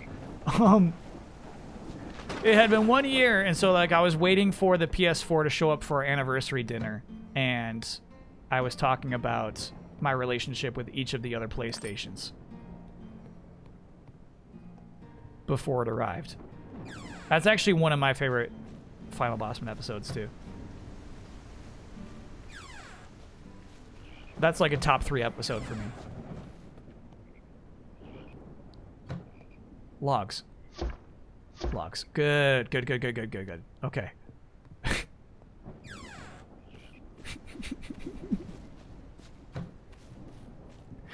Hey, another log. Excellent. This is wild.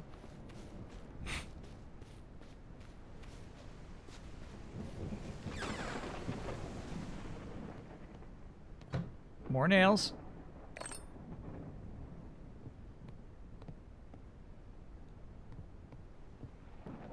Okay. I see a couple of logs. We need 10 of these, by the way. I think my camera's blocking that. We have 5 of 10 logs right now. Hammer, great.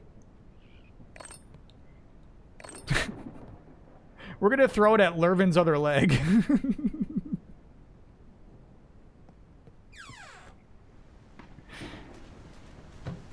How is she carrying those? Come on now, chat. You can't play every other video game and then when Myra does it, complain. That's not right.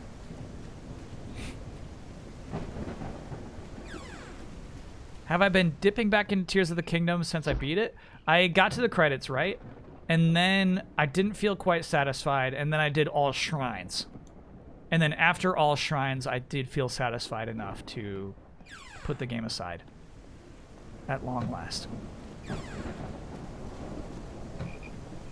Getting all the shrines is pretty dang cool. So we've been in this one, but you didn't get that log. Hey, hey. So we need 3 logs and 2 ropes right now.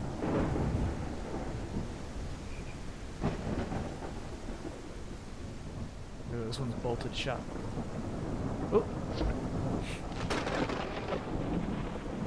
Did I get all the underbelly shrines? Did that first. Yeah. I had that done. Ooh. Promptly. Well, relatively promptly. All caves, I think, would be really fun. It's something I've been thinking about doing for a stream. 100% caves.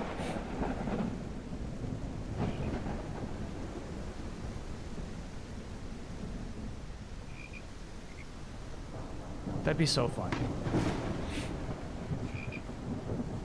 So, do more dog in the stream. I know. 100% caves would take forever.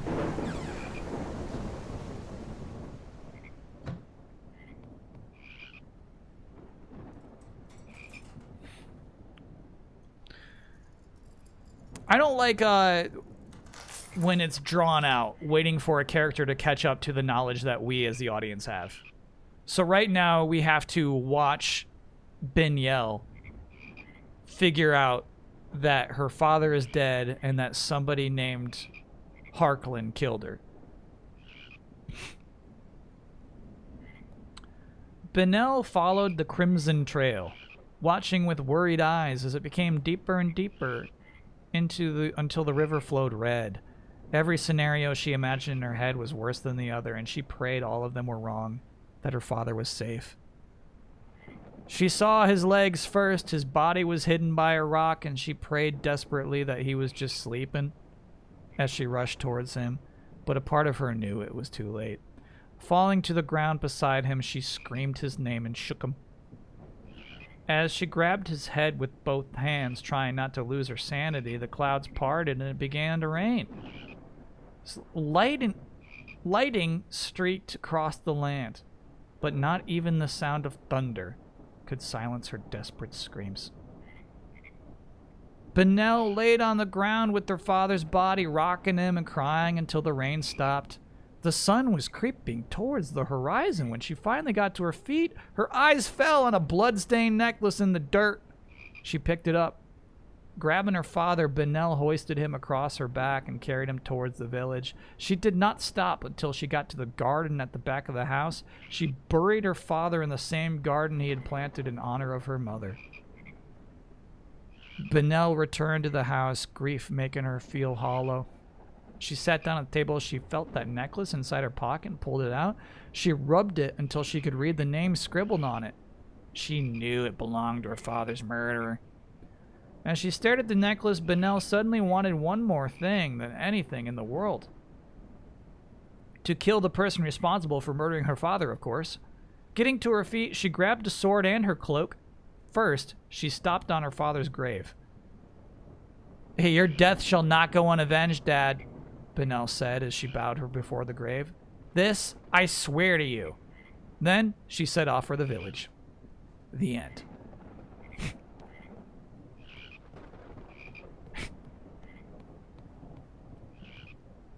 So we're going to have to duel Benel. All right, we got all our ropes. I only need 2 more logs. And then I can build a raft.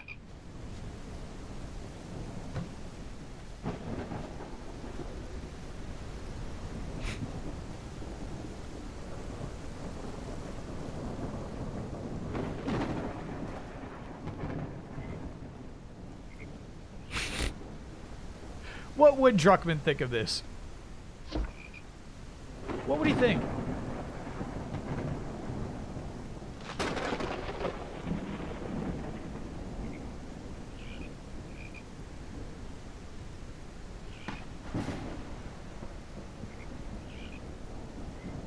Yeah, I got a stuffed nose tonight.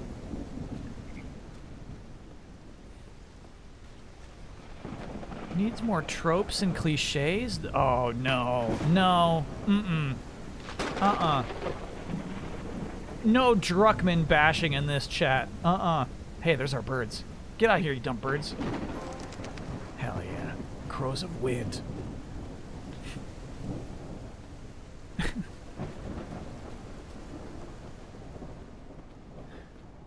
Hey, nice. All right, that's all I need.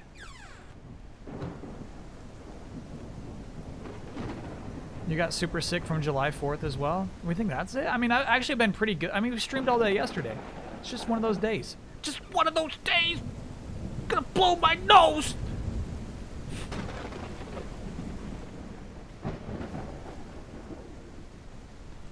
Who's bashing the Druck? Not a Wendy's cough. No, no. Heavens no.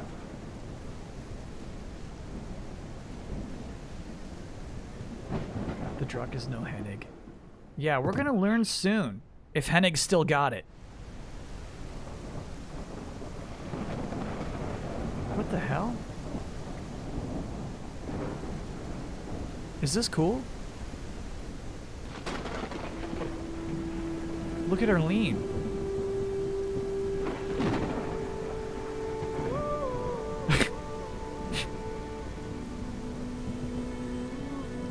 This is cool. This is honestly, I'm actually into this. Yeah, nice camera work. I feel like she is surfing. Yeah. I feel like she's making the raft move a little bit with her crystal.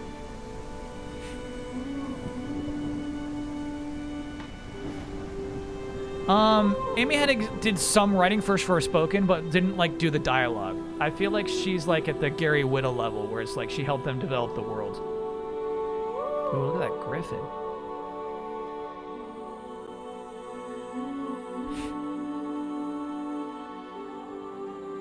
Do I think Lee Finn will ever graduate to main roster of a Street Fighter game? Not this one, but maybe next one. Whenever Chun-Li stops selling skins. Hey! No! That's not your table. That's my table.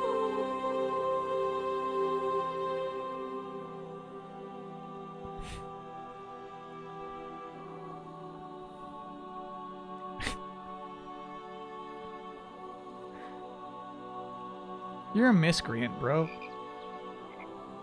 Look at that shot, dude. It's so crazy. Where's his table? Right here. This is your table. This is your table. That one's yours.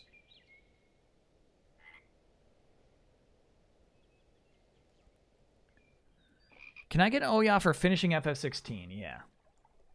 Oh, yeah. But don't look at us. Can I get no? Been custom building an online auction teaser page and countdown timer for an elephant conservation nonprofit I volunteer with, and the hosting website may have failed to save the last 2 hours worth of work I did? Yeah. You're just out here trying to do some good. And the site crashed. Time for a break? Let's crack open another portal door.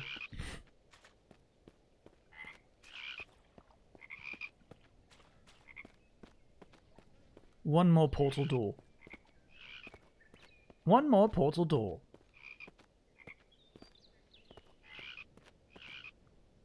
Hey! You just wait until I look away for long enough? You think I don't have any peripheral vision? Yeah, right. Yeah, right, dude. What a sassy cat. Hey!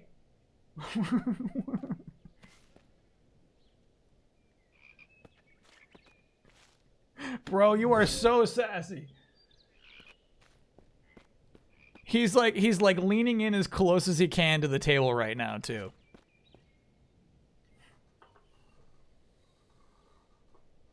Let's see what Mucho Cam looks like right now.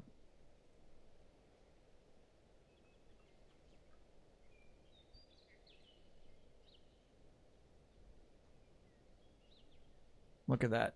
He's trying, dude. He's trying to lean in as close as he can.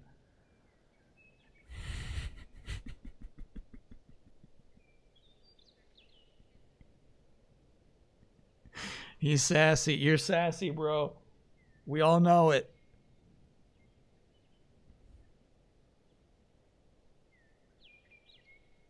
That one paw. He's making a statement with that one paw. Oh yeah, and there's our door to shatter. So do we think we've read our book for this? Yeah. You read your book. You scared your birds. You're good to go. Okay. Then you got on the raft. All right, so we'll shatter this door, and then we'll take our last break in the night.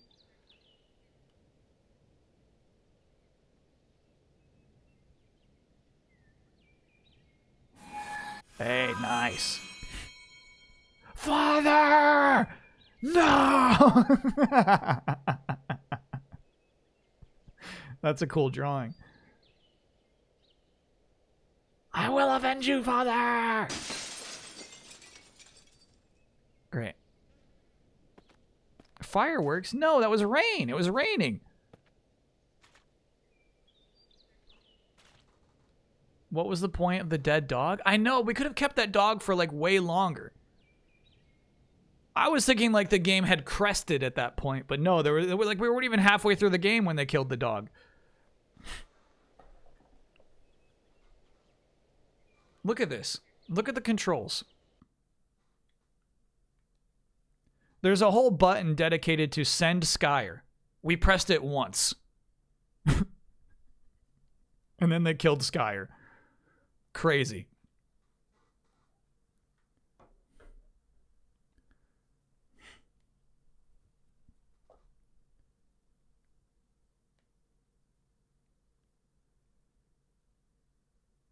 Can I press it now? Yeah, nothing happens. Pay respects to Skyer, R1. All right, so we'll take a quick break, chat. When we get back, we're going to beat this game. They said it was 2 hours. How long to beat needs to be audited. They definitely were not reading the story entries. They were not reading those books.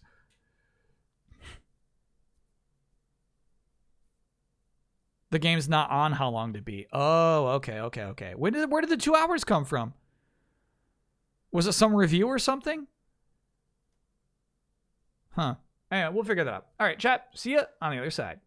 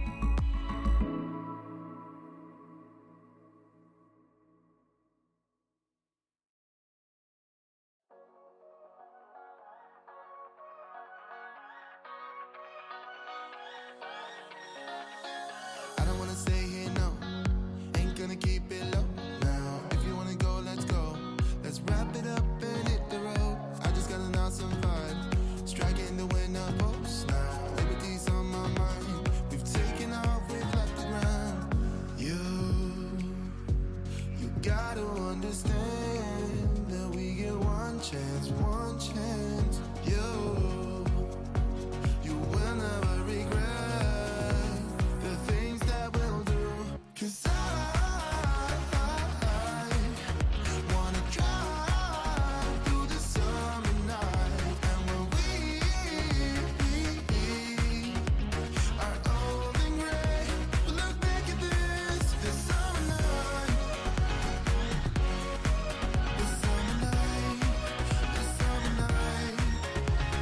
Sleeping in the back of a van, roaming in the wilderness. We'll never need a plan. We'll be alright, just you and I. Singing from the top of our lungs, dancing by the lakeside. Gonna do it while we're young.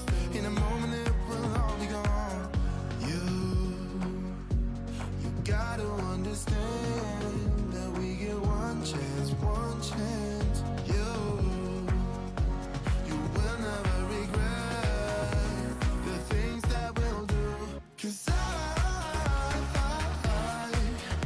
wanna drive through the summer night, and when we are old and gray, we'll look back at this summer night, this summer night, this summer night, this summer night, this summer night. Someday we will look back, and our hearts will be whole again. I want to remember all that happened to us. 'Cause I wanna drive through the summer night, and when we are old and gray, we'll look back at this summer night, this summer night, this summer night.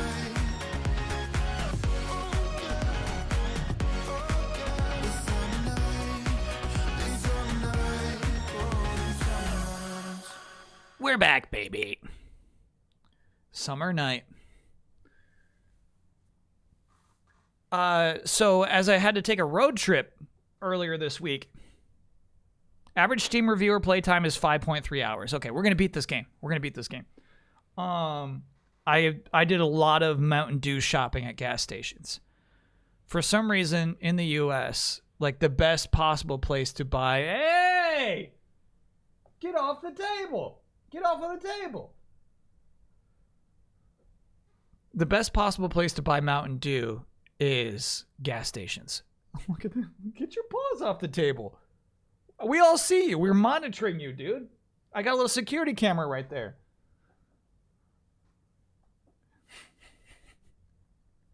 So I found the Baja Bashes you're always talking about.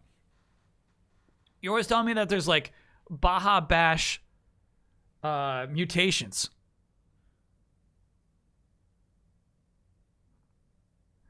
Baja Blast, excuse me. Yeah, the Baja Blasts. That there's variants, and I got a couple of Baja Blast variants. One of them is purple.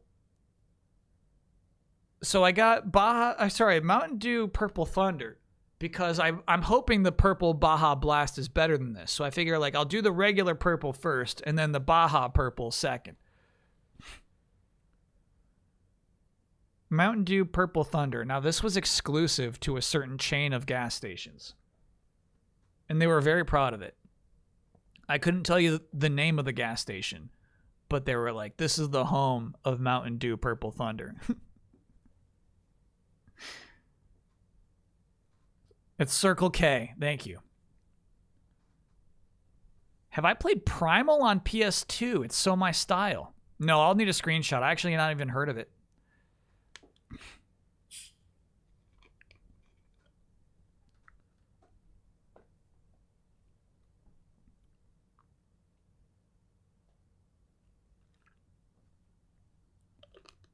It is very good. All right, I shouldn't say very. I gotta say very good for something that is very good. It's Mountain Dewy. It's suitable. It's suitable.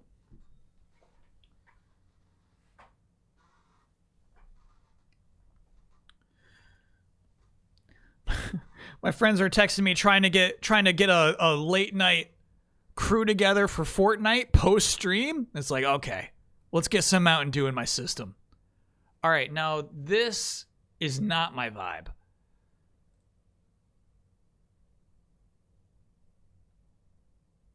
That's not my vibe. Stream Fortnite? Chat never likes it when I stream Fortnite. Chat throws a fit when I boot it up.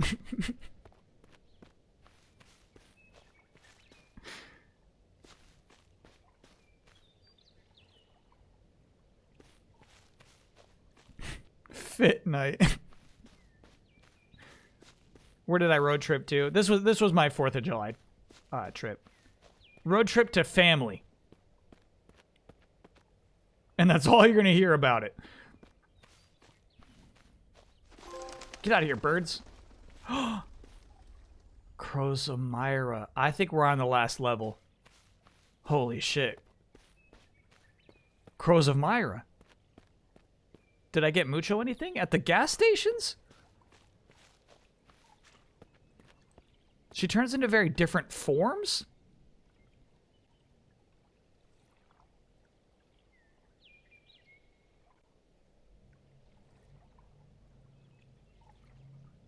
Oh, I have seen this.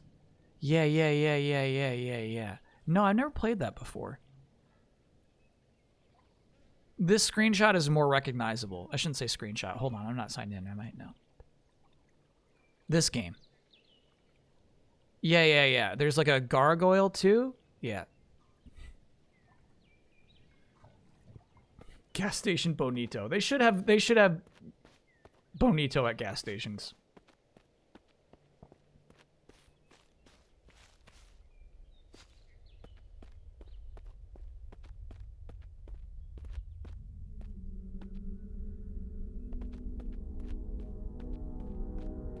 The staves from my dreams.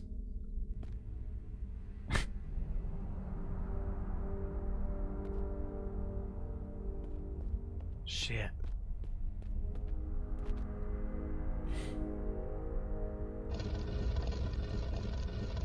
How do I feel about PS1 racing games? YouTube keeps recommending the Ridge Racers Type 4 soundtrack, and it's really good. I think it has a story mode too. Ridge Racer I would be maybe into checking out. Chat, you're being a little sneaky about opening the docket right now.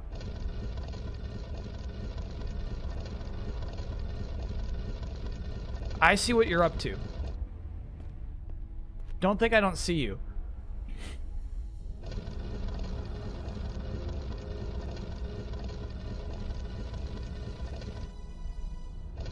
The goblin sticks. Shit, what game had a thing called it was the Firebrand game.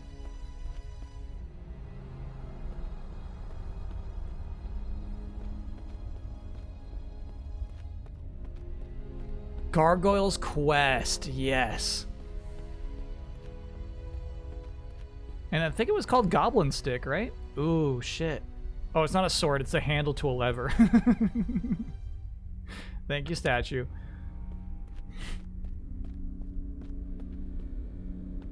Chat putting its paw on the table of the docket, yes. I see where you're putting your paw right now, chat. It was Gremlin Stick, okay.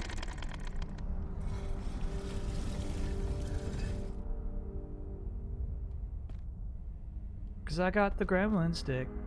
Yeah, and chat kept singing that song. Carnosaur was yesterday. That's been... Oh, shit! That's been settled.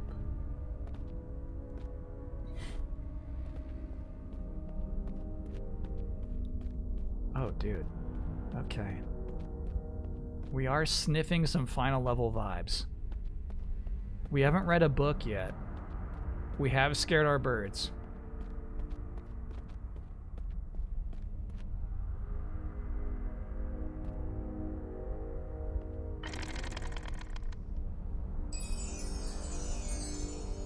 Oh, shit.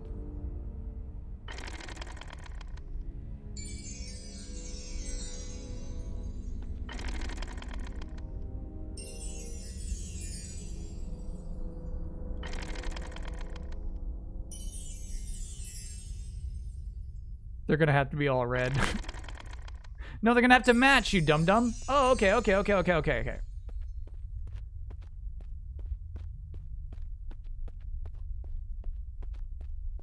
Oh, we can't see him from here. Shit. Blue for Skyer. All right, yellow, red, blue.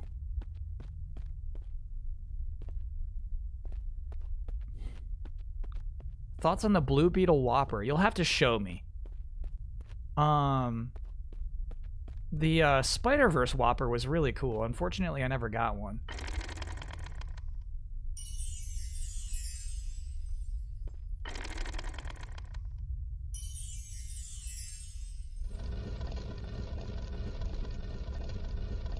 It'll go up and down.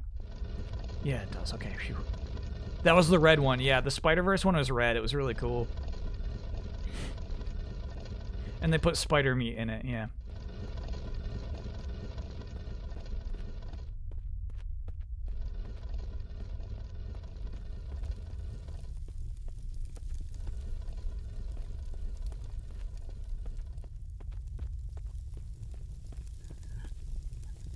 A rat.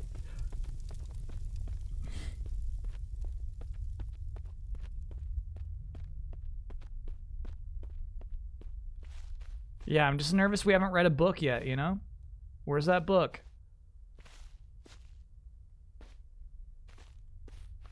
Come on now. Come on now.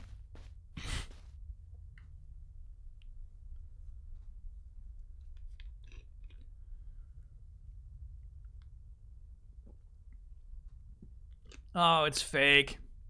Bummer. The Blue Beetle burger is fake. Oh, you can't send me... I can't, like, even load Twitter. Oh, actually, that did load. Did they change that? Oh, yeah, it actually, looking at the image now, this looks super fake. It looks like they changed their policy on people who are not logged in can look at tweets again. Twitter changes every hour. Fair enough. Yeah, I feel like after the enormous bomb of Flash, there's no way they'll put any money into promoting that movie.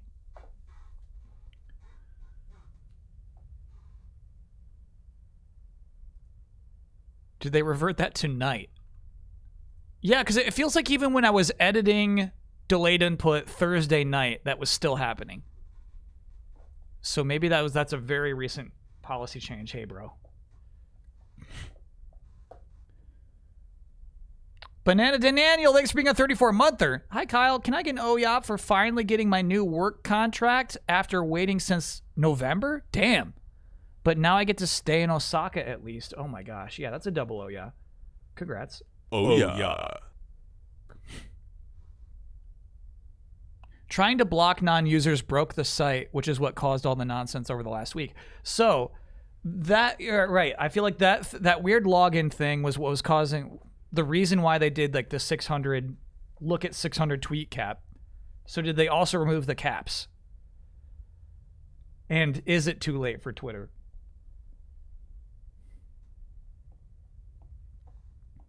It's, bro.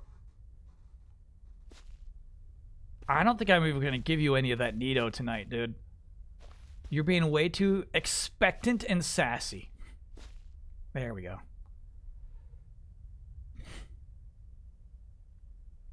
Uh-oh. The final book.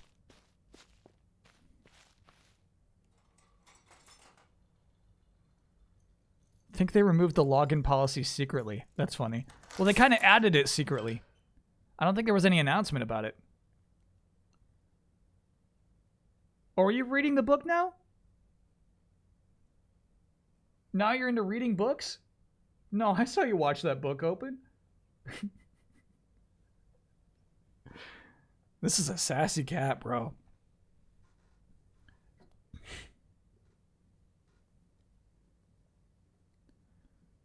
That book is no Moogle. Yeah. Hey, Don't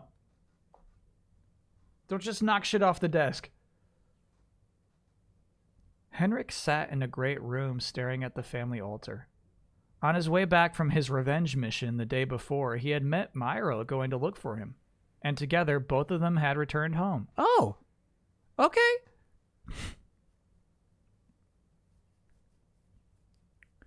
Any links that used to embed were still ranking requests every 10 seconds, which caused them to DDoS themselves. That's so funny. So, question then is that, did they also remove the look at tweet cap? You're a sweetheart, bro. You are. So this resolved itself much nicer than I expected it to. Let's see where this is going. As soon as he got back, Henrik had made his way to the great room, and that was where he had been since. He knew his people were waiting for him to figure out their next step, but he couldn't muster the strength to face them.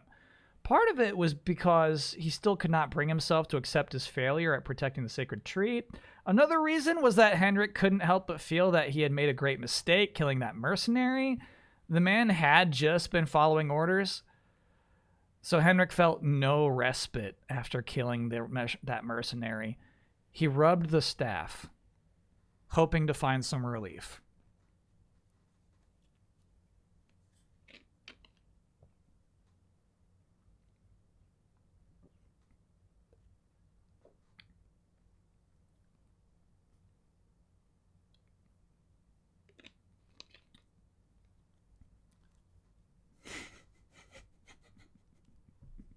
Streamer, explain.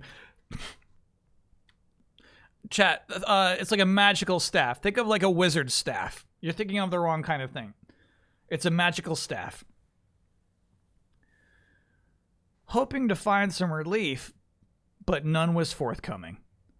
All he felt was more guilt. The door to the great room swung open, and he raised his head thinking it was Mira. He was surprised when a strange girl stepped into the room. Who are you? Henrik asked. Oh, shit. Mira is Henrik's daughter. So, when he had met Mira going to look for him, both of them returned home. Copy that.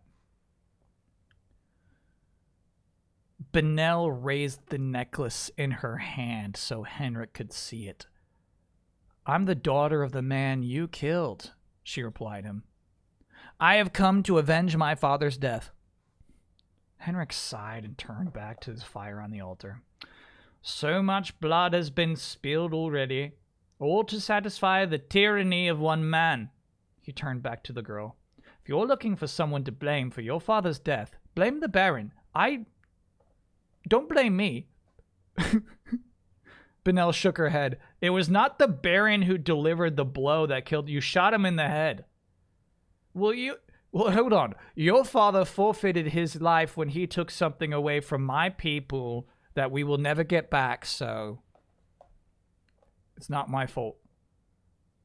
My father would never kill anyone undeserving, okay? Benel argued. That was a line he never crossed. Not even for the Baron.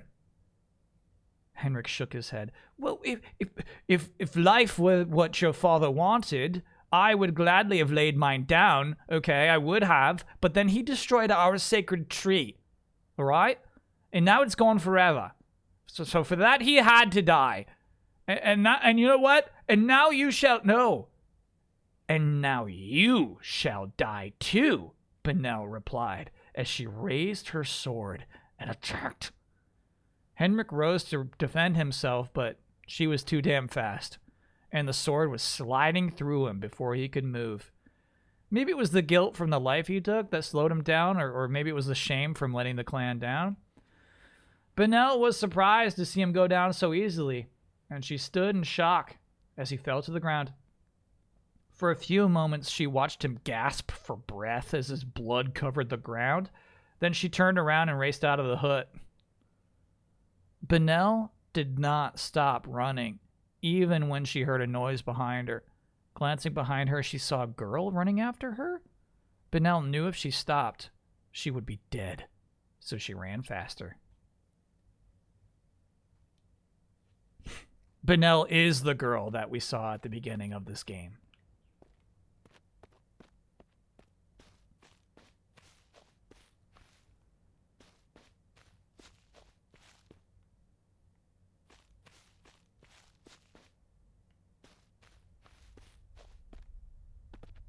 Is that where I'm going? Yeah. I think also the Dream Girl as well, yeah. Or do we drop here? There's 2 droppable spots? 2 droppable spots? Oh, hey. So I think they both go to the same spot. How'd I get up here? There's a ladder here? Oh, we climbed up here. Okay. So we just take a right here. Sorry, I totally forgot how we approached that chest from the first place. Oh, yeah, we're close to the end.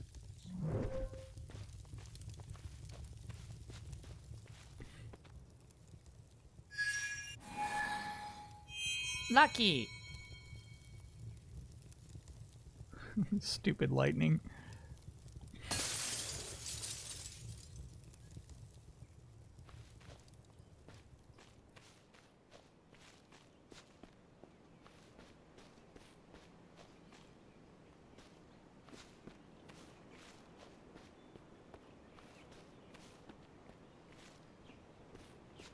So our dad,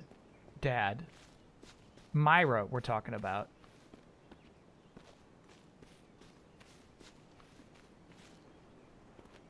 Was Henrik.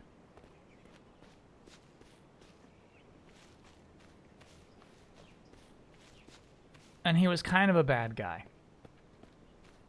Really, he had it coming. So if we go kill Benel, it won't feel good. It won't be worth it. Whatever happened to Lurvin? So Mira probably is going to go home to the hut and see that her dad is now dead. Uh-oh. Uh-oh. What? What? Game, what?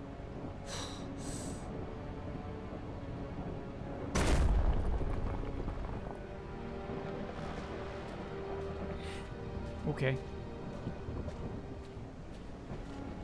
It completely took over camera and movement control there. Perhaps so we wouldn't see this rock spawn. Shit.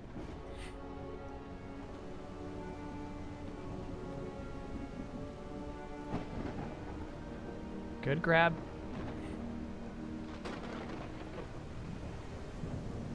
So I'm guessing that Lurvin didn't get to hang out with Mira that night. I'm guessing Mira went straight on her adventure tour. Sorry, her revenge tour. Immediately upon learning that her dad is dead.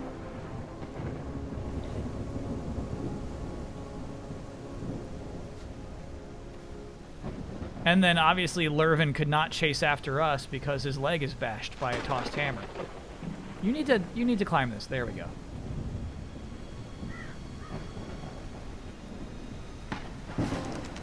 Crows of Victory. Oh, okay, there's still more crows. That last level was not the last level. Obviously. All right.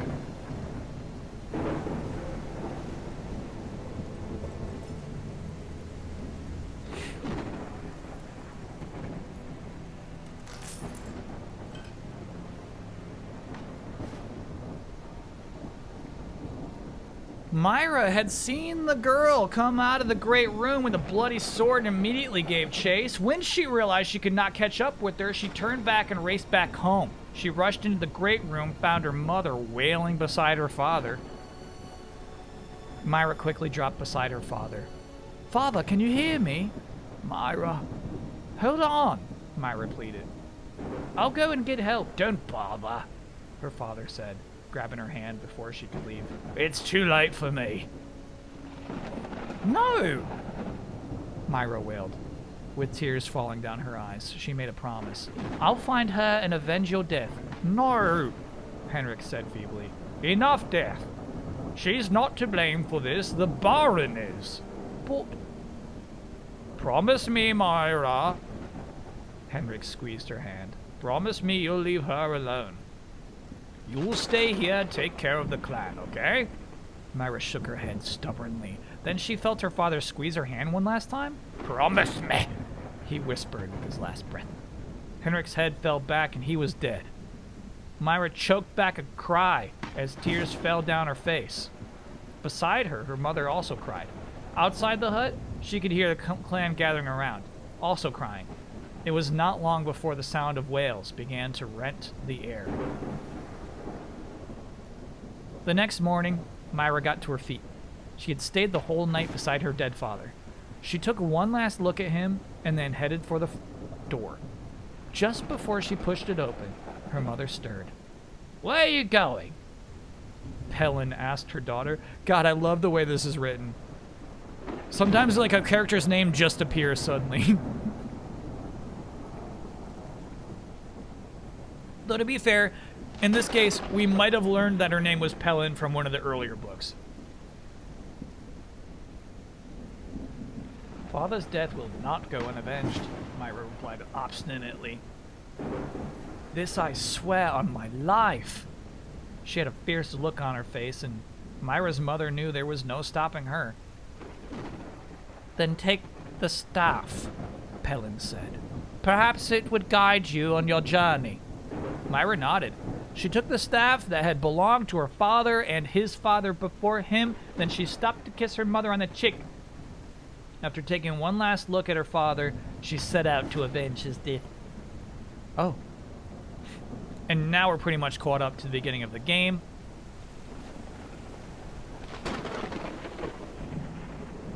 We don't know what the slack on is doing.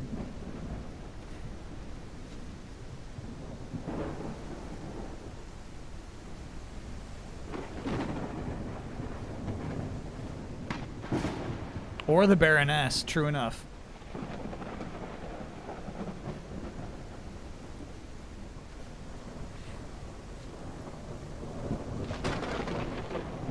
Shit. A lot of statues around here.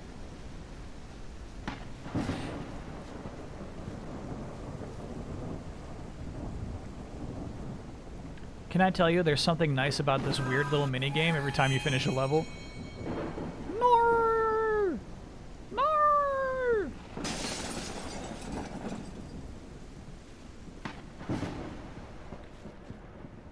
Shit, we're back to the beginning of the game.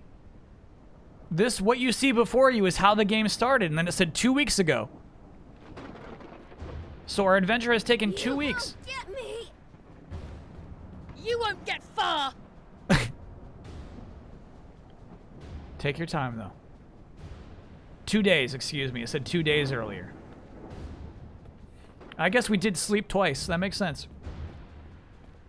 I accept it. Don't come any closer or you'll meet your father.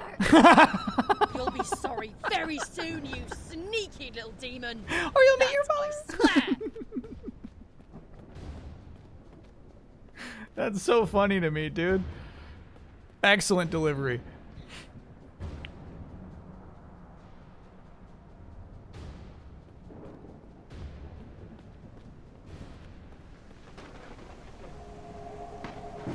I will see No! that ending. This is for Skya.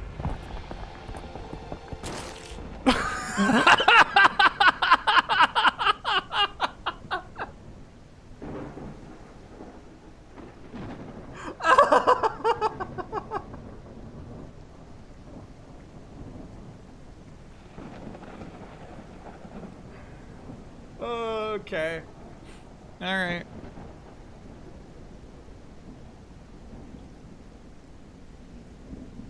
How do we make decisions, chat?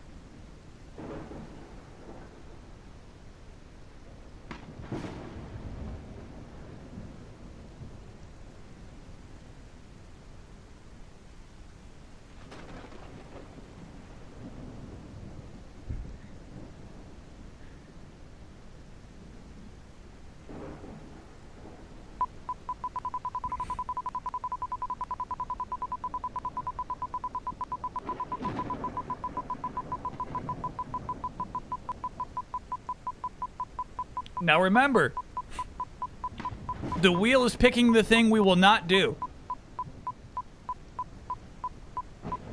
The wheel is picking a thing we will not be doing. Purple Thunder is the name of my Mountain Dew. The wheel is turning us into Two-Face, hell yeah.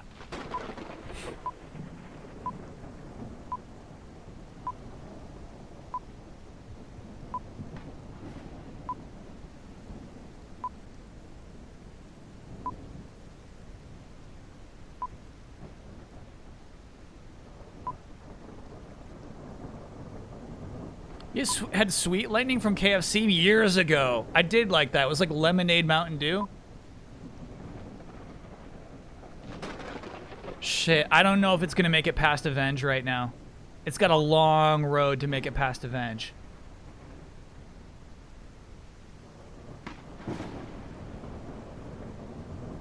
Oh, it's got speed, dude. It's got speed.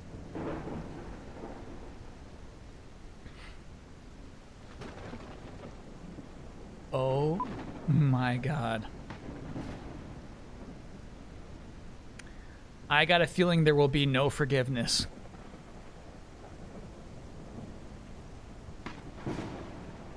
So, hey, the wheel's still moving. The wheel is still moving. But it doesn't look good.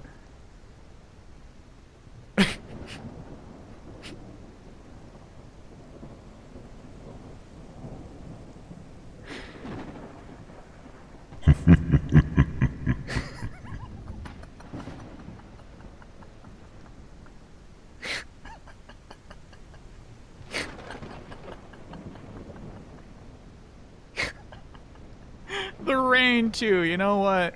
Yeah, there was only one option. There was only ever one option.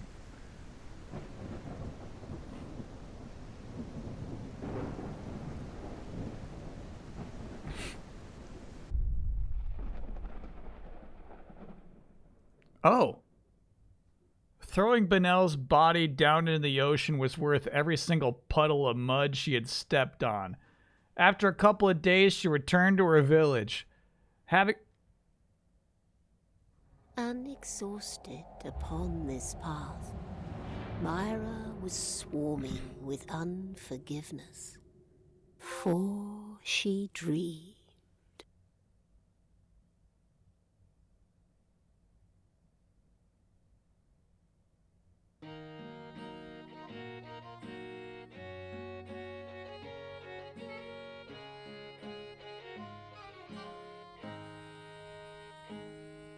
How'd you pronounce that, chat?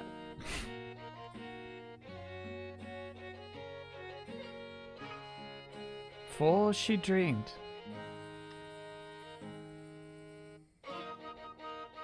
Yeah, they didn't even animate the bad ending.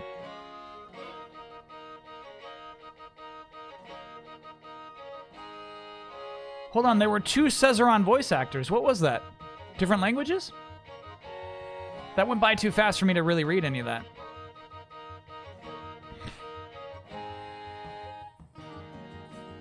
This is nice credits music, I agree. There were 3 languages, copy that.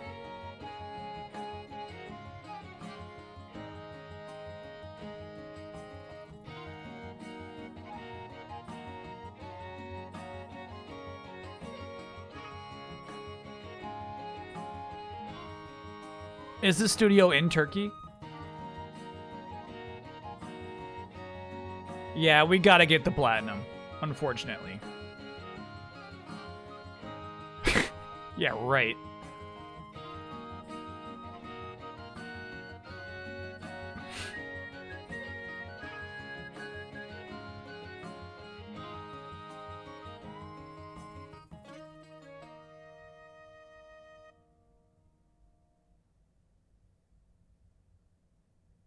So we'll load chapter 1 to get scare off the first birds.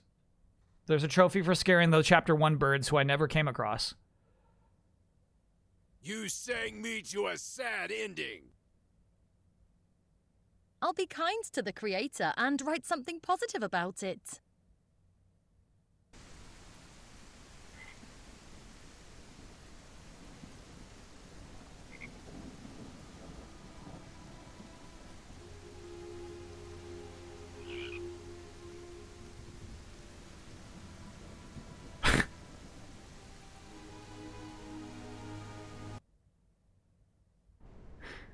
Alright. I'll be kind to the creator and write something positive about it. Alright, chat, just so we all understand, right? This is non-canon. You won't get far. Okay? We're doing this for the trophies. We're trophy goblins. This is non-canon.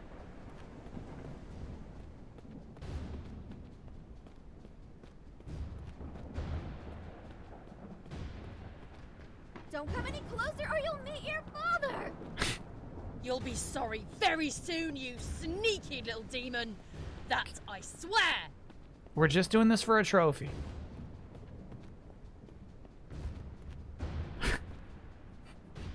Goblin Myra for Smash.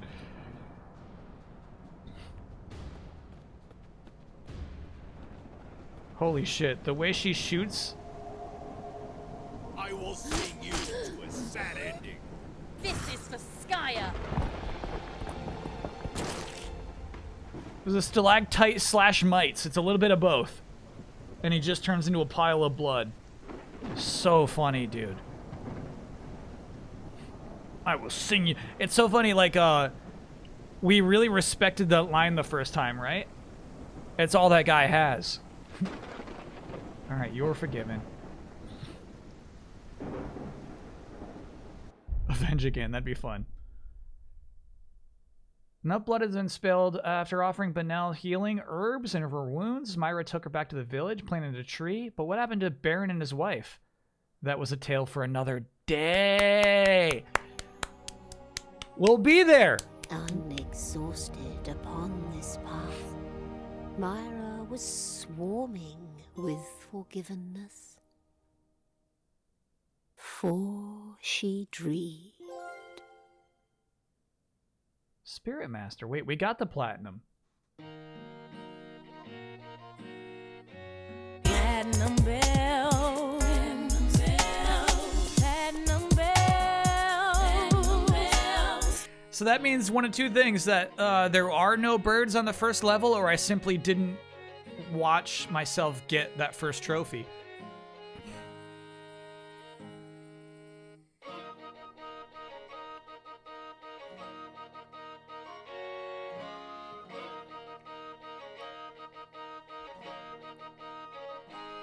Okay. Okay. Okay, credits. Okay, credits. Okay, credits. Okay, credits. How many platinums do I have? I have a disgusting amount of platinums. I have an appalling amount of platinums. Ooh, Taco, I love that emo. Link's Awakening dance song. How many am I proud of? The Avengers one. I'm proud of one. Marvel's Avengers.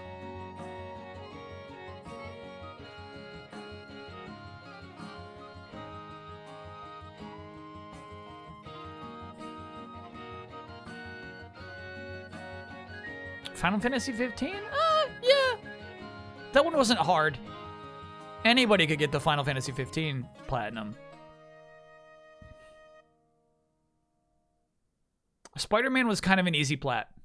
Let's see if he says it again.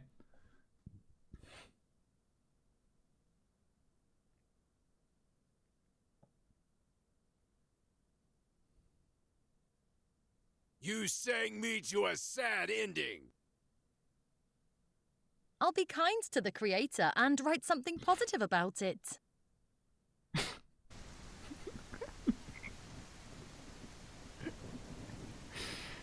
Huh. That means he really does care. Everybody's golf platinum? Hell yeah. Holy shit, that'd be a tough one to get. It does sound like a TikTok voice, but that's a real person. You sang me to a sad ending!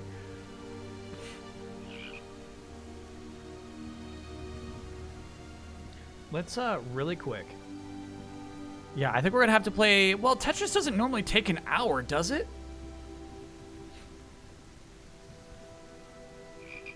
I want to see if I can pull up my trophy list to see, like, how many platinums we do have.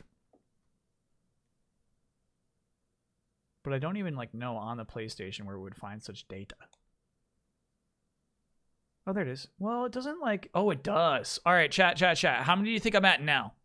How many platinums do you think I am now?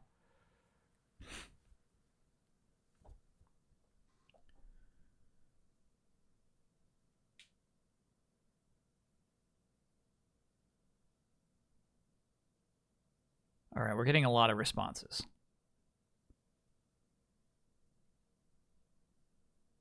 I haven't seen the number yet. X-Play, thanks for being a 31-monther. Proudest plat is Returnal. Nice one. Very nice one.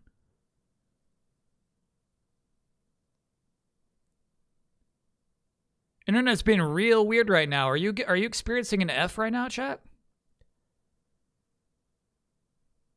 Here we go. In 3, 2, 1.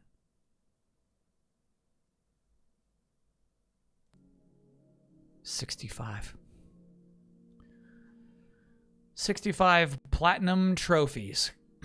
Little tiny Fs. Yeah, that was weird. It was basically like blinking on and off.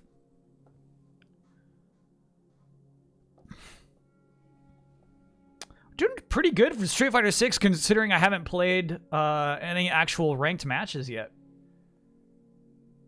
That's not bad. We'll take that.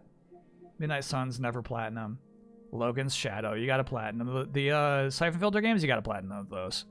Average Andy, thanks for being a 3-monther. Favorite plat? Also Marvel's Avengers. Let's see for sure, though. Gotham Knights, no plat.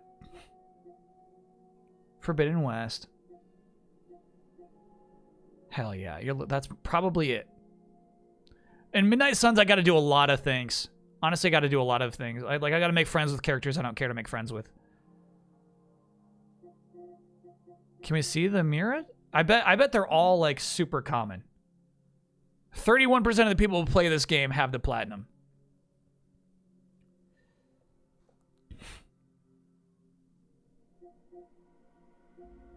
So weird, the image is that one bridge, which didn't really have any story significance at all.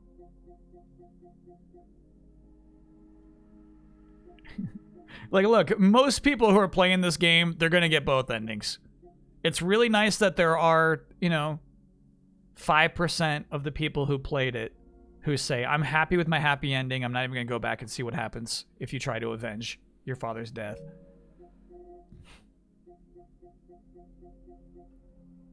Like Breakneck City platinum, nice.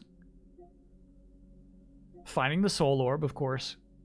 Jump and Flash, fun plat. Cubic Light, you gotta get that plat. Sonic Frontiers platinum, hell yeah. Ragnarok is close, dude. First plat, I think, is Ratchet and Clank Crack in Time. Most uncommon plat is probably also Avengers.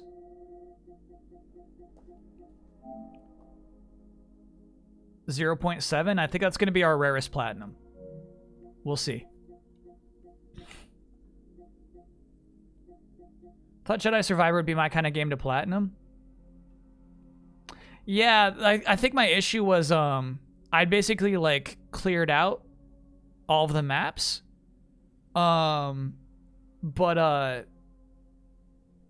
I didn't like care to like go back and touch all the echoes and stuff like that. Basically, I think if there were more rewards left in the game. If you're like, yeah, you can get a full like clone trooper outfit, I'd probably be into it, but I didn't think I'd be rewarded as I continued to finish that game.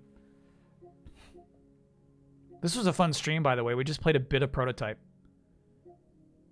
Star Ocean 2%. Yeah, rough.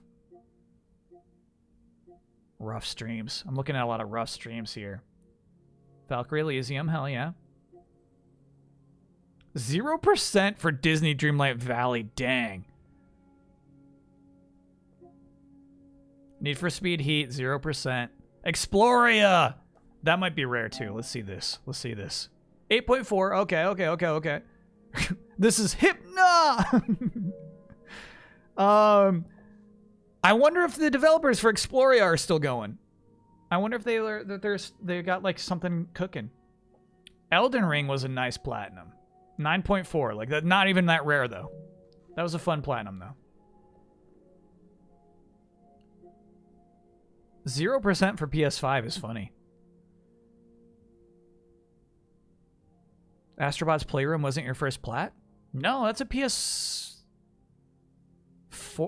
game. You think I started getting platinums when the PS5 came out? Tinykin, great plat. Angry Alligator, we must be super close on. Oh yeah, I think there was like one we missed or something.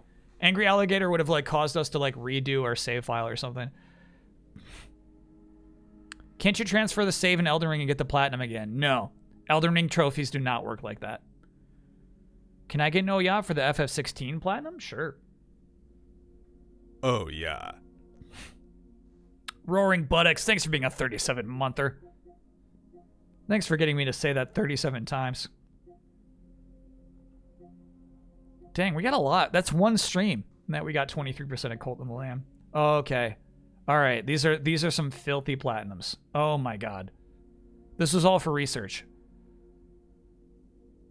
You played the PS4 version of Elden Ring? Yeah, that's mostly what we did, because at launch, at Elden Ring launch, basically people were saying PS4 on PS5 is the best way to play this game.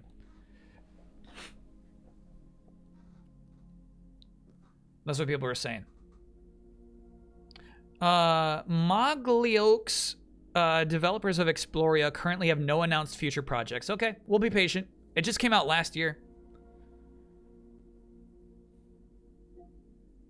We'll be patient. Giga Bash, hell yeah. Arcade-ageddon, 50%, dude. 49, be specific. Quintus, yeah. That's nice. Of Bird and Cage, 4%. So this right here was another example of this was probably our last before this one, Grab Bag Night. That's crazy. This was Grab Bag too.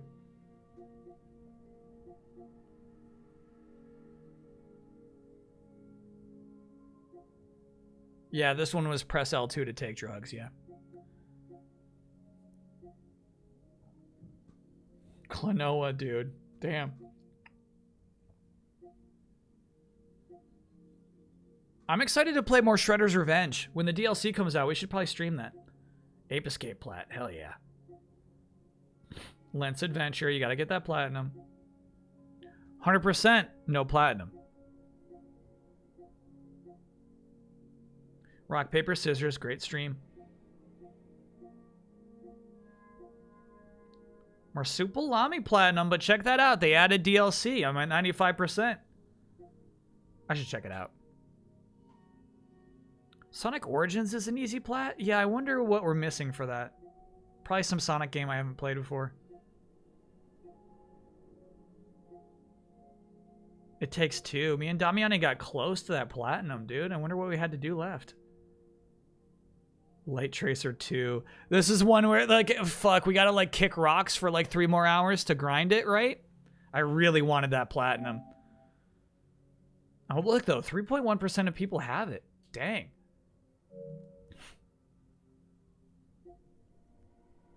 Lost Judgment. Bailed on that game so fast. Psychonauts 2? Hell yeah. Zack Zero? Dang, I think we finished this game. We did a full playthrough of that game. We did. I remember the final space level. The True. Now that's a good grab bag game. Marvel's Guardians of the Galaxy. Hell yeah. Bounced hard off Lego DC Supervillains. Yeah, somebody's talking about the platinum in everybody's golf, dude. Dang. Why'd I bail on Lost Judgment? I just finished Yakuza 7. And I wasn't vibing with it. It wasn't the same shit for me. Tales of Arise. I'm actually really close in Tales of Arise. You know, like, I've done the hardest optional boss in Tales of Arise. It was just like cleaning up other shit. Couldn't be bothered. Too much busy work. A lot of zippies. A lot of zippy plats. There was a moment where we were like doing zippy every week. What did Jackbox plats look like? I wonder. A lot of it's like, you know, it's tough. It's like you have to make a t-shirt that everybody loves, right? Answer 5 trivia questions in a row correctly. That's not easy. Oh, they don't even have plats, though. Get all the votes in a single player. Be the creator of every shirt in the final gauntlet. Yeah, that's tough, dude. You gotta game it. You gotta game that stuff. Yeah, Good Life, man. What a game. What did we do? I feel like we switched to the PC version. We like loaded up PS4 and it was like running like trash, and then we switched to the PC version for that stream. This was a fun game to stream, actually. I liked that one. Don't touch this button. That was a good grab bag night. It looks like last year we had a lot more grab bag nights. I feel like maybe next weekend we should do more grab bag. We should do like Mario Kart and then grab bag, I feel like. Because I got more. Dang, I got really close with Fist. Shit. Scrap Garden was a fun grab bag game. Mickey Storm, not a fun grab bag game. Dodgeball Academia. I got pretty deep. That was a cool game. I got pretty deep into that one. This is the one where you're like, it's like you're going to dodgeball school. And like you have turn-based battles, but it's all dodgeball. But that's eventually like, it's not turn-based battles. And it gets super hard. Thought I platted Kana on stream? I guess not, no. I think we 100%ed Kana, but I don't think we got the platinum, if that makes sense. Yeah, look at all these like grab bag games. Crash Drive 3? These were fun grab bag shits. How do you not have the Pammy plat, dude? It's so easy. Go get that Pammy plat. I'm not doing it. All right. Rift Apart plat. Hell yeah. These trophies I won't do. These I won't do because you got to like undo the decisions you made. And it's kind of implied that Rebirth will load up the decisions from your save. When you finish Final Fantasy VII Remake, it's like, these are the decisions you made. These are parts of your save file. Someone talking about that Tetris Effect plat? What do I have to do left? 0.1. That would be my rarest. Chief player level 100. We could do it. Rotate 1,000,000 times. Oh my god. How do you even know how many times? How do you track that? Earn a 15 combo. Crazy we don't have that, dude. Clear 1,000 lines? Oh yeah, we could do that. That's just a matter of playing the game a lot. Straight A's. Look at that, 0.3%. We already got the hardest one. Come on now. Nobody's pulling off the SS everywhere possible. Shit.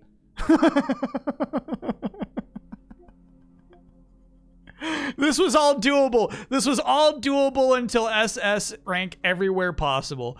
Damn. Damn. Yeah, that's nasty. It's probably doable. It's probably if you get me grinding the game, we could get it. Valley, that was another grab bag game. It's fun to see these.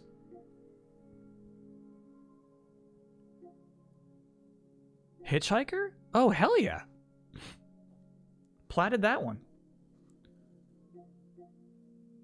The 5 Covens, dude.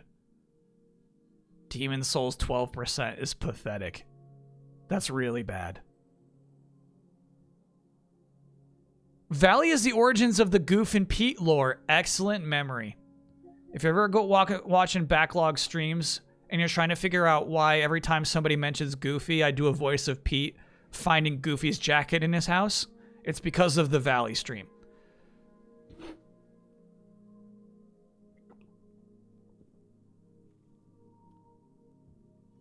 I'm pretty sure we beat it. If it didn't happen in the first stream, I'm pretty sure I remember us beating this game.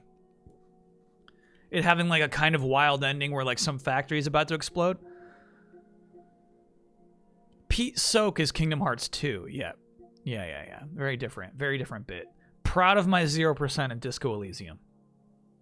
That's a prideful 0. Near Replicant, just 2%. Rough. The game did not stick to me, bro. Ravensword Shadowlands. That was a grab bag. Dragon Audit. Legendary grab bag. Republic Commando. No, I wasn't vibing with it. We moved on midstream. I was like, damn, we'll play this for 8 hours easy. Just wasn't vibing. Didn't connect. Maquette. Damn. Monster Hunter World. Didn't really... I like downloaded it and then like I don't think I like even like got past the character creator. Wasn't actually in the mood. Ooh, pretty close in East 9. Hell yeah. Oh, fuck. Look at Final Fantasy 14. Hours and hours and hours and hours and hours and hours and hours. 4 bronze trophies.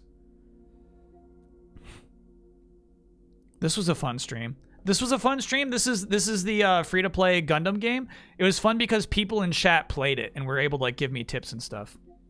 That was cool. Destruction All-Stars 0%. Damn. Excellent grab bag game. Alpha Invasion? Hell yeah. This was Mike Frog.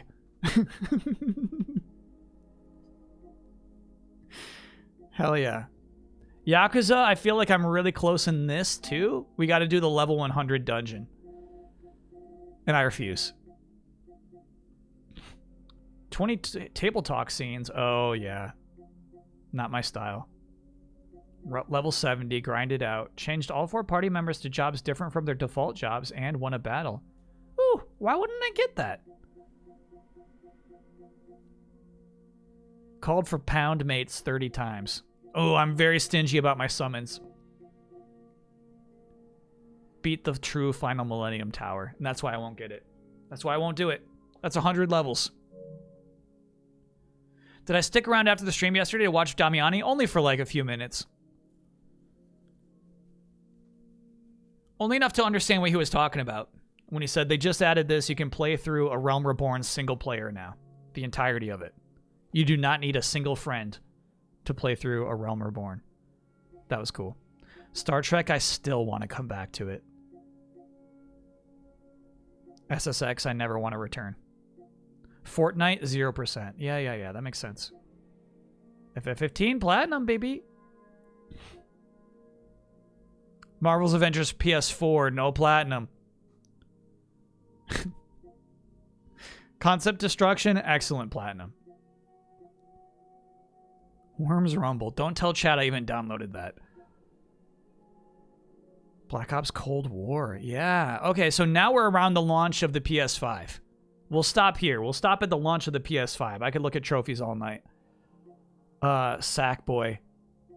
Didn't love it. And then Astro's Playroom is indeed my first PS5 Platinum. You were right, chat.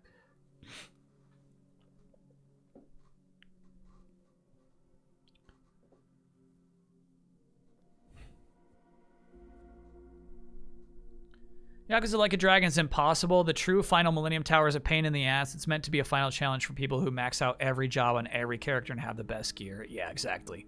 Yeah. One of those things where it's like, oh, I will never get that trophy.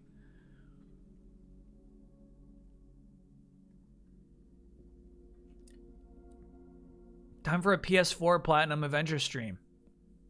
We could do it because I only need the exact same 2 trophies left on the PS4 version. We could do it. We could do it. You only need 1 max job each character, for sure. Yeah. I mean, I think that comment was exaggerating a bit. The Mummy Demastered. I didn't stick with it. I mean, clearly I got pretty deep, but no, I didn't finish this game. This wasn't even a stream. I just was curious about the game. Yeah, clearly I played it for a bit, though. I don't even remember this.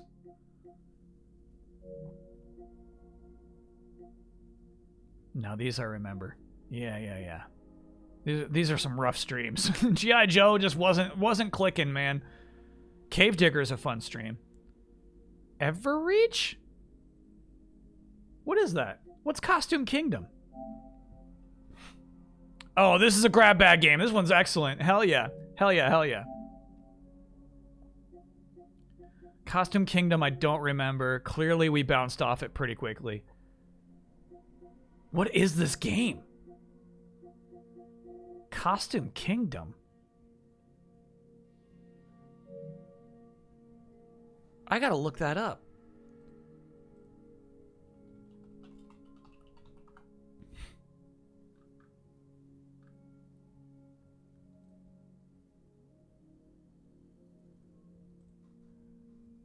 What is the game? Costume Kingdom game.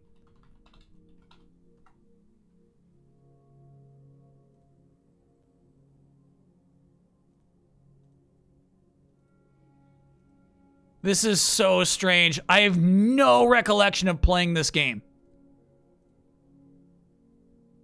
My memory has been wiped. My blood runs cold. My memory has just been sold. We must have played this for a second. Did we even stream it?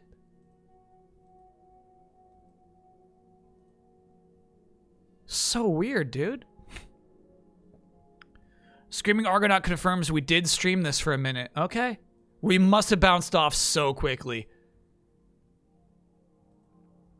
We must have played it for like 5 minutes.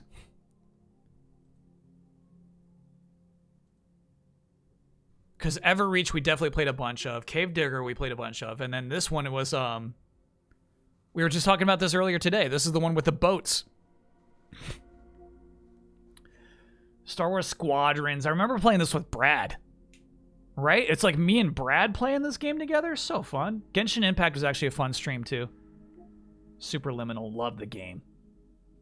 How am I 8% for Superliminal? That's so crazy. The trophies must be really obscure. Okay. Yeah, it's just fun to it's just fun to like remember these streams. Samurai Jack was a stream.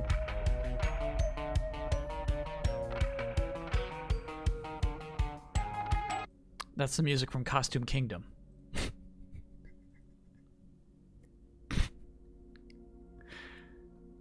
Would I ever dedicate Mondays to Docket, Fridays to New Newness, and Saturdays to Grab Bag, or is that too restrictive? It's kind of what we had. I feel like it's what we had for a while. There's just been some fun shit to do on Saturdays for a while now. But, you know, like with the FF16 launch, I liked doing, bigger. I liked doing Friday, Saturday dedicated to one game. I think that was pretty cool. I don't mind that. But yeah, we should do more Grab Bag next Saturday. I'm into it. Yeah, most of these are streams, dude. Ooh, what a plat. What a plat, what a plat, what a plat. 1.2, that's a rare platinum, chat. That's a rare one. I love getting a Lego plat, dude. Last was part 2, hell yeah. Fairy Tale, bro. Streets of Rage 4, I didn't give it a chance. I really didn't give it a chance. Bug Fables. This is the platinum we bailed on. We did a Platinum Bells stream for this game. I'm like, I'm gonna get it. I'm gonna get it. This will be easy. No, Crystal Berries, all medals. We bailed. It's because I'm out of money in the game, I think. Yeah, so we'd have to grind for money or something like that. Chat suggested you move on from Costume Kingdom after 50 minutes. Oh, this is funny. This is a good screen grab.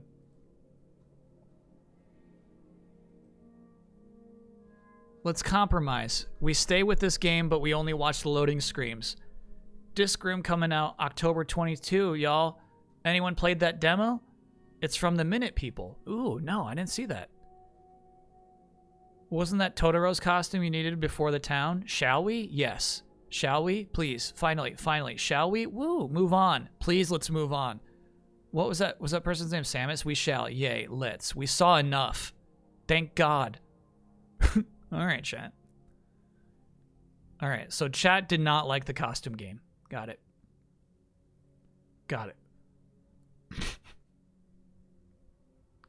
Are we sticking with the same order of games for next Saturday? No. I appreciate the wheel, but honestly, I think Aliens would not have been received well if we kick off with Aliens on Saturday. It's a good game 2, but it's not a good game 1. So no, we're going to have to get a new... The wheel's going to have to choose again.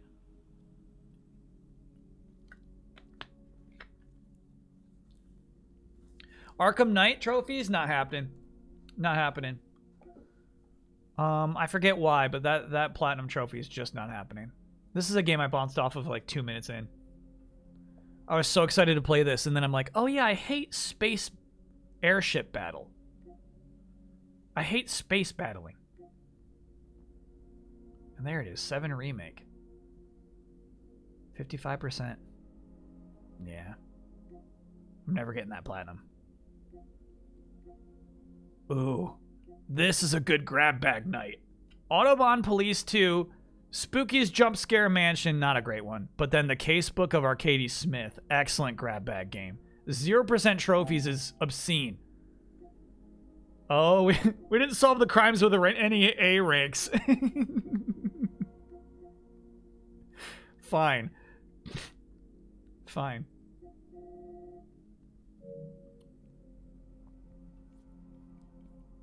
Fine. 7 remakes of frustrating plat. Yeah. Yeah, they designed that platinum in a pretty weird way. I don't like it, honestly. 16's platinum seems doable. Oh, we played Super Mama World that same stream too? Oh my god. That's a good stream then. That's a good one. We're in the Easy Allies era now. Yes. Because of BioShock Remastered. You're right. Yep.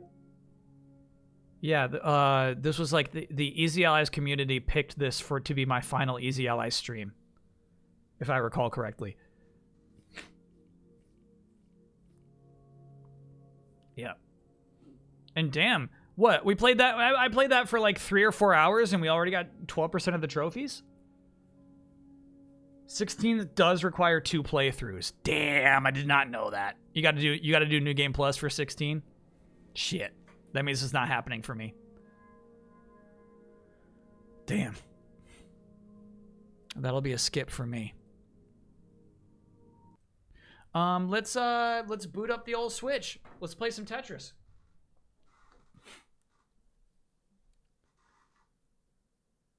Let's boot it up.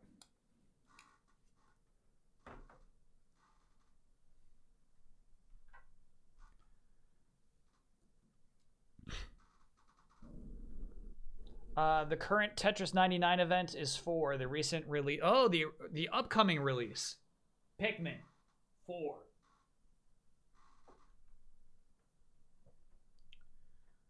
I'm pretty pumped for the game, honestly. I think that's gonna be like a chill handheld mode game for me.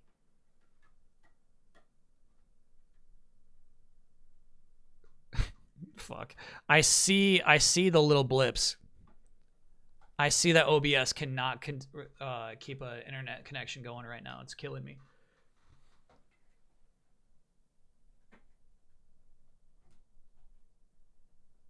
Get it together, OBS. Come on, Bubba.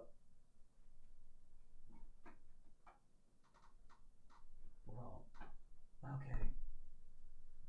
Okay. Whatever the next Switch is, I hope they make it more compatible for streamers who have to move their HDMIs around a lot, you know?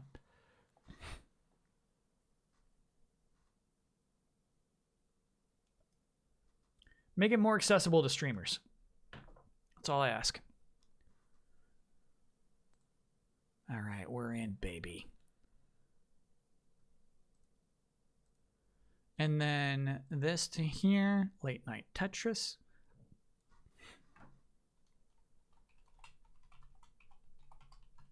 $99. Gotta make that clear. Game Boy Tetris is a whole different vibe. Game Boy Tetris will get you in trouble. Tetris 99, crystal clean. You don't have to worry about it. Where are you, Tetris 99? There we go.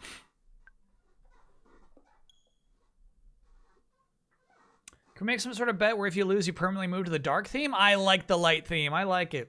It's clean.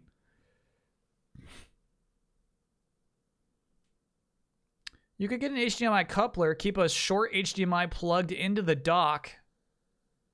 Then you could plug in a little cable where the coupler hanging out. Ooh, that is a good solution, honestly. That's not bad. 34th Maximus Cup, dude. When the dog looks straight at you, it does look unnerving.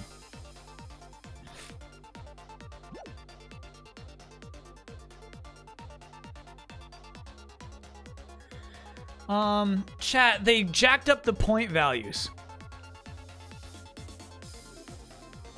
They jacked up the point values, and it has really made betting on Tetris 99 pretty tough. I think we'll just do it. I think no gambling on it. It's much harder, like, it's basically like, if I get top 10, it's over, you know? Second place is 70 points now. Yeah, it's tough.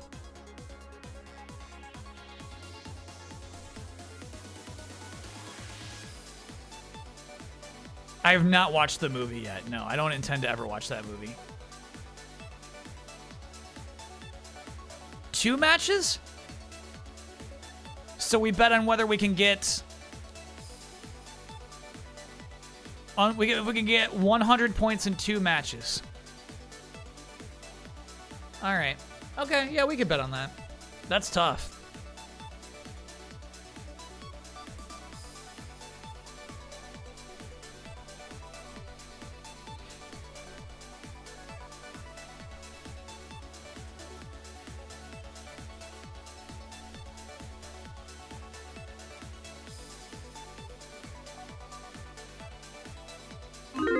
Now this one, I'm not sure I could pay out. You need at least 1 second place finish or higher. What do you get for third place? What do you get for third place? How many points?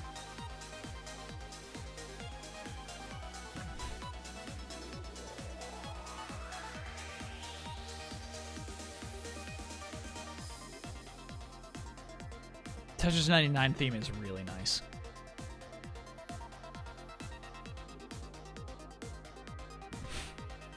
How was episode 2 Acclaim to Fame? Also pretty good. A lot of backstabbing. A lot of everybody just like...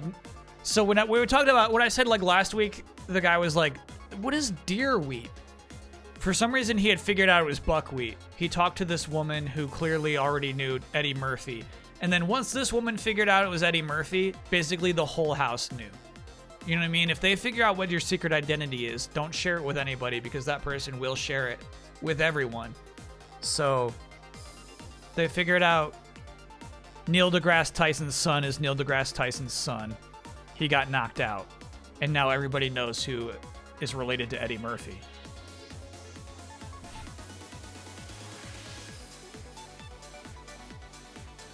Third place is 50 points. Okay. All right.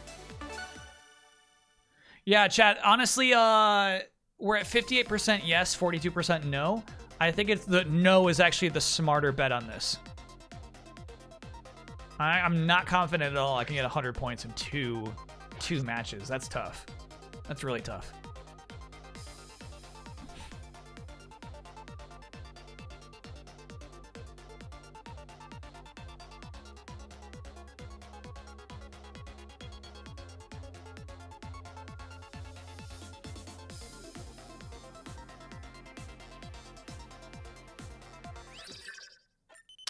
Ooh, I love how they look. They're little Pikmin blocks. This is a nice theme.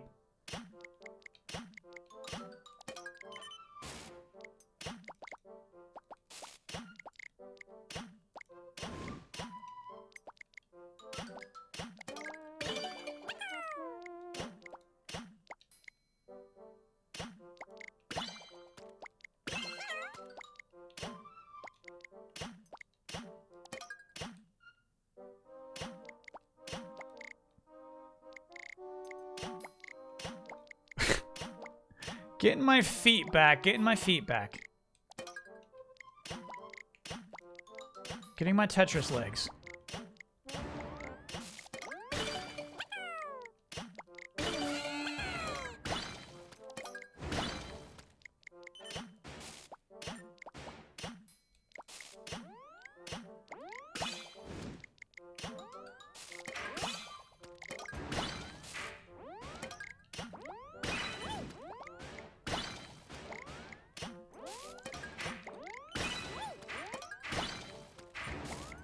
shit. Look at this major dumpage, bro. This sucks.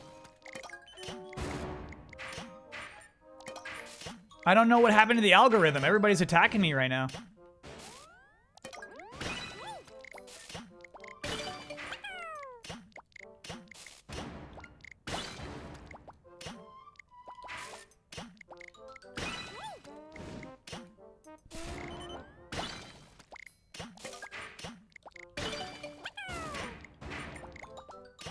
Fucking stop. Choose somebody else to target, please.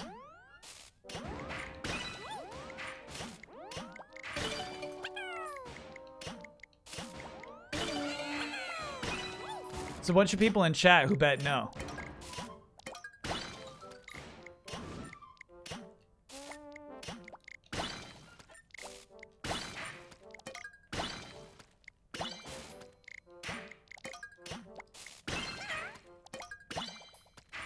Okay. Shit, dude. That was nasty. That was actually very nasty. We're good. Still no kills. But we're out of debt.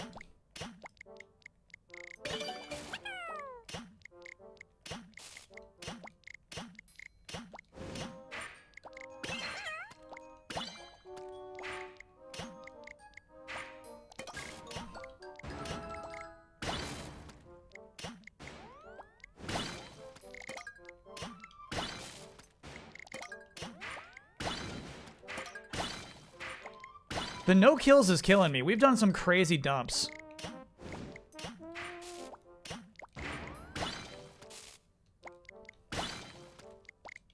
And we're struggling out here, dude.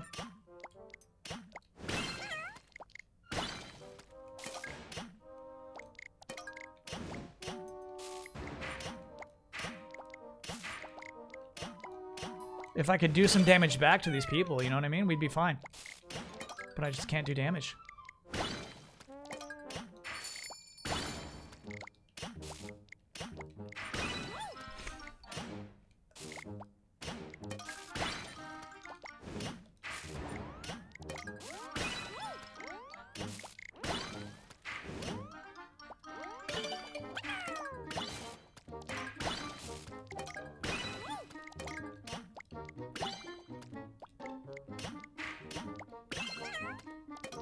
Shit.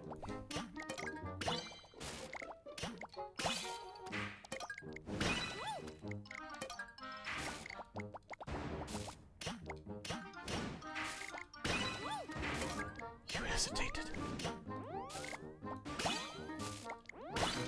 Well, there's no lines in sight! Shit!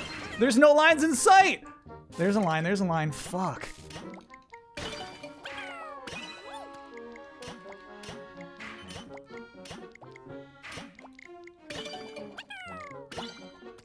Okay. No panicking. Start panicking! No, you're fine. Love this,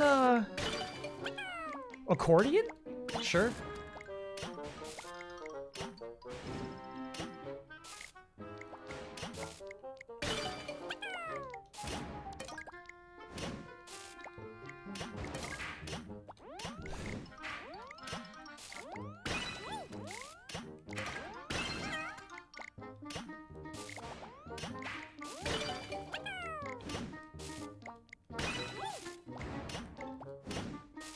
Holy shit, dude. I'm like living on the edge this entire game.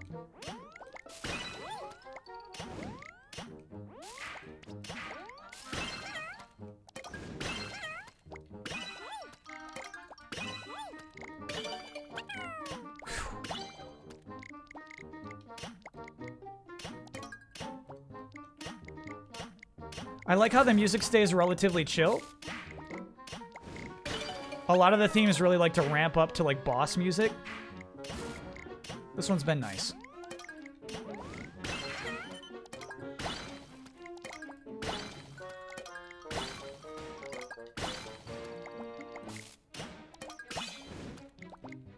We're not top 10 yet, dude. Oh my god, this match has taken forever. Yeah. There might be boss music still, it's just we're going slow.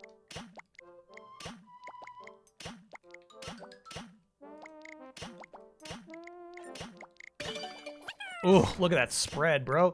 So nice.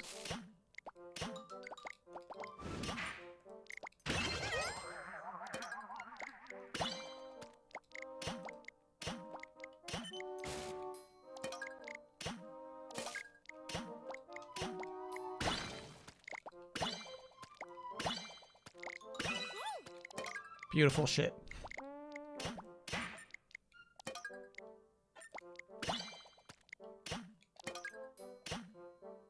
Wrong.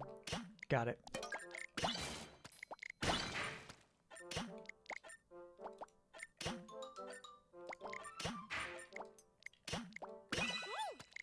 Yeah, we still have a lot of people targeting us for some reason. We'll take it. One of them's gotta die, right? Shit.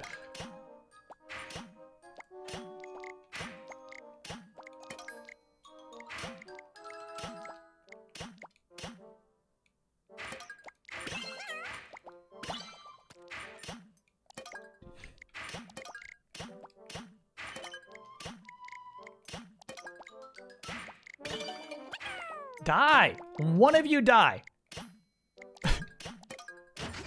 Hey, nice, dude. We got a kill. Hell yeah.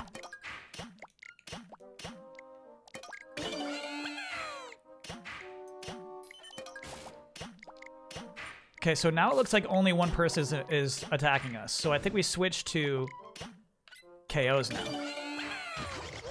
Ooh, and it worked. Look at that. Shit. Shit.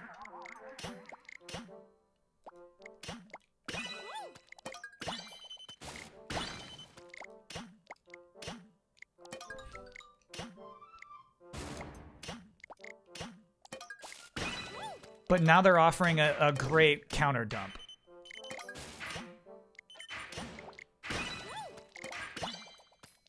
And then you switch right back. Got it.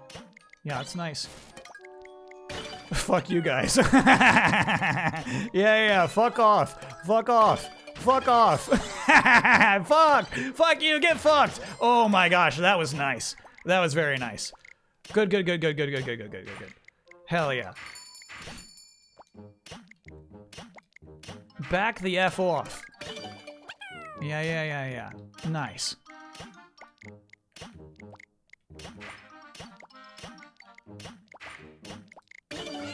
Woo! Yeah, we're throwing out heat now, dude. Damn.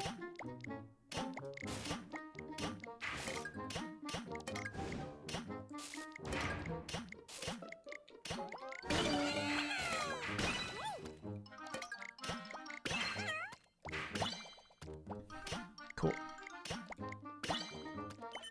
So, chat, if that doesn't make sense, the more knockouts you get, the more damage you throw out.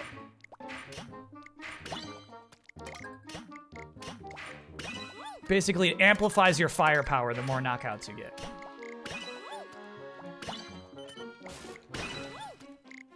So that's why whenever I like do simple shit, where like you see a lot more things fly out of the bottom of my screen than that last match that went so poorly.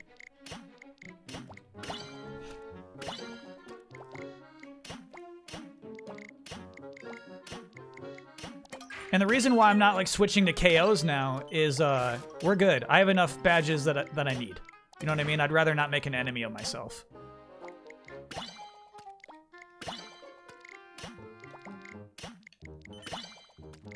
No need for greed right now. I'm happy.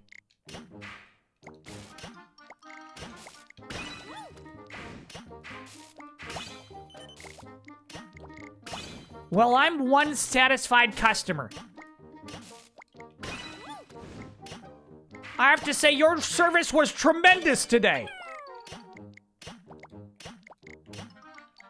Thank you so much for what you did for my family. You're welcome. Hey, what was that about earlier? Oh, that's, you know, he's like one of those TikTok grandpas. Oh, okay.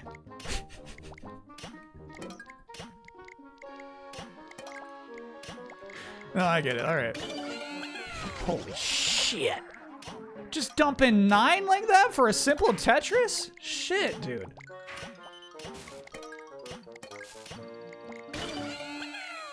Fuck.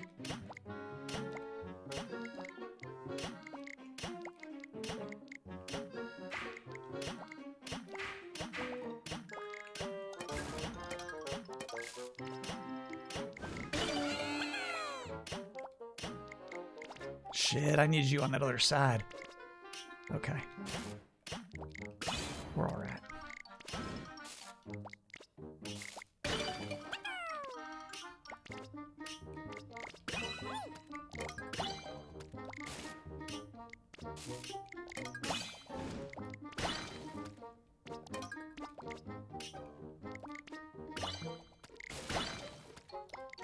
Bring it on, bring it on, bring it on, bring it on, bring it on, bring it on, bring it on.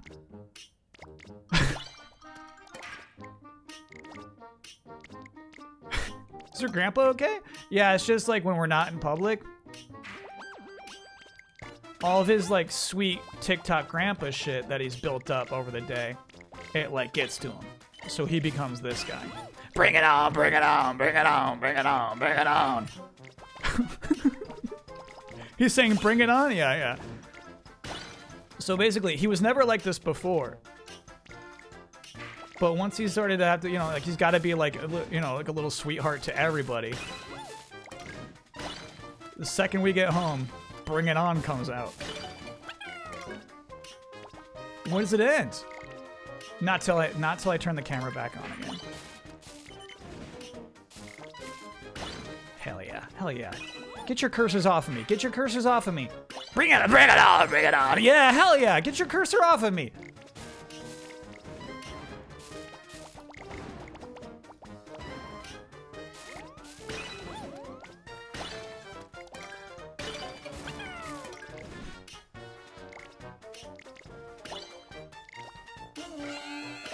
Bring it on, bring it on, bring it on. Look, Grandpa, we got a letter. Oh, it's so sweet. Can you read it to me? Oh my gosh, somebody wrote us a letter? Yeah, check this out. Dear TikTok Grandpa. Oh, I love it already. Oh, hold on, my phone died. Bring it on, bring it on, bring it on, bring it on.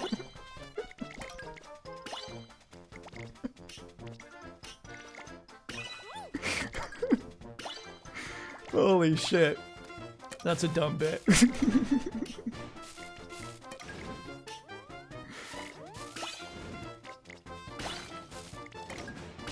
And Kyle, I don't like how you're questioning the sincerity of TikTok grandpas, okay? You don't know that that's not really what they're like. A lot of people love TikTok grandpas, okay? So maybe slow your roll a bit.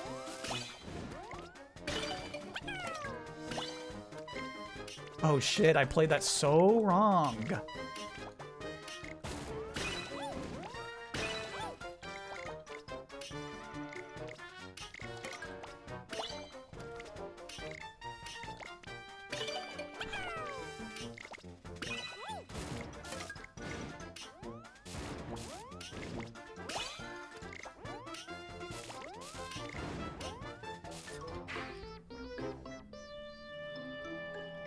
How you feeling, believers? How you feeling, believers? You feeling good? Hell yeah. Hell yeah. Top two, baby. Hey, I got a message to all the doubters. Bring it on, bring it on, bring it on, bring it on.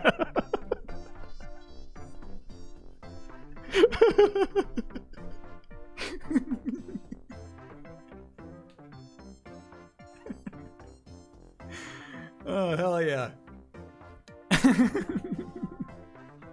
The toxicity paid off. It really did, though.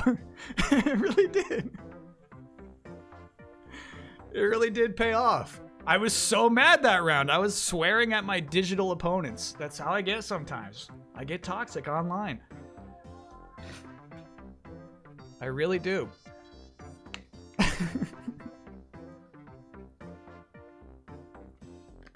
And that's a nice theme. That one's definitely got to go in the rotation. I love that theme. You got like 10 KOs. Yeah, that was nasty. I got some good advice from chat. Ooh, level up. Been a while, dude.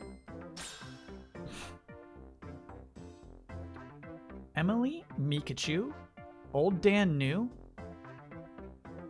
Eskimo, Estevan, Jess, Antsy Gamer. Chat, you're right. There's a lot of Japanese names in the Tetris tonight.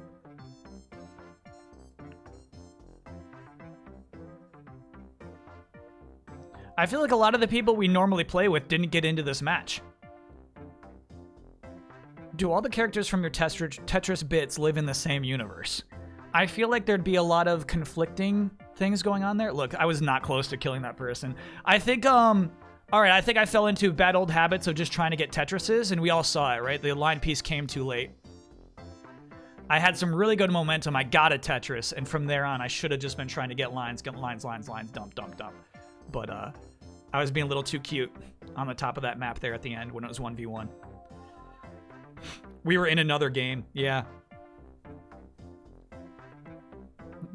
Japan, bring it on, bring it on, bring it on, bring it on.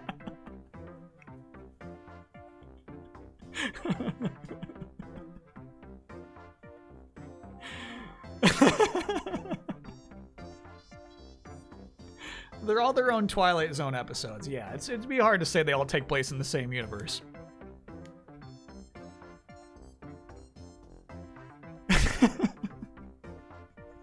TikTok grandpa, man. You know what that is? Chat, do you know what that is? I have not, in my life, externalized how much I don't like the TikTok grandpa. You know what I mean? I don't know if I've even thought it out loud. But I just see these commercials where it's like, TikTok grandpa is like the best thing that happened to TikTok. You gotta keep the app alive. You know what I mean? And he's just like, oh, did we get fan mail today? That's great. And it's like, who fucking likes this? Oh, you got me a new American flag to hang. Oh my gosh. You know, like, okay, all right. And then chat's like, hey, that's really what he's like though, Kyle. When the camera's off, he's exactly like, no, he's not. Camera off, he's like, bring it on, bring it on, bring it on.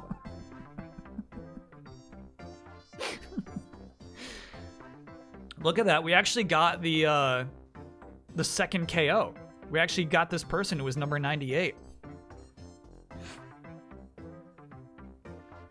Invictus? We can do an Invictus. It's time to end the stream, but we can do it. We can do an Invictus. I like those.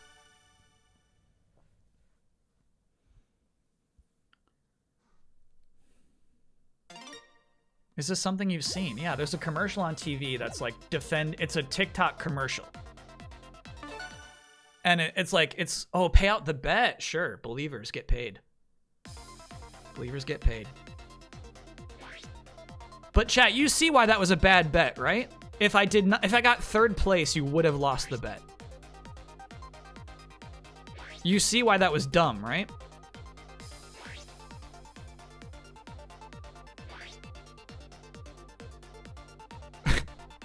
Do you understand? Don't bet. Like, look at Future War. See people bet 250K on me doing that. You bet 250K on me getting second place. Like, you can't make bets like that. Fantasy Critic League check-in is up. Yeah, I see that. So that's links in chat. Like, you know, Lubbabub was just being smart.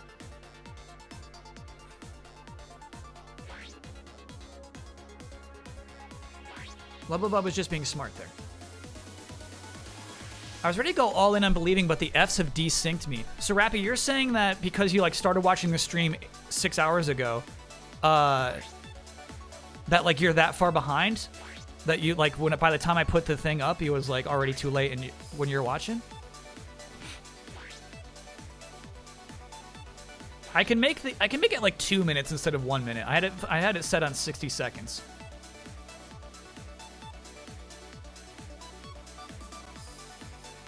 The bets just didn't show up. That sucks. There was somebody else saying that they couldn't get their bet in.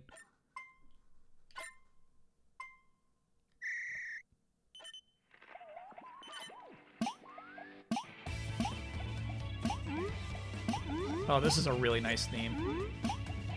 I get why this one's on right now.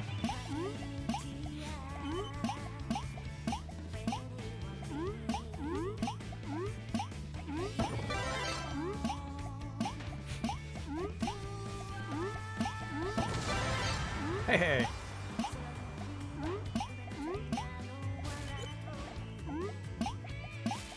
Oh, wrong thing to do. I know. Let's fix it now.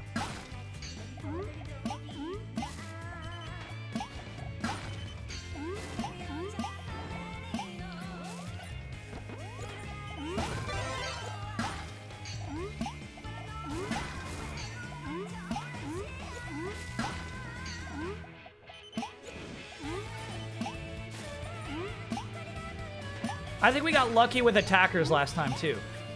There actually were a ton of people attacking me, so we were able to spread our damage wide. Get some nasty KOs.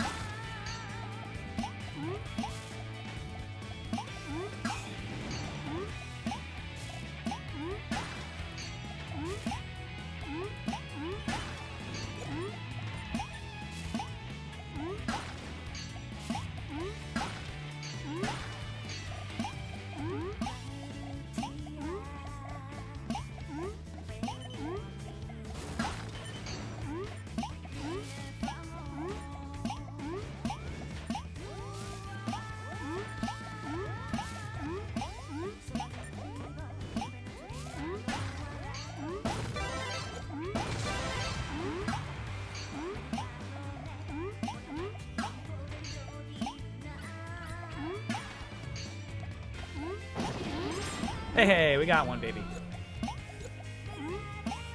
Stupid. I know.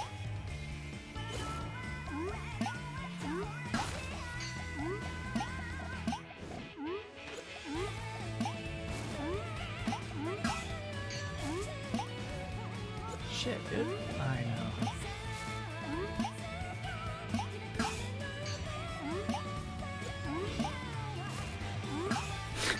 Are these advanced tactics? Yeah, these are hyper advanced tactics. Got it.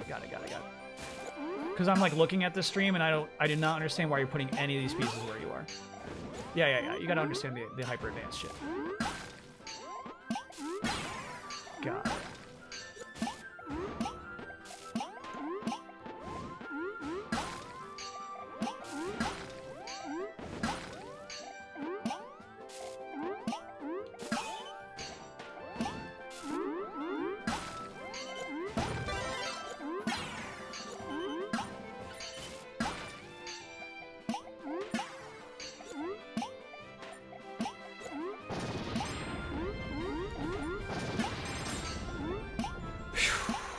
Ooh, the cleanup crew showed up last night.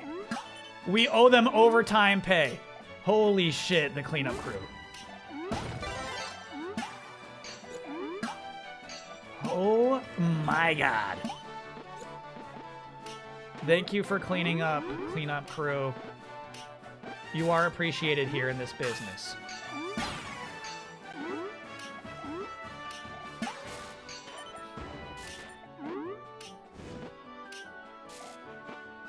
The entire sales team has decided to give you their bonuses.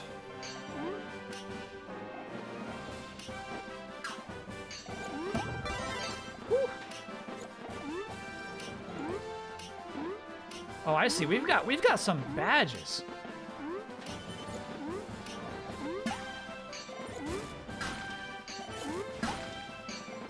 Hell yeah, we can just do sloppy shit and drop a lot of damage now. Look at that. That's nice. Yeah, that's some sloppy shit. I don't quite get it. Hey, it worked out. It worked out. Uh-huh.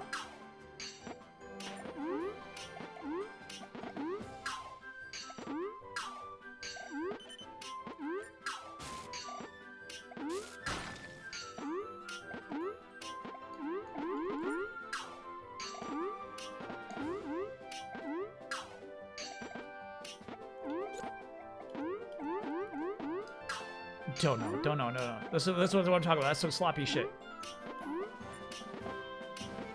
Ignore the sloppy shit. Woo! The fireworks.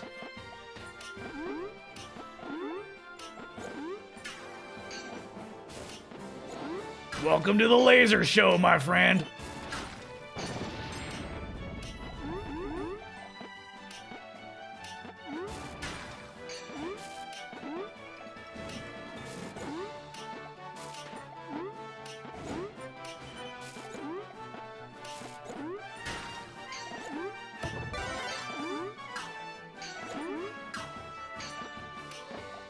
Hey, Alan, I noticed you've been leaving work early a lot. Are you okay?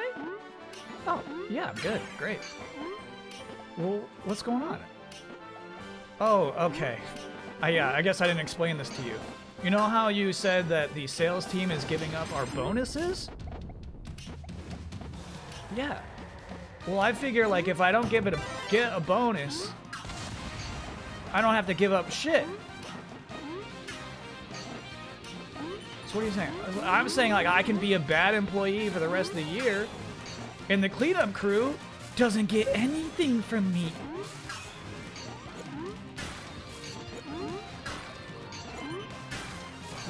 Holy shit, we're alright.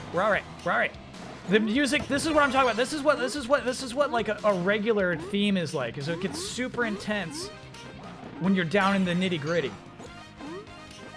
And I make a big mistake like that. It looks clean to me. It's not clean at all. This is what happens when you take away the cleanup clear's bonus, dude. Don't try to cheat the system, dude. Give them their due.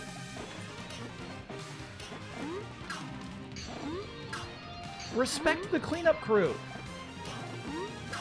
Okay. I did promise. All right, there you go. Thank you, cleanup crew. Sorry about the disrespect. Yeah. Yep.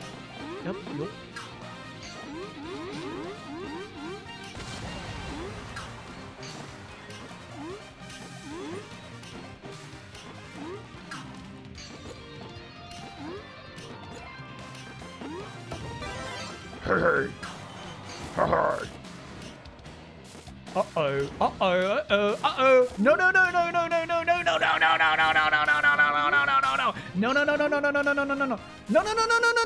Shit.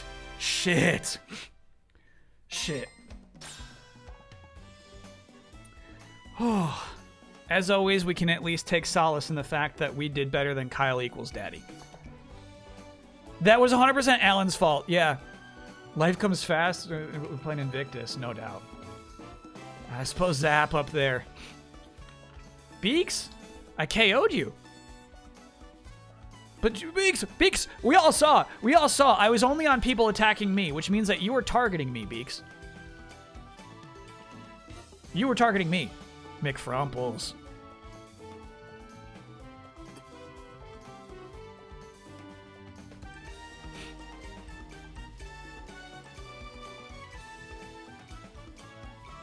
Friggin' Alan, yeah.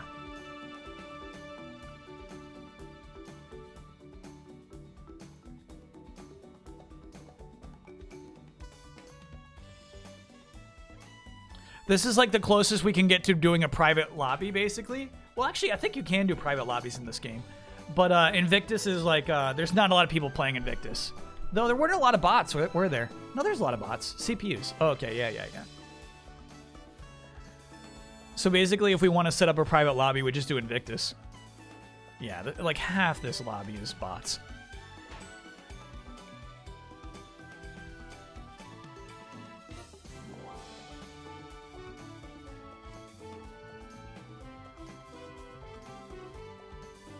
All right, which one of you is that on top, chat? Screaming Argonaut. I feel like best non-Japanese player is like something to be proud of. You know what I mean?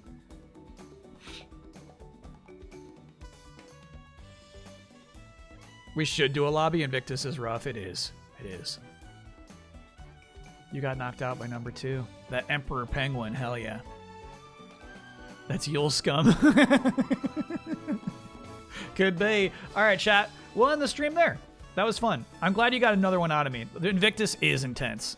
It's really intense. Because it's sped up, too. It's actually faster, I think. It's good shit. Next week's a regular stream week. Next week's a regular one, meaning that Monday will be our regularly scheduled Monday game, which is currently Radiata Stories. It'll only be the second Radiata stream, actually, so that'll be fun. We finally got our team together, and now we can take them out on an adventure. Friday will be something I decide. I'll figure that out tomorrow. I really, really liked doing the Mario levels this Friday. That was fun. So I'll figure out something for Friday. And then Saturday will be new Mario Kart tracks plus Return to the Grab Bag.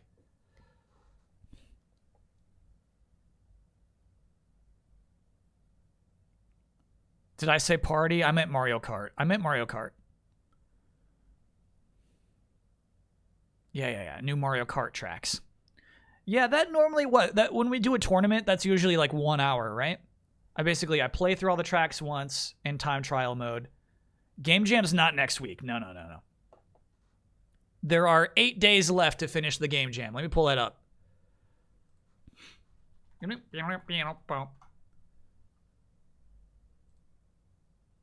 Ramen. Thanks for being an 11-a-monther.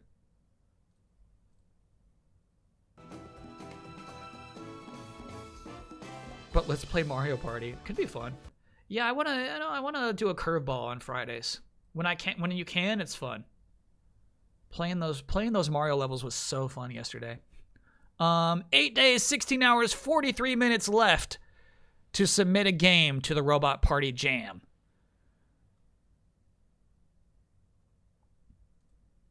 So yeah, we won't be like streaming any games next weekend, of course.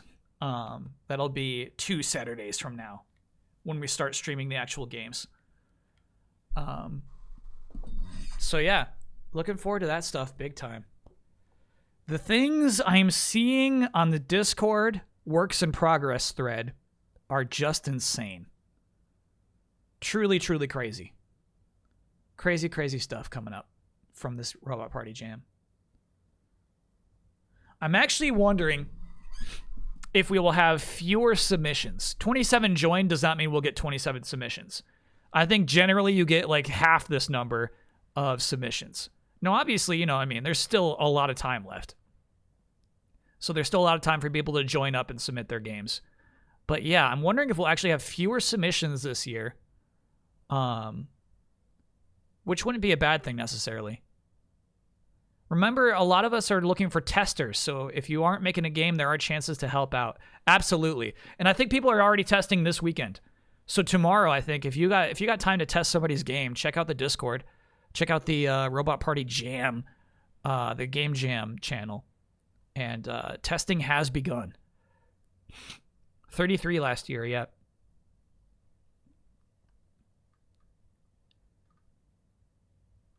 Yeah, check out the Discord. Get in on that, and you'll find some people who are ready to go.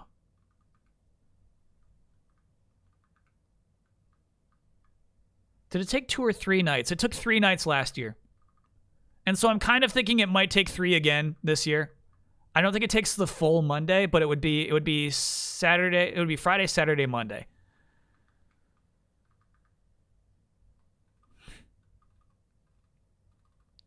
There's a post in the announcements channel directing you to the team finder if you want to play test. Hell yeah. Hell yeah.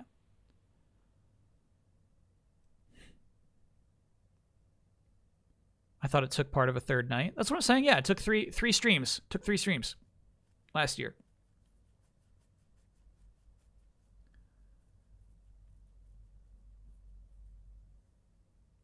And then so yeah, but I think we didn't start on a Friday last year, so that's the big change I made this time. Is this time like obviously it'll take Friday and Saturday, and then maybe it'll take a Monday as well, but we'll see. But that's the most convenient way to do it, I think. And as you can see, 8 days, 16 hours remain. Good shit ahead.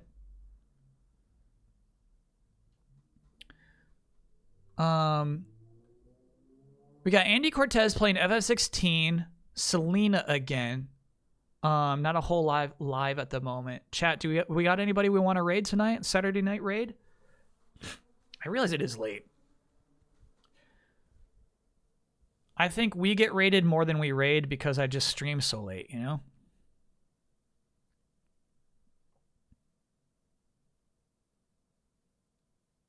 Who is Dag?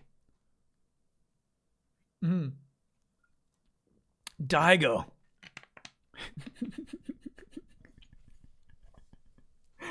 At first, it was a funny typo. At first, Red Wanderer just typed in Dag. Like, that's a cool name. What is Dag stream? What's Daigo stream tonight? I mean, obviously Street Fighter 6. Is there like an event or happening or anything? We could do some Daigo.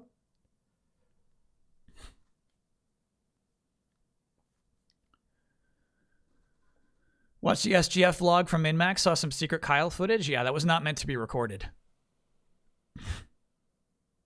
Oh, what is Zeldathon? That would be fun. Yeah. Zeldathon? Let's do it. Is that the name of the channel? JK, we watched that bit last night on the stream. Multi-day charity stream. Okay, this is just called, the channel's called Zeldathon. Hell yeah. Good memory chat. We almost missed it. Cool.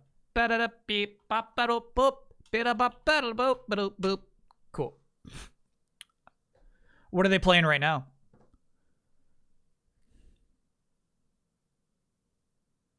The 10-hour travelogue has multiple bathroom tours, just saying. Yeti has some cute Zeldathon shirts, too. Yeti does good shit, huh?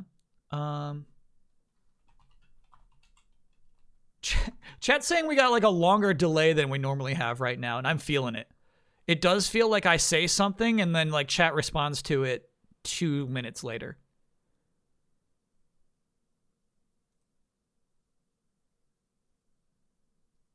Yeah, there's some pretty cool shit here.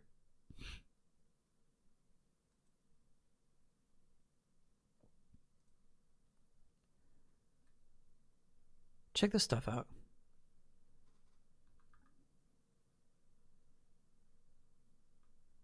Is this a Peaches reference? I think so. I think that's what's going on with that one. Okay, so then I would honestly say that like this shirt's the standout. This one's the good shit. Time Unbound. That's nice.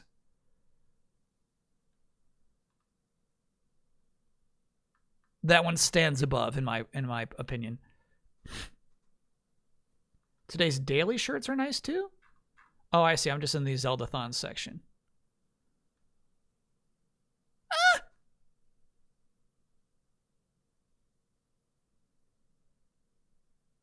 I feel like, Chad, if you wear this to work, people are gonna say like, oh, so you're like a sci-fi pervert. Got it. So you're some kind of sci-fi pervert. You know what I mean? Your openness to raid random people is pretty cool. I don't know a lot of streamers that do that. Well, I think it's two things. One is that like I don't have a wide sphere of friends. You know what I mean? Like I feel like a lot of streamers have 50 other streamer friends, you know? So firstly there's that aspect. But then also is there an also? No, it might just be that simple fact.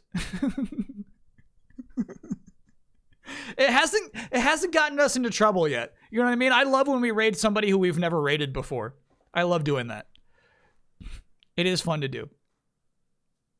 Depends on where you work. Yeah, you're right. A lot of people will be like, dude, Samus shirt. Cool. All right, so yeah, let's set that up. We got our raid set up. Zeldathon's happening. They are streaming Tears of the Kingdom, be warned. They're at the Tears of the Kingdom section of the Zeldathon. So like, hey, understood if you got to be like, okay, all right. Supporting, I support your charity stream, but don't show me shit I don't want to see, you know. I get that.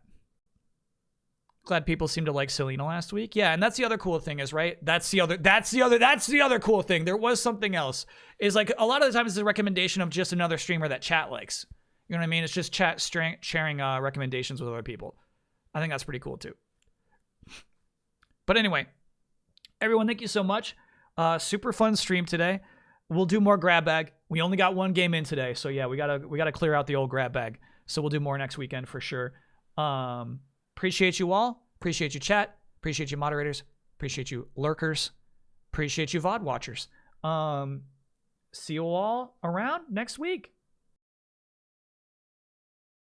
It's a robot party. It's a robot party. It's a robot party. It's a robot